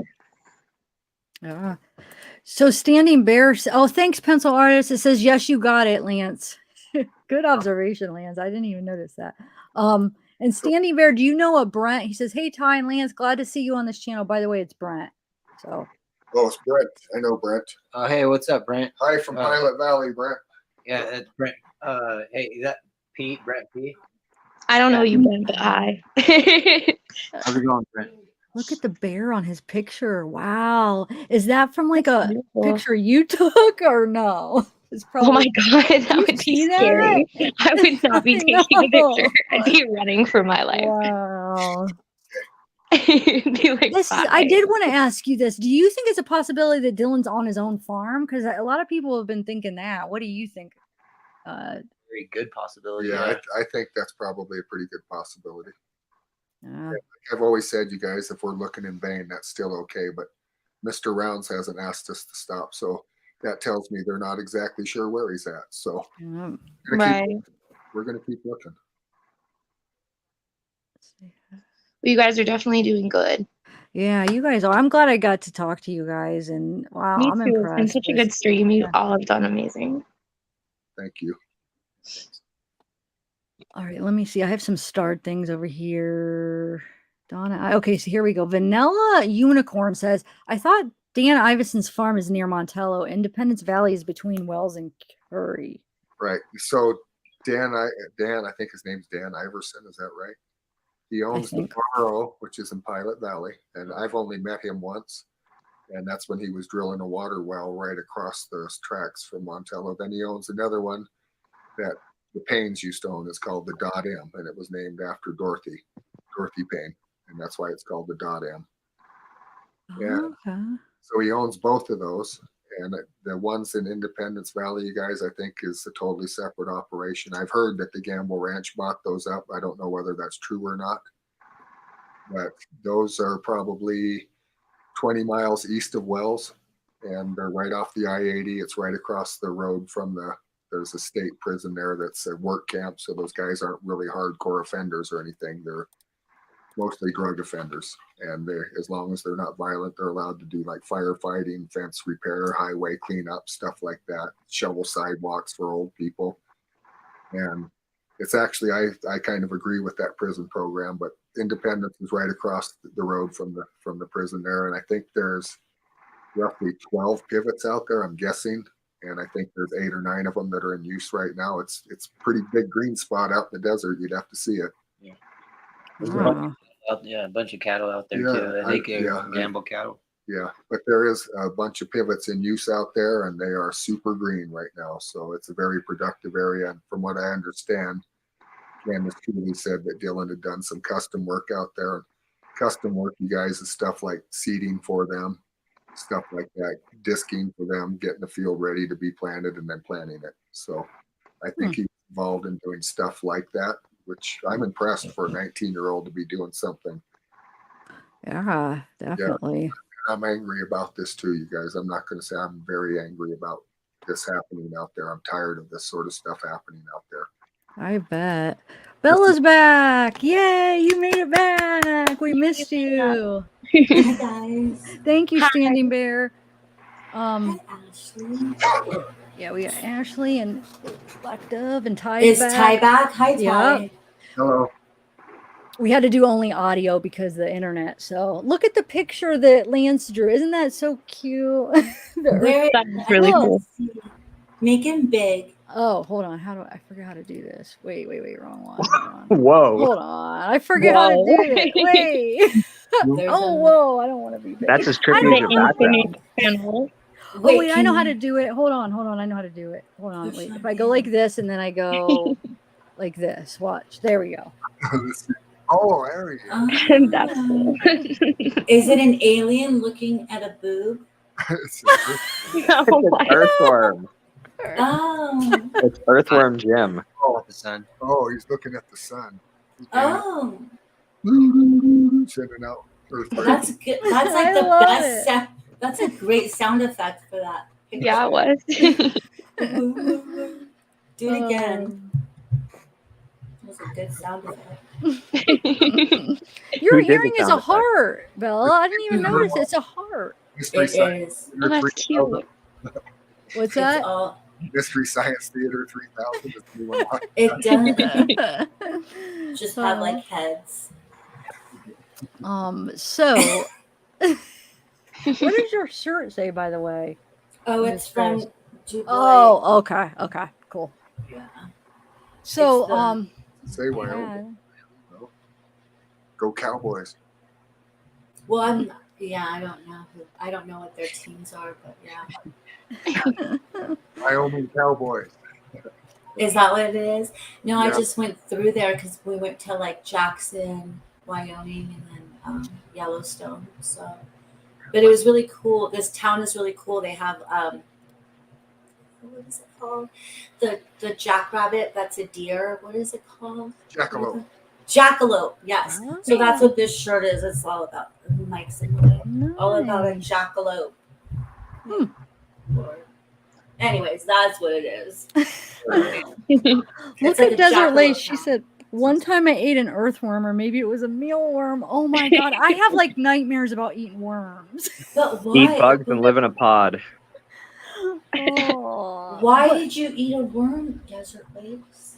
Oh, I can't. I could maybe eat one. You know how they cook? Don't they have them like where you could get them like fried, where they make them hard and like put chocolate over them or something? But like, I'm talking about, did you eat one like soft and mushy and alive? Oh. Oh no. If you was hungry, you would. Yeah. You're if it was, right, It was though. probably an earthworm, but if it was in like your cereal, it was probably a mealworm. Well, you know, the next step for the New World Order is to make us all eat bugs. Have you seen that propaganda yet? No. No. What do you Just mean? Google "eat bugs and live in a pod" and you'll find all kinds of stuff about it. Oh my god, I'm gonna do it after this stream. What? I'm gonna see Wow. what's up now. Watch some weird shit. I know. I don't Watch some know. weird I'll check stuff it pop out up. though. No, they're trying to make beef illegal so that everybody has to eat crickets. Oh, I see. Oh, interesting. Yeah, I'm not even kidding. that's not going to happen in this state. I can I guarantee. had a steak for dinner. Fuck that stuff. Sorry for my language. I did it too. It's okay. I like cows. Yeah. Gosh darn. I think that's why all those farmers were, kind of ticked. I have these guys tell me, "Oh man, you must have loved moose meat, caribou, and stuff like that." And when I look at them and say, "You know what? I love cows. Yeah, I'm gonna starve to death. better than deer, I'll better just go vegan. than caribou." I will say though, when you do eat like a elk or deer, you do feel like I feel like you have more energy. It's like it doesn't like when you consume that animal, it's like you take you get the energy from that animal. Right. Like when you eat beef, I feel like sometimes you feel a little bit more sluggish, like because the cow's a little bit Yeah, more, and then red like meat. they can move. But they if can you climb raise a your mountain. own beef, if Yeah. you raise your own steer Yeah. and feed it yourself, and none of the steroids and none of the garbage that they use for fattening them up and marbling up in a feedlot where he can move and stuff. Totally different steak than what you get commercially. So Huh. Wow. And then Sure. also, eating meat, that's not going to happen. Yeah.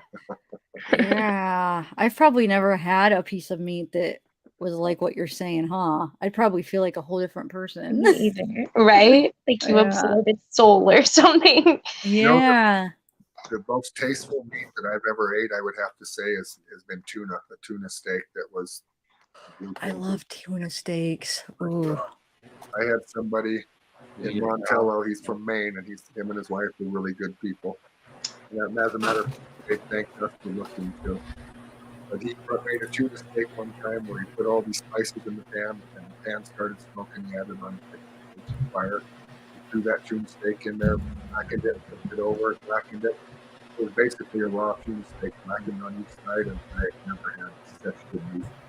Hi, you got to get closer to the microphone. You can cut it with fork. It was a tuna steak that was blackened inside, and oh my god, My mouth's watering. I love tuna. Oh, that'd be so good. That's so good. That's the only thing I've had better than a steak. I agree. Tuna And it was steaks are red. good. It was red meat tuna, not white meat tuna, red meat. Like Athi. Yeah, that's what I've had. Oh my gosh. I I want just one had the right now. best with ponzu sauce yesterday. Like, You had one? Yeah, yesterday, my mom's birthday. Yeah. Oh sounds man, I'm getting It hungry was now. yummy. So yummy. Okay. So So, you guys heard about on the other channel when I went over to Salty's channel, and I did do it, you guys, because I wanted to tell the people the story about Tyler giving Phyllis a prayer of blessing to wipe out her leukemia and everything. And I can honestly tell you guys, when he said that prayer, I felt something. wow. I was up most of that night, and I texted him the next morning, but I've got a thing where the Lord put into me, it wasn't, I didn't hear a voice, he just kind of put an understanding in me that said, you got to have some forgiveness.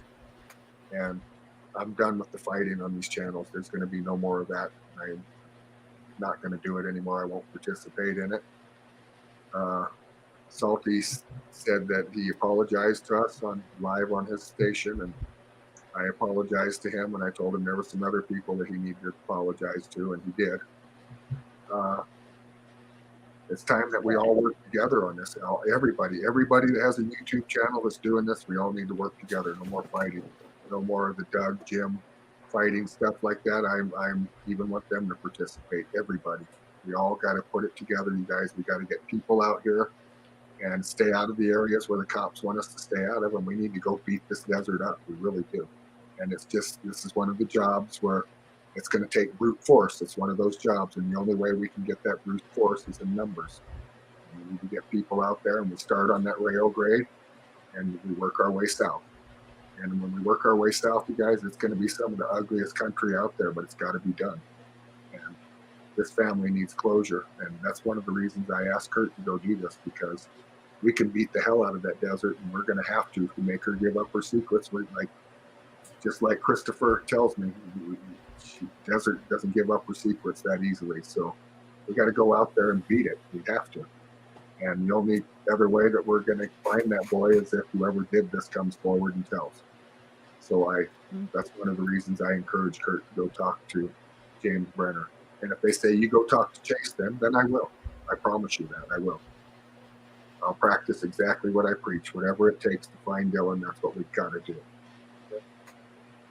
That was part of the reason that we started thinking outside the box, and we made that one video where I told inmates that James Brenner has $100,000 type of thing, where it's information leading to where Dylan Rounds is at. We didn't do that to get him hurt. We did that because we knew once the cops saw that his ass would be thrown in isolation where nobody could get to him. And I think that if he spends time by himself in a concrete box to think about what happened, he's more apt to come forward. We didn't tell anybody to hurt him or anything like that. The only thing I Ty said maybe a was little. just, Maybe a little. Just get the information out of him. We need to get that information out of him to find where Dylan is. We need to find. We need the information. Yeah, guys. At this point, what's it going to hurt? Wait, explain what you're talking about. I'm confused. What did you do? So we made a video after these guys came to visit Phyllis, and we were in the hospital up at the Huntsman. And after visiting hours, we went downstairs, and it was right as it was getting dark. And the funny thing about it is, right as we were doing the video, we didn't think we'd have enough light, and the lights flipped on all by themselves just from the light going down. And we did a video where basically we told the inmates that there's a $100,000 reward for information leading to where Dylan Rounds is at. And we told them who the major suspect was, and that you guys are in a unique position to get this information. And I don't care how that sounds to anybody. People say, oh, he has rights. Well, what kind of rights did Dylan have? That's true. So, and I'm a firm believer in that kind of justice, and I don't give a shit how it looks to anybody. Sorry to use that language, but I don't care anymore. It was evident that whoever did this didn't care about Dylan, and I'm pretty sure it's James Brenner that did this. Yeah. Yeah, so any way they can get the information out of him, so be it. You call it coercion all you want. That's why I asked that Kurt go do this now. If he's been sitting in isolation for, it's been about 2 weeks now, maybe Kurt can go get some information out of him without coercion. And I do believe that if his defense attorney's looking out for his best interest, I believe that he better tell him to tell the Browns family where that boy's at. And yeah, maybe offer something off the death penalty, because Utah has the death penalty, and I guarantee you that if they convict him on this on evidence, he's getting the needle. They will execute him as fast as they can. And that's one thing I respect about Utah. You come here and kill people, we're going to kill you back. And I think the more people that know that, the less it would happen. So they might take that off the table for him. Maybe James Brenner's done this before. And you guys, I honestly think this isn't the first person he's killed. I think that he's done this before. And I probably think that the FBI is looking at all the places that he's lived and looking for missing people that might have been associated to him. So maybe they've got other stuff and don't even need this to convict him on. I don't know. I don't know what they know, but I'm pretty sure that since he's been convicted of attempted murder before, that he's probably gotten away with doing this before. There's not a doubt in my mind. You look at the laws and averages and look at how many times robberies are done before a robber is caught, how many times pickpockets before they're caught, how many times a scam artist pulls a scam before he's caught. And it's the same thing with the murderer. So I believe that this is probably not the first murder he's committed. Yep, I think you might be right on that one. Yeah, especially with his history. Yeah, it's a shame. Let's hope that I'm wrong. You know, I'll honestly tell you guys, I hope that I'm wrong about all of this. I hope that Dylan shows up like Black Dove says. That, yeah, I hope that he shows up and says, oh, I didn't know nothing about it. That would be the best possible scenario and make us all look like idiots. And that would be okay with me. Yeah. Yeah. Hold on a second. You know what I would like to know too? How did James Brenner get to Don's barbecue? What vehicle was used to get there? That I'd like to know too, Brown. That's a really probably his horse that he rode into the ground. Thanks, Soul. Thank you That's one of the so reasons I'd like to talk to Don, but I don't think Don's talking to anybody. Like I said, he's probably the state's major witness against James Brenner. I wouldn't doubt that a bit. And I believe that. I in no way, shape, or form believe that Don's involved in the disappearance of Dylan at all. I think that he's been nothing but forthcoming, and he's probably one of the only ones around there that's actually been cooperative to the police without having to be made to be cooperative. So, Yeah. personally, I like Don from what I've met him, and it was only about a 5-minute encounter, and he seemed to be a straight up guy to me, and he didn't seem like he would hold any grudges at all against that kid over a stupid washing machine. I don't think that he's involved in this in any way, shape, or form. So, and I think if he was, they would have arrested him by then. I mean, you got to think about that. Absolutely. Yeah, same with Kurt. They might be looking at Kurt. I don't know, but I think if they thought that he did it, they probably would arrest him on that little warrant that he has at Utah. So they definitely tell him not to leave the area. Right. That should tell people that Kurt's probably not involved. If not even an ankle monitor, honestly. Well. Ty, when you were gone, I don't know if we got to this while I wasn't here, but while you were gone, did you guys get to that one question? What I question? don't see it anymore. Ty, someone wanted to ask Ty a question, and it was Lance, me, and Warrior up here. And Lance did his best to answer it, but he didn't know. And so I started and said, okay, we'll just ask it later. But what was the question? Yeah, I don't remember. It's not in the back. It's not starred anymore. Oh, then we probably asked it because I went and cleared out the ones we asked. Well, Okay, wait good. though. I don't know. Maybe we didn't ask Ty. Maybe if we asked Lance. I don't know. Shoot. It's okay. I'm not sure. I just remembered. So I was like, oh, Lance. Yeah, you guys, pretty much any question that I can answer, that I will answer. Any of them are, nothing's off the table unless it's something that's just so nasty that we're not going to go there or anything. Oh, here's Hope Rain says, my problem is that Jim B alone couldn't pick up a body and carry it. There's a missing link here. A backhoe, perhaps, you guys? Oh, that's what you're saying, a He backhoe. just scooped it up, dumped it in his truck, or used the backhoe. On a horse. You were saying that like sometimes you could take a backhoe, put it up in the air at the right height that you need, pull the body off onto a horse, especially if the horse is used to packing stuff like it's a hunting horse that's packed dead deer or dead antelope or something like that. It wouldn't bother the horse a bit. I know there's people that disagree with that, but there's plenty of horses out here in the West where they're not even afraid of big cats. There's horses here that will go after a mountain lion. wow, really? Yeah, the most lethal creature in Nevada that runs wild is probably your wild stallions. You don't want to get caught out on that range. That's mad. And don't forget, don't forget, if someone's committed a murder, they probably got some adrenaline going through their veins, so they can probably lift a little bit more than they usually could. That's true too, yeah. Over 230 pounds. He's a big dude. He's not, just because he's short doesn't make him small. Or weak. Yeah. I think that people underestimate him, and if he's worked on a farm, he damn sure knows how to get weight up in an air, whether it be a bale of, but whether it be a sack of grain, he knows how to lift. That's a good point. You might have answered this question already, but Tom wants to know, has Ty searched the GPS coordinates for Dylan's last phone ping? I can't comment on that. Okay, that's good enough. I think Black probably knows why. Huh? I think he knows why. Black Dove's like, wait, who? Well, you're very quiet, Ty. I think you got to get closer to the mic. The question says, has Ty searched the GPS coordinates of Dylan's last phone ping? No comment. I think I know why. Yeah, know why. Do you have a horse behind you guys? I swear I just heard a horse. What? I heard no horse. There's horses out back. Oh, maybe good ear then. If you could hear that. We have neighbors that have some beautiful horses, and their farms are right next to each other. So kids walk over and give them apples and carrots and stuff. Oh, I've never ridden a horse. I always wanted to, though. Really? Yeah. The best neighbors we could possibly have next door. He's a really good neighbor. He works for the city here in Wells, and I think he owns the Mexican restaurant, but he's a great neighbor.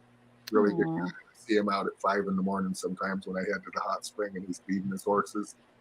And we talk a little bit here and there, but he's a great neighbor. Really good neighbor. Man, you're living my life. Like horses, a hot Right? spring. Like I would love to just Got be my able- grandkids 80 feet away. Yeah. Wow. These 2 daughters and my grandson, they live right next door, and grandma right next door to us too. So we're happy. We're really happy here. I hear the horse now. I heard it now. What is that a horse? Or Is it that not? is that the horse? Are you hearing it, Ty and Lance? I think it's coming from our. Yeah, it might be from somebody else's feed. Oh yeah, I hear that. What is it? I think that's somebody breathing in the microphone. Yeah. I would have never have thought it was a horse until she said horse, and now that's all I'm hearing is like, oh, it's a horse. I heard But I it don't too. know. It's like a Yeah, like a horse flapping his lip. Yeah. Exhaling through his lips. Blowing really hard. Yeah. I heard Wow. that too. Yeah. Maybe we have like a ghost horse, like Like this has been I've never been part of a panel that had this many things happen, like bizarre things. Like right now, I just had to go and come back because my microphone stopped working too. So yeah. Oh, and then, oh yeah, you were here when my keyboard and then my internet went out and flashing. We've noticed since we just went to sound, the whole show's a lot better now. Okay. Yes. Yeah. Instead of doing the video and the sound, just the sound itself, it seems it's a lot more stable now. It is. Isn't that crazy? Just turning off the video, it made that big of a difference with. Wow. Yeah. But you got to audio. remember the video is using a ton of bandwidth. Sound uses almost none. There you go. Thanks, Black Dove. Okay. Black Dove Black Dove and knows That's why what's we need there. him to come look. He gave smarts to our search. I thought I saw a question, but I don't know. I think it was Mama Fours. And Black Dove, you're not gonna tell us your big epiphany like any? Are you gonna tell us anything? That Well, it you're- has to do with the placement of Don H's property. I always thought it was off to the east for some reason, like closer to Lucin. No, he's west of the Ping. Yeah. So that That's- helped you after you found out that where his property was? Something like that, yeah.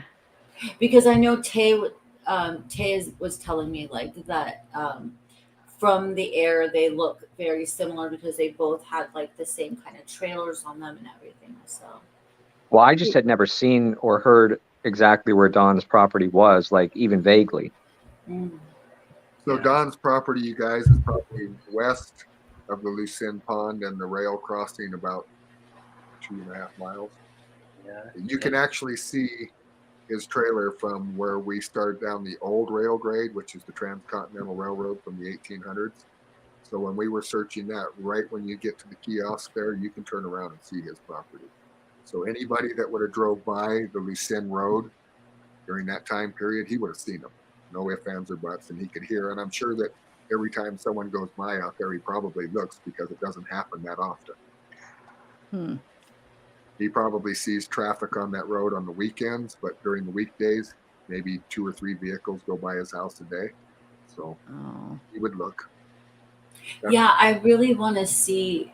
I'm a very visual person, so I need to see something in order to like have it get in my brain. I was just telling Zav about that the other day. I'm like, I really need to see this stuff. So Like, kind of the picturesque of his house, you would be driving west on the Lucin Road, headed back towards Highway 30, and you guys can see the maps on Google Earth if you want. And after you do the crossing and get to the old rail grade, you look to the left, which is south, and his trailer's probably off about 250 yards from the road, and there's a power pole next to it. And if I remember right, it's kind of a tan, light tan and yellow color, light tan and Yeah, if orange yellow color. So, and it looks to be about a 20-25 foot camp trailer that he lives in. And it looks really nice. It's a nice one. From at least from a distance, it looks nice. And the pickup, the Toyota pickup he was driving, you guys, was a really nice truck. So Don's not a slacker type. thing. He's not a bum or anything like that. Okay. As a matter of fact, if he was working for Dylan, he probably did it because he wanted to, not because he had to. Wow. I think a lot of what's the town say now that Dylan's gone? Are they do they want everyone out and things back to normal, or are they into helping to find Dylan? What's the vibe there? Well, there's some people that are actually looking besides us, but they're a group of older ladies. And one of them, you guys, is Ellen Berg. She goes out and looks for that boy, and that should tell you something about her character. Aw. No matter She what, doesn't go by herself, does she? She would. she would go by herself. He's tough enough. Just grab some guns and go. Wow. She's not afraid. And she probably takes her son with her quite a bit, and her dogs. So you would have all of that to contend with, and plus the guns. So Yeah. Ellen go out and look. I know she does. And there's another lady named Lena that goes out and looks. Her and her husband go look, and their son. And so there are people that care. And Nice. so and I don't think they're looking in the places. They're probably looking in places that are familiar to them to look, that they know the area too. So Have you talked to Mike? Because Mike King, Bella, did you know Mike King was out there? I guess, which I just learned. Yeah, Like, because he was stationed out there, and so he like when he was in like back in the day, like for the army and stuff, and so he took a ride just to show everyone. He kind of made a loop, like a circle, just to show everyone the area and like how desolate it is, and like how just like the way that he took when he was stationed and when they would go do. all you guys have seen the movie Independence Day?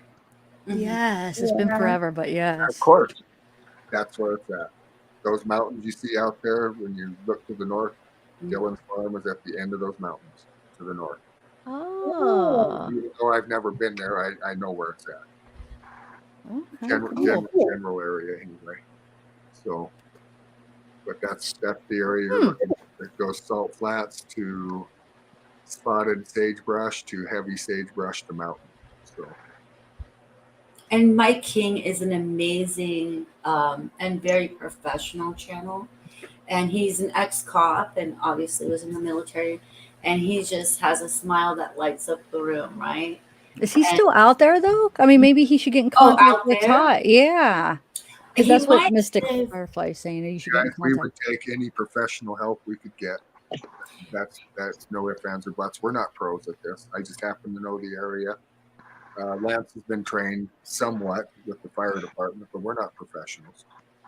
I think you should get a hold of him, Ty. My only understanding of what he does, because he's ex law enforcement, always in law enforcement, like in law enforcement, always in law enforcement. Yeah, but if it's an active case, he might not. It might seem like he's stepping on toes if he goes, but I don't want to speak for him. So please do talk to him. He's very, very approachable, a very good guy. Yeah, I put my phone number out so he could call us, and I would like him to know that we would no way would interfere with the police when we go to the spots where they haven't said that we couldn't search. Right. We would not go on that farm. We would not go where that shed's at. We have gone down the rail grade that to the north of that shed, and it's probably a quarter mile away, but we have not stepped through that fence on that property whatsoever, and we never would do so. So yeah, to me that would be very disrespectful to law enforcement to do that, and I'm not going to do that personally. I'm pro police, and the only police that I'm not pro police about are the ones that are corrupt, and that's not very many of them, even though people may think differently. I believe that 99.9% of your police are good guys. So for what that's worth, that's what I believe. I just wish we had more of those guys here in Elko County. Yeah, I was gonna say, well, the 1% is probably in Elko County, huh? 1% of bad people. There's a sheriff's deputy out here, and he cares about Montello. He's one of them that does. So that's good. Yeah, at least you got one. Yeah, that's where it starts. Is at least we got one. Yeah. So I think that for the most part, law enforcement doesn't like to be bothered to go out there because a lot of it's babysitting childish bullshit, and I don't think that they should be inundated with calls like that. So a lot of times they'll have to come out because it's an argument between two neighbors or something like that. Or you guys have heard of the two guys that shot each other out there once out at Watsonville. Stuff like No. that. I don't. They just shot each other? You It's the Wild West. Yeah. You have no idea. Oh, it really is, huh? Wow.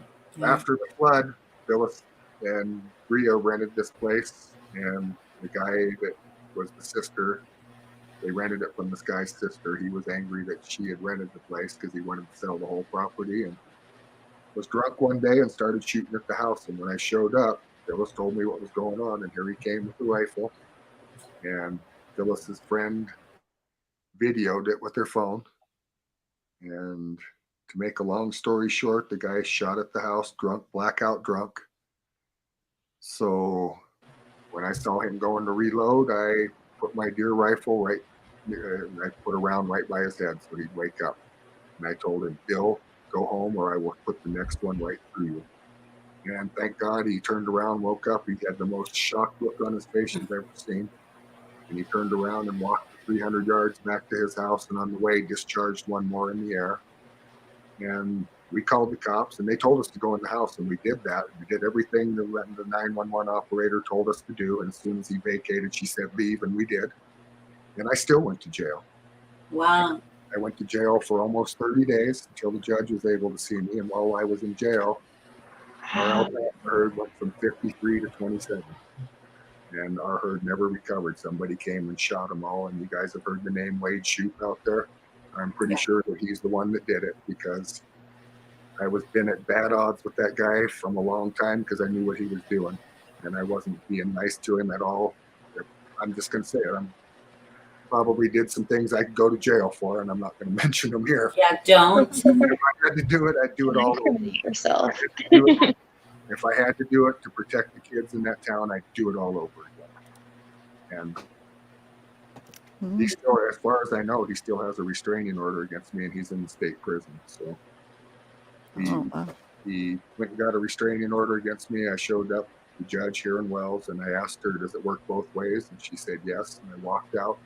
And as I was walking out, I warned the deputy that was there that he was still raping kids. And I can't tell you guys how I know that, but someone close in his family told me what he was doing. It was a kid that was living in his household at the time. So about 2.5 months later, they arrested him for raping a girl that he had raped before. And he was choking her and putting a knife to her throat to make her do what he wanted him to do. Oh my. You're talking about Wade Shoup, right? Yes. Yep. I was reading that article, Bella, the article that you sent. Yeah, that's what it's. Wow. And now he's in prison for that. And I had been in court with him not 2 months before that happened, and I warned those people what he was doing. In small towns, I don't know how many of you have lived in small farming communities. People know what people do there. It's common knowledge. And Wade's one of those guys that we don't want to come back. And we've also had a registered sex offender that was on our fire department a long time ago that raped a girl that was a special needs girl in Montello. And he was prosecuted. The judge did the right thing. She said, it's my intent that you die in jail. That's what she told the guy. And I'm all with her on that. But that town's too small, you guys, where we've had 2 murders now and 2 child rapes and another girl from that area that was murdered in Windover. So you can see why I'm tired of this. I'm sick of it. I think Wade is getting out soon, because I remember going through his records. I think at the end of this year, it looks like, right? I'm not entirely sure, but yeah, it was like too close for comfort. Yeah. It was like, oh my God, this guy is going to be, was he up for parole or was he out? I don't know. I have to look, actually. Maybe I I'll feel look. like it was like up for parole was like right around the corner. And then if he didn't make parole, it was still like, I can't believe this guy's going to get out.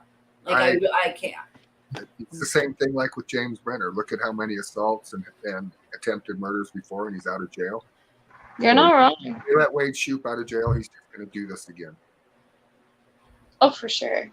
Look at his history too.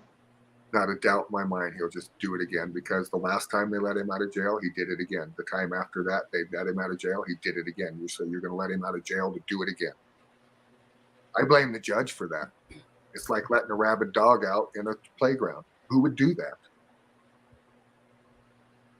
Yeah, it's ridiculous. I'm looking at it right now to see what it says. And while you look, Emily wanted me to ask her, Emily wanted, and you put it up, but we just didn't ask Ty. Emily wants to know, hey, Ty, who do you think Jim could have confided in? Kurt. But you guys, I don't want to knock Kurt, but I think that James Brenner confides in Kurt, yes. Why wouldn't he? Kurt gave him a place to live. He was probably one of the few people that was nice to the guy. So if Jim Brenner confided in anyone, because he might not have, right? Like he might be one of those. That's a big if, yeah. Yeah. Well, wait. Can I say something about that? Mm-hmm. You know what's very interesting about what Taylina said the other day? She said that James Brenner noticed the dually tire tracks when he got back from the barbecue or whatever. Yep. Okay, so he must have told somebody that he saw the dually tire tracks, and I don't think it would have been Taylina herself unless I'm mistaken. So he must have told somebody something about the scene. And it probably would have been Kurt. It might have been Kurt, but the fact that it was, well, what they, I'm foggy on it, but I think like they were Kurt or Taylina, whoever he told it to, was like, well, we need to like figure that out. Like nobody has a dually around here. Well, there's like 2 dualies supposedly, but why would it be on the property? Was like the whole thing. And I don't know if it was told that, I'm sorry, Tay, if you're listening to this, I don't remember this part of it. If it was, he said it, that Jim Brenner had told him recently meaning like way after, like a month after, or he said it right away. Like, hey, there's like dually tracks. Or if the dually track thing came up, he's like, well, there were dually tracks. I don't know how it went down. Do you remember, Black Dog? No, I don't remember her even stating the time frame when James Brenner supposedly said this. Yeah. So it was James, a witness that said that there was vehicles leaving that place, or was it someone else from the sun tunnels? It was the people. Yeah, it's the people who homestead down by the sun tunnels, and that Mike King guy. I was rewatching something, and he went to that area and went to the sun tunnels and took pictures, and he noticed that some people were observing him from their homestead right by the sun tunnels. So being that he's ex-law enforcement, he went up to him and said, hey, what's going on? What's up? And they started talking to him, and he asked him about Dylan Rounds, and they said, oh, we're pretty sure somebody murdered him out here. And that was all the explanation they gave. But I would imagine that those are the same people who would have seen these vehicles, if they existed or whatever, coming out of the property. Yeah, you guys. At the time. But I was told it was a dually pickup, a camper towing something. Mm-hmm. A truck towing a camper. A truck towing a camper, and yeah. So, but I just want to put out there that we don't. I just don't want to start a rumor about that. We don't know if it's the homesteaders at the sun tunnels that saw this, or if it was just somebody visiting the sun tunnels who saw this. Because this is these witnesses have should have their anonymity, because it could be really dangerous what they saw. Yeah. So it's really important. Yeah. I agree, and I wholeheartedly hope that Kurt and Taylina had these witnesses go to the police before they did information out. That would be the proper thing to do. Yeah, I can't get into the whole like how that went down, but yeah. But don't forget the person riding the 4-wheeler too. They said something that happened. Did the police know about this right away, or is this just recently the police found out? Good question. I can't say. I don't want to say. I think that's because my point. She said it though. It's something that was just discovered recently. Especially if it's someone that lives out there, but usually usually the big time when people show up at the sun tunnels is during the summer solstice, which is what, the 21st? Yeah, June. Right? Yeah. So out there, you guys, it's hard to remember days today. Sometimes it's like, what did you do on the 15th? Well, fuck if I know. Excuse the French. The days kind of bleed into one another unless there was an event that happened that you can place that goes with that day. It's really hard to remember where the heck you were at or what exactly you were doing on that day. There's some days out there. What day is it? Oh, Thursday, no, Friday. Okay. And that's common out there. It's kind of like Hawaiian time. I don't know if you guys have ever heard that term. No, Hawaiian time? I never heard it. Yeah, I never heard that either. it's like you do things on your own time and you don't really keep track of the days. Okay. Yeah, like a lot of Oh, that's what my business partner does. He's on Hawaiian time. Yeah. And there's a lot of that goes on in these desert communities because you don't have any commitments. There's really no time to have a watch because you know the sun comes up, the sun goes down. So other than your phone that tells you what date it is, sometimes you don't even really keep track of what day it is unless you look at your phone. And our cell services just came out there within like the last 8 years, something like that. I don't remember the exact date, but for a long time out there, all we had was landlines, and even those were terrible. If I remember right, there's probably a payphone right in front of the cowboy that still works. Is there really? Oh yeah, I think it was in Salty's video. Looks like Yeah. Doctor Who. Yeah. Oh, I want to take a picture of. No, I remember. There was payphones back when I. Yeah, remember calling there's your some drug kids dealer? that don't even. They're like payphones. Yeah. You had to go to the payphones that called back. There was only certain payphones that called back, so you'd have to call. You had like a pager. You had to call your drug dealer. Oh my from those god, payphones. pagers too. Oh my god. And then your drug dealer, you had to make sure no one got on the phone while you're waiting for your everyone get away. It's my phone. They're like, I don't think I ever had to do that with the drug with a payphone for wow, you're lucky. You're lucky. that. Wow. I think that with this YouTube, what you guys call crowdsourcing? Crowdsourcing? Yeah. I think that we can get a lot accomplished this way, especially if the BS stops. I agree with you, and I agree. really hope that it does, because ultimately what we've always tried to say here, and I think that everyone here can agree with that, this is about Dylan, and that's all that matters. Yeah, and so whatever accomplishes that, yeah. I agree. And Black Dove said something a few weeks ago, and it still sticks in my mind. He says he doesn't give a damn about anyone else's feelings, that all the feelings he cares about is Dylan's. And I tend to agree with that to an extent, but no more hammering on people. No more hammering on Candace Cooley. No more hammering on Justin Rounds. What took place in their marriage is nobody else's business but theirs. Yeah. And I have nothing but respect for Justin. I've said this before. He's doing the two hardest jobs on the planet. He's raising kids by himself as a man, and he's farming and running a business. It's not easy. And did he probably have problems? Who doesn't have problems with their children? And parenting isn't something that everyone's perfect at. You don't get a license for it. It's just something you have to learn as you go along, and it's something you learn from your parents. So Yep, that's I'm true. not ever going to take place in bashing him, and if somebody starts with the bashing, I'm just going to start getting off channels that do it. We're willing to go on just about any channel, and for the simple reason that we want everyone to know about Dylan Rounds, and we don't want this to turn into a cold case. We want him found. And I think that the more people that know and make it known that they know, and let's say someone doesn't like something about deals that are being made with the prosecution and stuff, I will stay completely out of that. We just want to look. No more this team, that team, no more saying, oh, these guys are ruining this or ruining that. Let's just keep looking in the places that we're allowed to look. Because I think that maybe they don't know exactly where he's at, and maybe it's going to take a huge track hoe to dig up both of those farms and everywhere in between before they really find out, which is a lot of ground, you guys. But that's why I say it's going to take a huge effort, and the only thing that's going to not take a huge effort is to go to James Brenner and somebody ask him that's close to him what happened. And I think that if Kurt got sober for a few days and the cops would leave him alone about his warrant in Utah, I think that he should be able to go over there and talk to him for the sake of Dylan Rounds. And I say that because I do believe that that's the way that this could get solved, the easiest and the fastest.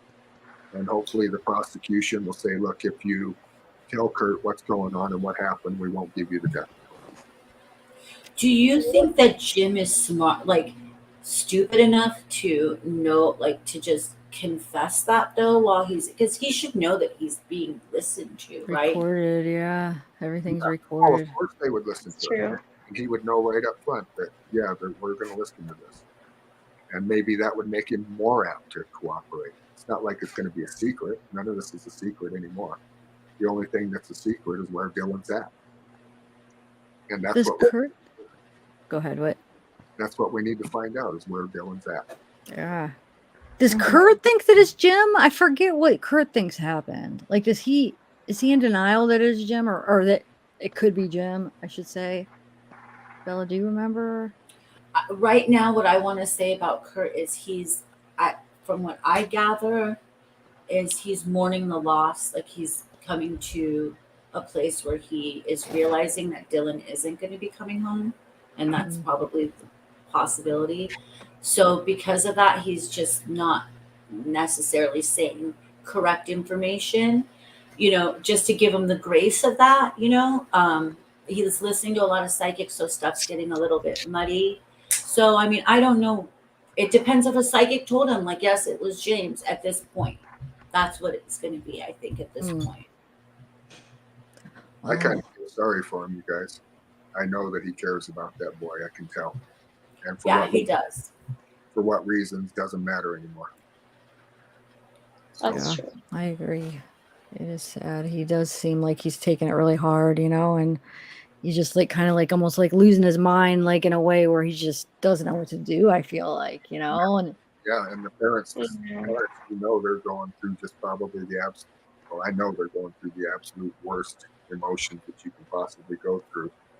And I get kind of angry when I hear people complaining that they don't see Candace Cooley crying. How do you know what she does when you're not being watched? Yes, exactly. Yep. It might be all she can do to go to work. And people don't understand that when you lose a child. I know somebody, she lost a child, and I don't know how here we are years later, and it still hurts her to the bone. It's not something that goes away. Yeah. No, absolutely. Autism Without Limits wants to know if Brenner has any kids, if you guys are aware. I don't have a clue, you guys. I don't know. I never heard anything. Huh. Wonder if he does. I don't know. I've never heard. Yeah, I haven't either. That's a good question. I mean, because maybe does he have like a soft spot for his kids? If he could have one of his kids maybe go in and talk to him. If he does have kids, I mean, I don't know. So Sorry Sniper is saying that I said a while ago, Lance, to look at collapsed, especially in Eagles Mountain at the top, especially as you dig in new collapse mines. So that can be, I don't know. And then they say formed with confidence. If they cut points to check for certainty, that's good. I don't know what that means. Can you make that out, Ty? He's speaking in I believe Arabic. I think. Yeah, he's speaking in Arabic. Like translating it from Arabic. Yeah. So the translator's not that great, but I think and there's this huge mine at the top of Eagle Mountain. It's even above the mines that Lance and I even searched, and there's a huge one up there. And I think he's talking something about that one. Yep. We haven't been up to that one. Okay. Man, Lance, you're good. Like he's catching all this stuff that I'm not catching. Like I don't know. It's the second thing that I'm like, wow, that just went right over my head. Good catch. Yeah. With him translating. Bella, you look a little bit confused. Lance is a lot sharper than people give him credit for. Trust me on that. Oh, he is. Yeah, definitely. I have a fly in here. You have that's so random. No, yeah, flies could Well, be it just really like nice. landed on me. I was like, "What's going on? Hi, it wants to be on." It wants to be No, on I love it. Mine shafts, when we would get to the entrances of them, there would be flies all over the place. And we That's think, oh my scary. God. Weird. And what we realized a lot of it ended up being is just there's so much cold air that comes out and it's so hot. They get right in a comfortable spot and that's where they go. Oh, Yeah, same reason you have to watch out for rattlesnakes because they do the same thing. Oh my gosh. Oh that's so scary. shoot, rattlesnake. Snake in the middle of a field somewhere because it's just too cold, like the middle of an alfalfa field. You won't find them there, but as you walk into it, right along the edges, that's where they're at because they like that coolness and the heat and like to be in spots where they don't have to go very far to be an either or because that's what it takes to digest their food. It takes all their energy, yeah, and then like that's a very wow. Yeah. Some of these mine shafts that we have a bad approach into, we'll pitch rocks and listen. And if you hear rattlers, then you better be prepared to go in there with a stick and get rid of them. So. Oh my gosh, Man, be careful, you guys. Is with snakes, but rattlesnakes are an endangered species with me. Well, what about tarantulas? They don't bother me, but if we see a rattlesnake, he's in danger of dying real quick. Wait, what will you do if you see one then? Shoot it.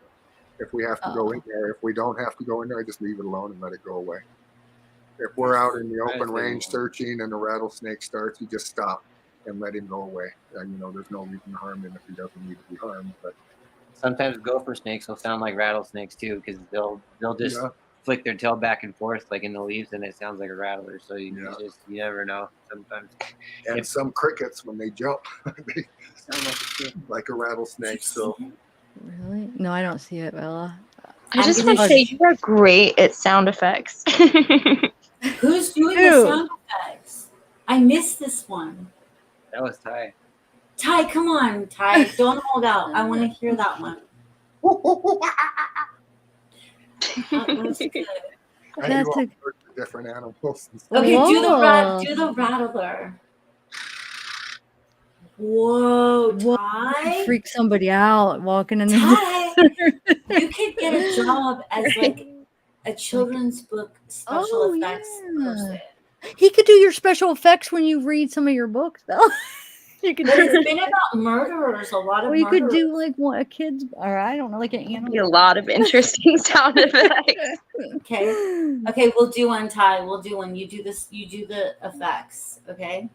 All the sound effects, and you do the story. And I do. Well, that's my. I only have Bella up here, but my channel name is Bedtime Stories with Bella Lugosi. So, I read stories to adults that don't like to sleep. So I was in a club in high school back in the 80s. And some of the things we used to do for sound effects backstage, we had a brand new stage. We had a brand new high school in Alaska during the pipeline days that I went to. And we had a really nice theater and a brand new stage and everything. But some of the things we used to do back in those days for sound effects, and a lot of it was the people would just make the sound effects. Nice. Like, so you were one of the guys. Yeah. Yeah, I helped build a lot of stuff. That's a really good. Linda Parker wants to know for us city folk, when I hear that sound, what should I do? Run? Yeah, what is it? Hold my arms over my head? Definitely hold still. Don't move. And just let the snake crawl away. Because a lot of times when you hear the sound, you really know where it's coming from. So you got to find out where it's coming from first, and then make your move slowly. Yeah, I usually just stop and let the snake crawl away, and 9 times out of 10, he's moving as fast away from you as you would of him. So. Okay, good. I'm getting like nervous thinking about it. Our area. Here's the scary thing about rattlesnakes in our area: they're small. They're not the big. There's been some huge caught right around Wendover, but where we live, they usually about 1.5 to 2 foot long. Oh my gosh, that is tiny. Wow, yeah, that is. So you could definitely miss those. Wow. You're full of venom. So. Yeah, I'm sure they still have the same amount of venom. Right. They're just small. Small, yeah. Wow, that is small. Yeah. So when you shoot it, you said, if you have to shoot one, do you eat it then, or do you just leave it there? No, I leave it there for the coyote. Oh, for the kite. That's Okay. nice of you. Yeah. When I went to Salt Lake and then Park City, there was like this place out there that was like a, and I swear I felt bad about it, but it was good. And they had rattlesnake meat, and it was really yummy. I want to try it. I always wanted. I never tried it, but it looks good. I feel like it would be good. Okay, I need to kill this fly. So Yeah, go get it. I'm gonna butcher it. Okay. I'm gonna try this. Should I leave the sound effects on? Yeah, I mean, You're gonna hear crash. Everything's just gonna crash. Yeah, You're gonna destroy your computer trying to get a fly. Yeah, I know, I am. You're Because all- it's on my light, and it keeps landing on. It likes light, so I'm gonna get Flies it. could be so Burn your annoying. house down. I know. Just don't call 911. Don't call 911. What if your house is on fire? No matter what you hear, don't call 911. I'm just gonna kill it really quick. Be right back. Get her. Are you using a swatter? With Oh, the fly. thanks, Vonda. I'm going Enjoying the to. chat, but balls deep and big. Balls deep Balls and Ellen's deep? a big. Wait, oh, that's what? somebody in here. Someone's name is Balls Deep. Balls Hold on, I deep can't and read. Ellen. No, balls deep in Ellen. It's a whole. I didn't even notice what Thing that on said. it sounds like Lauren Dillon. That sounds like To Jim. me, at least. It sounds like what? Jim It sounds Terry. like a twist on Lauren Dillon to me. No, a ball Really? Ellen. That's got to be Jim Terry. Yeah, probably. Oh my god, it Not. probably is. It's not. Are you Listen, sure, know Black who Dove? that is? I'm positive it's not Jim Terry. Who is it, Black Dove? Tell us. It's just a troll that's been in other channels. It's not. It's not Jim Terry. Exactly, though. That's the whole. If he's been in another channel, it could be. You don't think? No. But I got like really Tell him to excited leave about. Ellen alone. Tell him just to leave her alone. Yeah, be nice that to has Ellen. to He's be a- like. He's attacking you, Ty. That's okay. I can take it.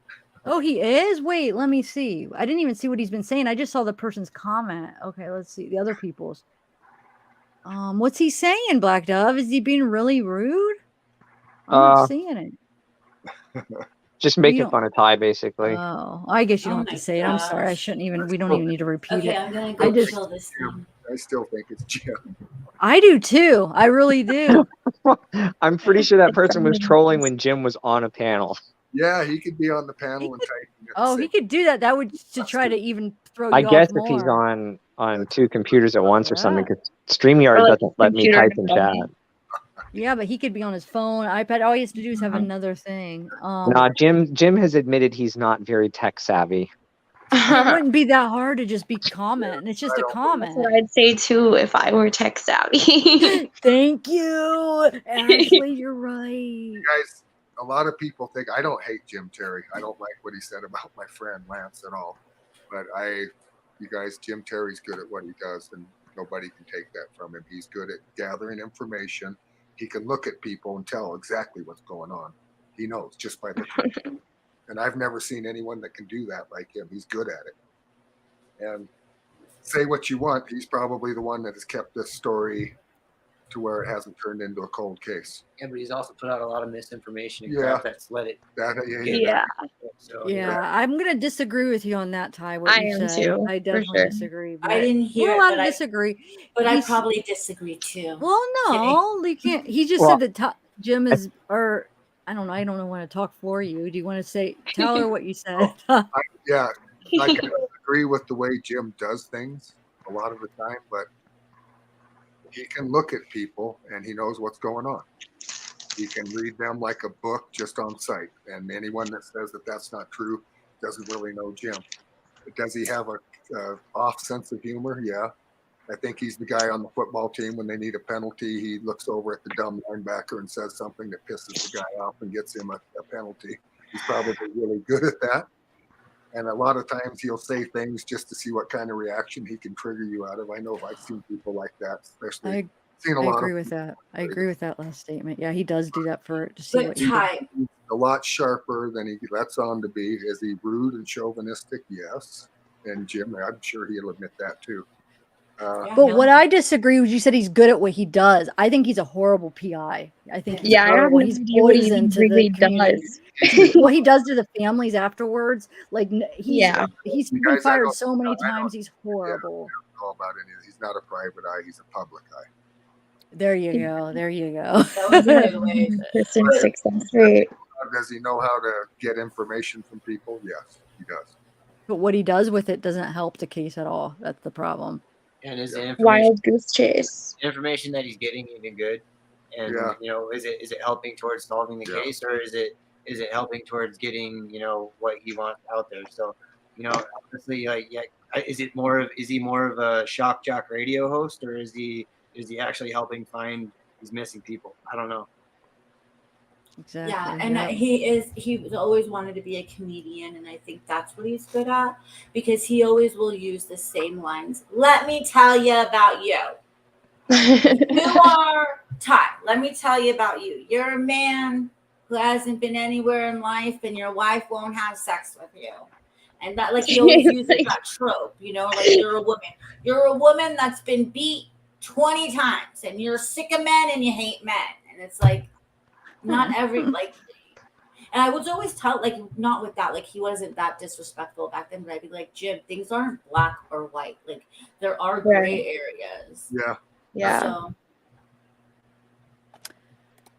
Yeah, and there's accounts of so many different cases that he really destroyed families. He pinned one against the other, and I want to see a list of his solved cases. He says he's 100% Me success too. rate. I don't even think he has one. I really don't. Maybe one, but I'm doubting he even has solved one, to be honest. I have yet to see it. He'll probably just see the Michaela Nelson case. It's not, though. We were all with him on that. We We were know there. he didn't solve that. I think when Jim tells you he's not tech savvy, I don't believe that for a second. I think that he's used to hunting people down. And he's Same probably here. out of that. I So can give you that. Yeah. tech That savvy, part. yeah. Yeah. But I think he's a lot smarter than he lets on to be. That's for damn sure.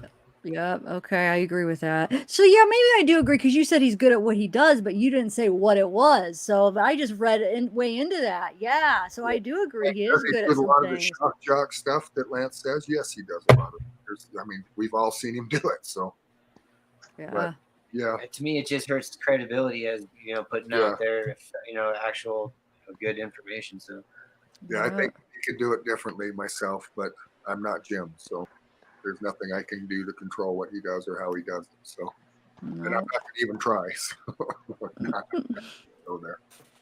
I want to see what Balls Deep is saying, just to see if you still see Balls Deep somewhere? Yeah, there's somebody Balls Deep in Ellen.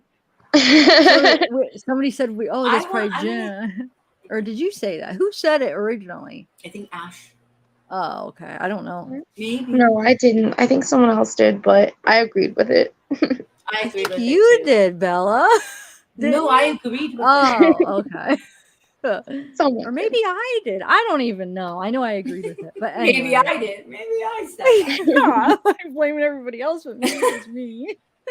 Pencil artist, thank you so much. Black Dove isn't JT because they are like really two separate personalities. Like, having talked to Black Dove on panel and having talked to Jim.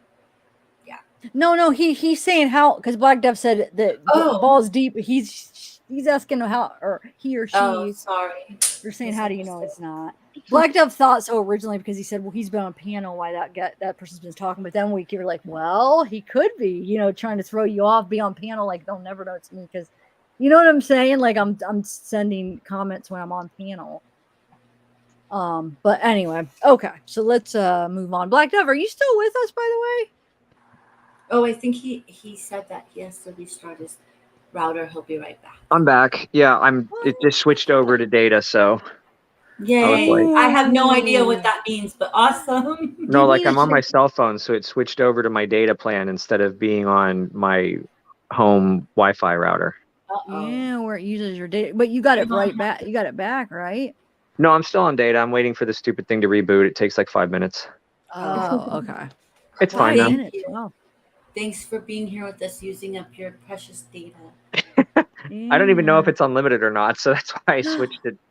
Ooh. Are you But gonna anyway, be okay though? Huh? Yeah, it's fine. Okay. You know what's funny though about those people at the sun tunnels is that the guy, that Mike guy, when he went there, that no cops have talked to them at all. And then I don't know what day his video was recorded. It was a few weeks ago, though, I believe. Does he show them on camera? Because I didn't see No, that part. he does not show them on camera. I know he said they were checking him out. I caught that part. Here's the thing with that. Yeah, okay. I'm just Wait, did you finish? You must have cut out because I didn't hear what you said then after that. What? No, Like, I said that he said that a couple weeks ago or whenever he did the video, they hadn't been talked to by law enforcement. But Taylina said that she recontacted law enforcement and they were like, oh, okay, I guess we should go do that. That's true. Wow. That's So, true. yeah, she said that on Salty Streams. So, like, Okay. I didn't thousands know. of people would have heard that by now. Yeah, I didn't know. It was just. Yeah, I'm not going to say something if it hasn't been said publicly. Okay. Wow. Okay. So they better get on that though. If that's, huh? Michael, the sun tunnels are this thing out there. If you haven't seen them yet, do you mean the drainage Yes, aren't they drainage culverts? Yeah. He's Yeah. kind of making a joke about how that's really just. So you guys, they're these concrete drainage culverts that have openings in the top that look at different constellations. And then there's one of them that on the summer solstice, the sun sets right in the tube as you look at it on the horizon. And that's really cool, you guys. That's really cool. It's kind of like our own Stonehenge. Yeah, and the lady Yeah. that signed it, she died of cancer a few years ago. And they Oh, that's sad. Yeah. Doesn't it also do something on the winter solstice as well? Like another. Yeah. I mean, that's like genius, actually, to do something like that. That's Yeah. cool. Black Dove, did you read that comment? I'm trying to understand. Yeah, but that was what day? That was June 2nd. So I don't think that the more precise geolocation ping had come in yet, and that was later. And then people put it on a map of its approximate location, and that's where the northwest of the grain shed thing comes from.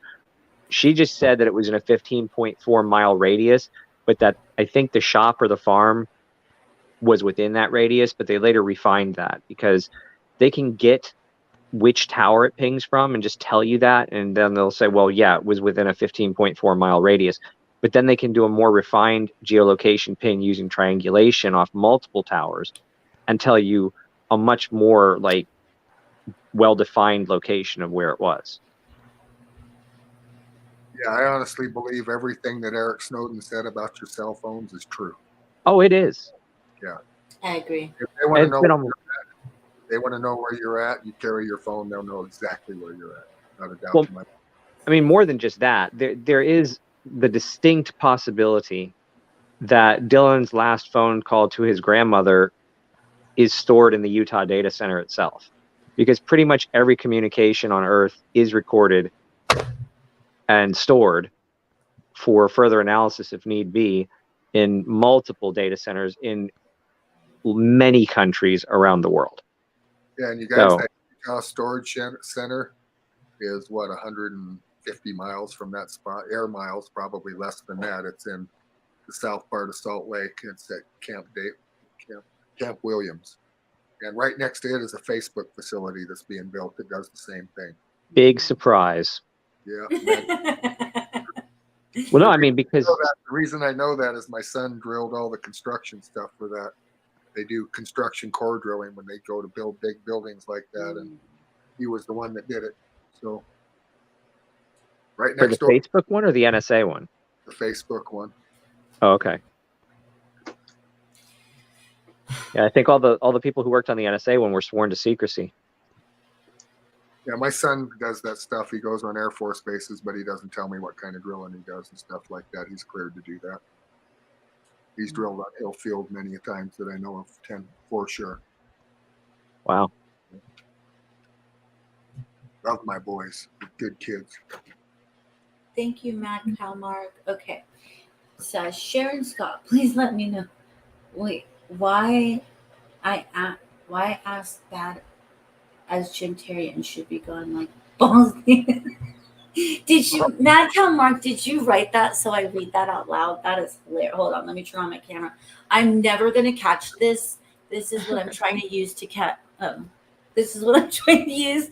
It's a really good book, but I don't think that it's helping with getting this fly. But I don't know who Sharon Scott is. Hopefully Sharon Scott will answer you. Thank you for the super chat, Mad Cow Mark. I don't think you're as bad as Jim Terry, but okay. Thank you. I'm gonna hop off for a little bit. If you guys are still on here in a little, I'll be back. But Okay, Ashley, thank you so much for being here. Thanks for no problem. modding. Always. I'll be in Bye. chat. All right, bye. Thank you, beautiful. Okay, it's us. It's us bigger. Okay, I really want to kill this thing, but so I feel like I'm like a monkey looking at something weird. I don't think that makes sense. We've been live. Just become one with the fly and it won't bother you anymore. Okay, actually, you're right. You got to manifest that it's not going to land on you and be like, you're never going to land on me. Sorry. And then it just doesn't, right? You just think it and that's what happens. You ever seen The Good, the Bad, and the Ugly? How that fly lands on that guy's face at the beginning where they're sitting there at the train trestle and it lands on his face. I don't remember. It's been so long. What does he do with it? Blows it off his face with his breath. And then he puts a gun barrel over it and traps it in his gun barrel and listens to it fly around in his gun barrel. And he really does it. That's the funny thing about it. The fly really. Was it Clint Eastwood? He's in that movie, but no, it was one of the banditos that he shoots at the beginning. Well, that's like, have you ever tried that, Ty? Have you ever got a fly in your gun barrel? No, but I have, those blow dart guns. Mm-hmm. Yeah, I have one. I've seen my son take one of those one time, and when he was about 7, hit one that was on the ceiling, the fly, stick it with one of those. That was one of the best shots I've ever seen done. That's an amazing. Amazing. Yeah, we laughed for that. Yeah. Aim small. I should get those out. I should get my blow. If I get my blow gun out, like I probably will blow this place up. I'm not a good shot with it at all. Like I suck at that thing. One time, you guys, we were searching in Lucerne, and we were looking for Dylan, and we found a blow dart up in one of the trees in Lucerne. Okay. Yeah, one of the kids that was there climbed up the tree and pulled it out and handed it to Mr. Rounds, but it was a little red dart about 6 inches long, but came out of one of those blow dart guns like that. Wow. And do you guys think it's true? What is Lance and Ty's opinion on? Well, you probably can't say if it's not true about there not being blood and the dog's not picking up, the cadaver dog's not picking anything up, and then the bloodhound's not picking anything up. Yeah, I know nothing about that, you guys. I don't know what was done on that. I haven't stepped foot on either of those properties since any of this happened. It's been a couple years ago since I've been on that property that has the shed on it. So I don't know anything about that. And I know that when I went out with the cadaver dogs, that the cadaver dog did signal that. I mean, they did signal at a few different things, so that those different spots that the dog signaled at were marked and were given to law enforcement. So whether or not anything came up of it, or came of it, probably not. I don't know, but the dog that I was with did signal a few times. So wow. Who said that the dog didn't find anything? But I mean, and that was just there. That was just the the one time I had went searching with it. So the blow dart, you guys, that's something my kids and grandkids really like to use. Those things. I use a 308 myself or a 243. I don't use a blow dart gun anymore, but the kids sure like them. Yeah. Yeah. Well, those are very respectable calibers. Black Doug, do you shoot guns? I have before. What's your favorite? To do shoot? You have a favorite? Mm-hmm. Well, I've shot and when I say Uzi, I mean the brand. It was a 9mm pistol, not like an SMG or anything. But yeah, there was an Uzi Eagle. It was really comfortable to shoot. Wow, really? I wouldn't think that. That's interesting. 40 caliber Glock too. Did you like the 40 caliber Glock? The grip was kind of, I don't know. It was less comfortable to hold than the 9mm Uzi. That's so interesting. Okay, next time I'll try a 9mm Uzi and see how that. I don't even know if they make them anymore. It was called an Uzi Eagle. Huh. I'll look for one. I live with a major gun enthusiast. He builds guns from like the ground up. So No. like, yeah. So. The cadaver. No. Oh, sorry. Zavgirl, it wasn't my dog that signaled. It was a cadaver dog that we went searching with. Professional cadaver dog, yeah. That was the day down in the wash, right? Yeah, we went searching with the cadaver dog down in the wash, yeah. That's where it signaled, was down in the wash? Oh, A few different, there was a few different. Wow, okay. I mean, and maybe it wasn't something to do with Dylan because it was the wash. It could have been. Yeah, you guys, I think that wash needs to be thoroughly searched, and I mean, go through it with people that are professionals that can stick probes into the sides of the, down where the walls cave in and stuff. I believe that whole wash needs to be searched and needs to be searched hardcore. I don't know if that's been done. Maybe they have, but that wash is huge, you guys. It's miles. Well, I'm gonna get you that link that I promised earlier. I know that there is one that like helps people that are going out to search, kind of like have an idea. But I think that EquiSearch is out there, right? Is it Texas EquiSearch that's out there? They still are. Yeah, I don't know if they're still here or not. I know they were. Yeah, in Texas or somewhere. Yeah, Bayhouse. Wow. Okay. Well, I hope someone's willing to come back out. And sometimes it takes like, they might be doing another case and then come back. I know Candace is really good at getting the momentum of this going and trying to get help out there for her son and getting eyes on. Brown said, you guys, he did not say one bad disparaging thing about her the whole time that I spent around Justin Rounds. The only thing that he said about her to me is that she's a firecracker. That's the words he used. So he didn't say anything bad about her at all. Well, that's good. I mean, look, like when you're going through something like this, even married couples break up over something like this, right? Because it just is, everyone grieves so differently. So this thing could really tear a family apart. Something like this, like a tragedy like this, could tear a family apart so easily. So it's good to see them coming together, at least, like this, because they're going to need each other. Zavgirl thinks that Zavgirl says, I agree, Ty. They need to search that wash. Will they let you all help? Maybe like supervise you if it's something they have restricted. I love reading your words, Tiff.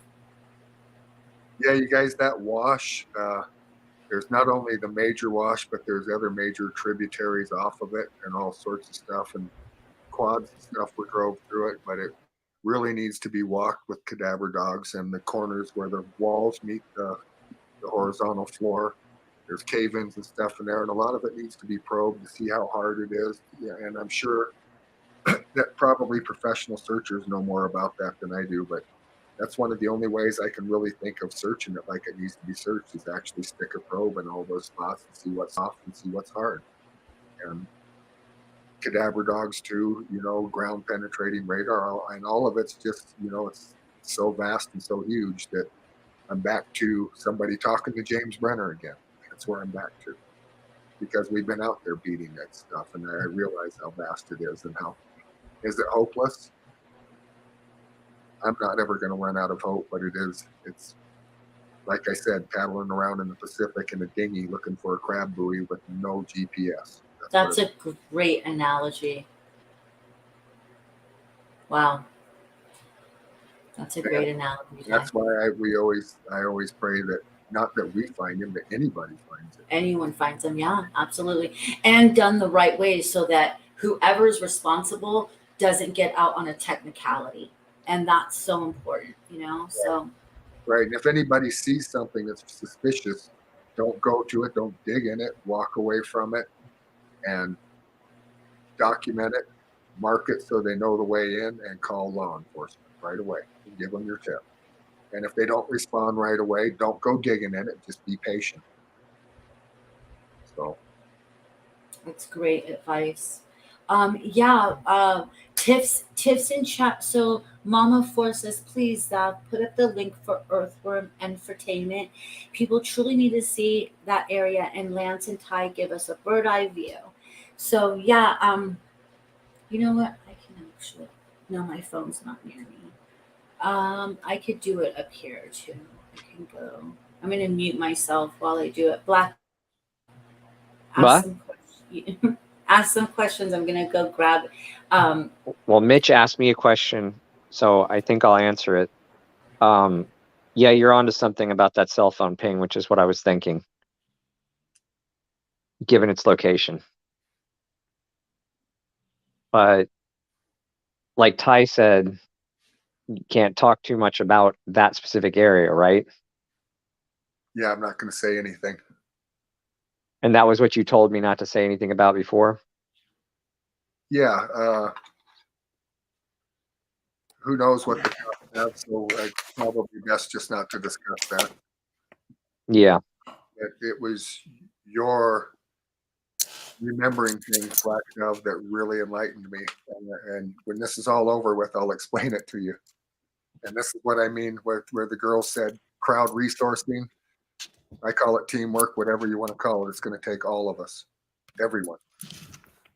Yeah, Brookie's really good at looking stuff up for that kind of thing too, and getting all the like details and stuff that I don't document everything, you know, like I remember stuff and I write down some notes, but she just she's got like videos that she does and clips of stuff. And I can't remember all that stuff. I'm like, hey, could you find this thing for me? Yeah, you guys, and we've been following all leads that we can possibly follow. We went up on the top of Pigeon Mountain, which is about, I'm guessing, 15 miles from Dylan's ranch, somewhere in there, 12 miles from his ranch. Probably was out of the search area.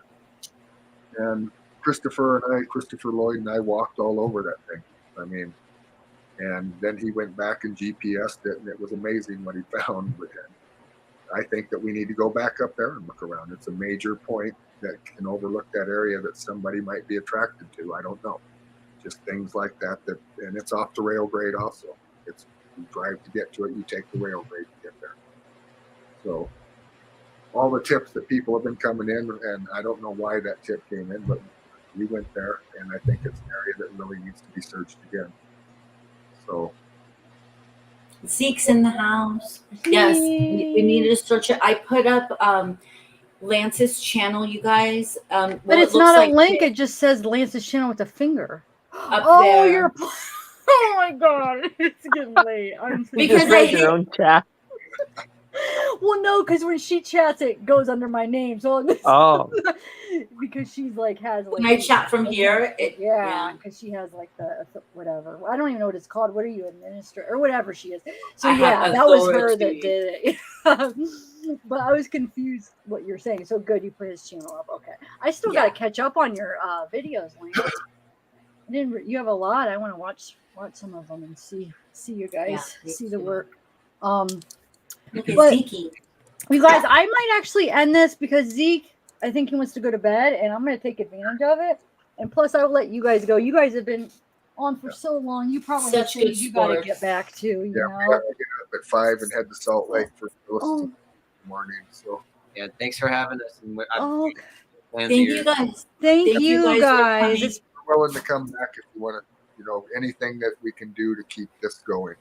Yeah, I agree. Definitely. Anytime that you guys are gonna have a search, let us know. Maybe we could put it in the community. Maybe we'll put it in the definitely. Yeah. Just thank you for all you're doing. I'm so glad that we got talking. Like I'm impressed, seriously. So yeah, just keep on it. We don't mind sharing information and stuff to keep people. We don't want this to turn into a cold case. It's very important to me that you find Dylan, and from a lot of different reasons, you guys. So many different. Yes. I can tell. It's you're so sincere about it. So yes, definitely. Thanks, Black Darkwing Dove. Yes, Black Dove. Thanks for coming up, and yeah, we'll have to do this again. Seriously. Yeah, you guys. And it feels so good, right? When everyone's getting along. Don't you guys feel it in chat? I We're all getting know. along and it's for Dylan and you actually feel that it's for Dylan. And guys, that's can I mention another, what do you call him, creator? Yeah, go ahead. That came from Tyler Feller. That's where that came from. Okay. Yeah, like you're saying the prayer and stuff. Yeah. Word through his instrument. Yeah, I believe so. Yeah. I believe so, Awesome. you guys. So for what I that did- is, I honestly feel that. I did feel a lot of like positivity. It just felt like really positive tonight in this chat. Yeah. So yeah. I mean, it usually is, but it's like really good when we could all just like all have like minds and not, and it's about Dylan and it feels like it is. Like sometimes the chat like gets crazy and we're like, this is about Dylan. It's about Dylan. Like, so it's just nice to. Thanks, chat. Yes, it is. Yes, thank you, chat. And yeah, like I said, Black Dove, thank you, Lance and Ty. We'll be in contact. Thank you so much. Good luck with your search this weekend. If I don't, well, hopefully Saturday. I'll be in touch. But yeah, You I wish guys, you guys Saturday, luck and they're safety searching. and yeah. Tell us again before we go where you guys are meeting up on Saturday. Lucin Pond at 7 o'clock Mountain Time, which is Utah time. That would be 8 o'clock Pacific time. Okay. Wait. No, 7, it would be 6 o'clock Pacific time. Excuse me. So we want to get out early before it gets hot. That's why we Okay. leave early. It's a 'cause good we- idea. Yeah, that's the heat sets in. good idea. Yeah. Thank you All right, guys so cool. much. Well, thank you. Good night. Black Good night, Dove, guys. yeah, thanks, sir. See you, Black Good Dove. night. See you, Black. Ty and Lance. Take care and be safe. All And thank right. you for having me up.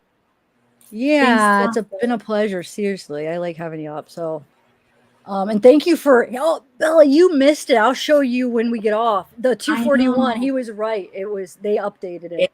241? Yes, 241. Wow, Yes, that it's is on the insane. Facebook. And that's Yeah. super important.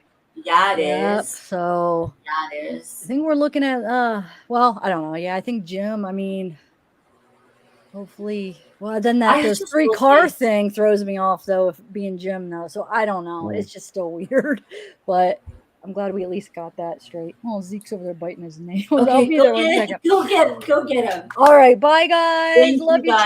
guys. You guys were awesome. Thank you all the super chats. I probably missed saying thank you to some of you, but I did see them. And all bye, Black Dove. You just hopped off. Thank you again. And I think I did miss some at the beginning. I do feel bad because I try to at least call them out. But thank you so much. It's much I think you got appreciated. everybody. At the You went beginning, back. remember? No, Oh, you maybe guys I started did. it. I just Yeah, get you paranoid. back. Maybe I did. Yeah. You did. But thank you guys. Thanks for being here, you guys. Thanks for being so cool and nice and even balls deep. Thanks for your name. Yeah, balls deep in. I don't know that one. I'm not sure who it is, but I don't know who it is, All but right. I appreciate you saying it and you keep saying it and then Wait, Mad Mom. keep saying what? I don't know. What was the name? No, that's just their name. Who's saying I know, it? but you're saying it. So what is it? You just said it. You brought it up I this did. time. I know, but I want to hear you It's say balls what? deep in Ellen. That's their name. So freaking. I know it's crazy. I feel Oh like wait, hold on. I'm ending with the be kind. I put together a little with Dylan edit. Can we end it with Okay. that? But we could go backstage when it's playing. Okay. Oh, okay. Good Hold on night, 1 second. everybody.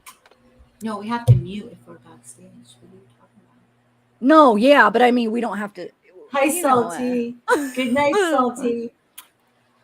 Okay, hold on. Bye, everybody. Bye, everybody. You guys have been Keep awesome. a good flow. Oh, I think the be kind one. I don't know if I actually have the Dylan pictures. I made a couple edits with Dylan, but Do I'm the going to end ones it with you the be just- kind though. What's that? Oh, you are. You're gonna. Or wait, you 'cause the think I ones- should end it with a different one? The ones Dylan? you did early were so like heart-wrenchingly good. Should I do a Dylan? I have one. Well, what should I do? The be kind or another one? What hand? I don't know, you guys. I guess I could do a Dylan one because it was. Yeah, let's do a Dylan. I think I have 2 more of Dylan. I'll just do one of them that I did with a song. Okay, so I played this one. I gotta remember which ones I played. Oh shoot, did I play Make It? Well, okay, I don't think I played this one yet. Here we go. All right, bye guys, because then I'm gonna end it after this. Bye everybody. Here we go.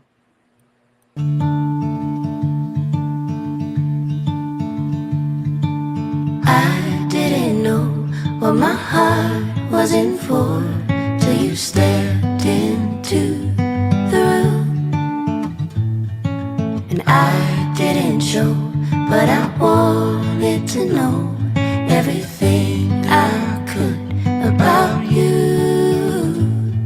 See, I was told the dreams were made to be believed in, so I put every single dream in you. But you said the bar so high above the sky, and you nailed it to the floor.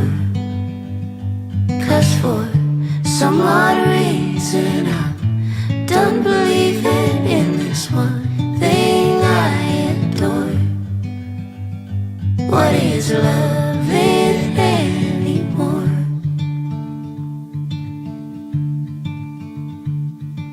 And you came to me like a bird to the breeze, and we floated together for a while.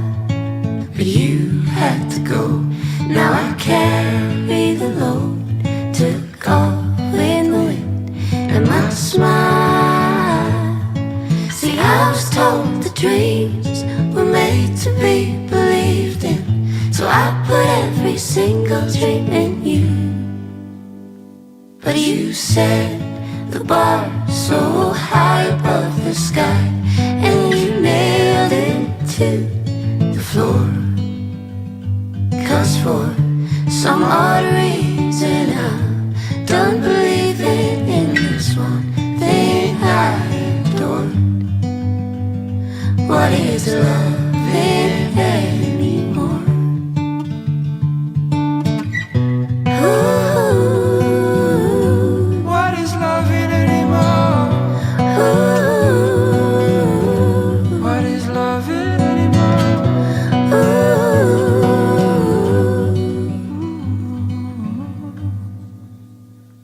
But you said the bar so high above the sky, and you nailed it to the floor. 'Cause for some odd reason I'm done believing in this one thing I adored. What is loving anymore?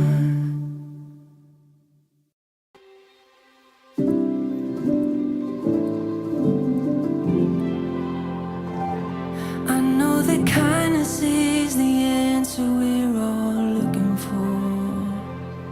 I know that love could be the thing that opens any door. Maybe I've been naive before, but I'm not anymore. 'Cause I know that kindness is the answer we're all searching for. Who really, really, really, really, really, really needs your love. Who really, really, really, really, really, really needs your love. I'm begging you to be kind. I'm begging you to be kind. I'm begging you to be kind. I'm begging you to be kind, be kind, be kind. I know that everyone's got mountains that they're climbing on. Sometimes we throw in ropes, but mostly we just throw stones. You know the world never changed for better when hate carries on. So stop throwing love away just to say that you're not wrong. What do you really need to let go? To see that someone really, really, really, really, really needs your love. I'm begging you to be kind. I'm begging you to be kind, be kind, be kind. I'm begging you to be kind. I'm begging you to be kind, be kind, be kind. Oh, you gotta see yourself in the face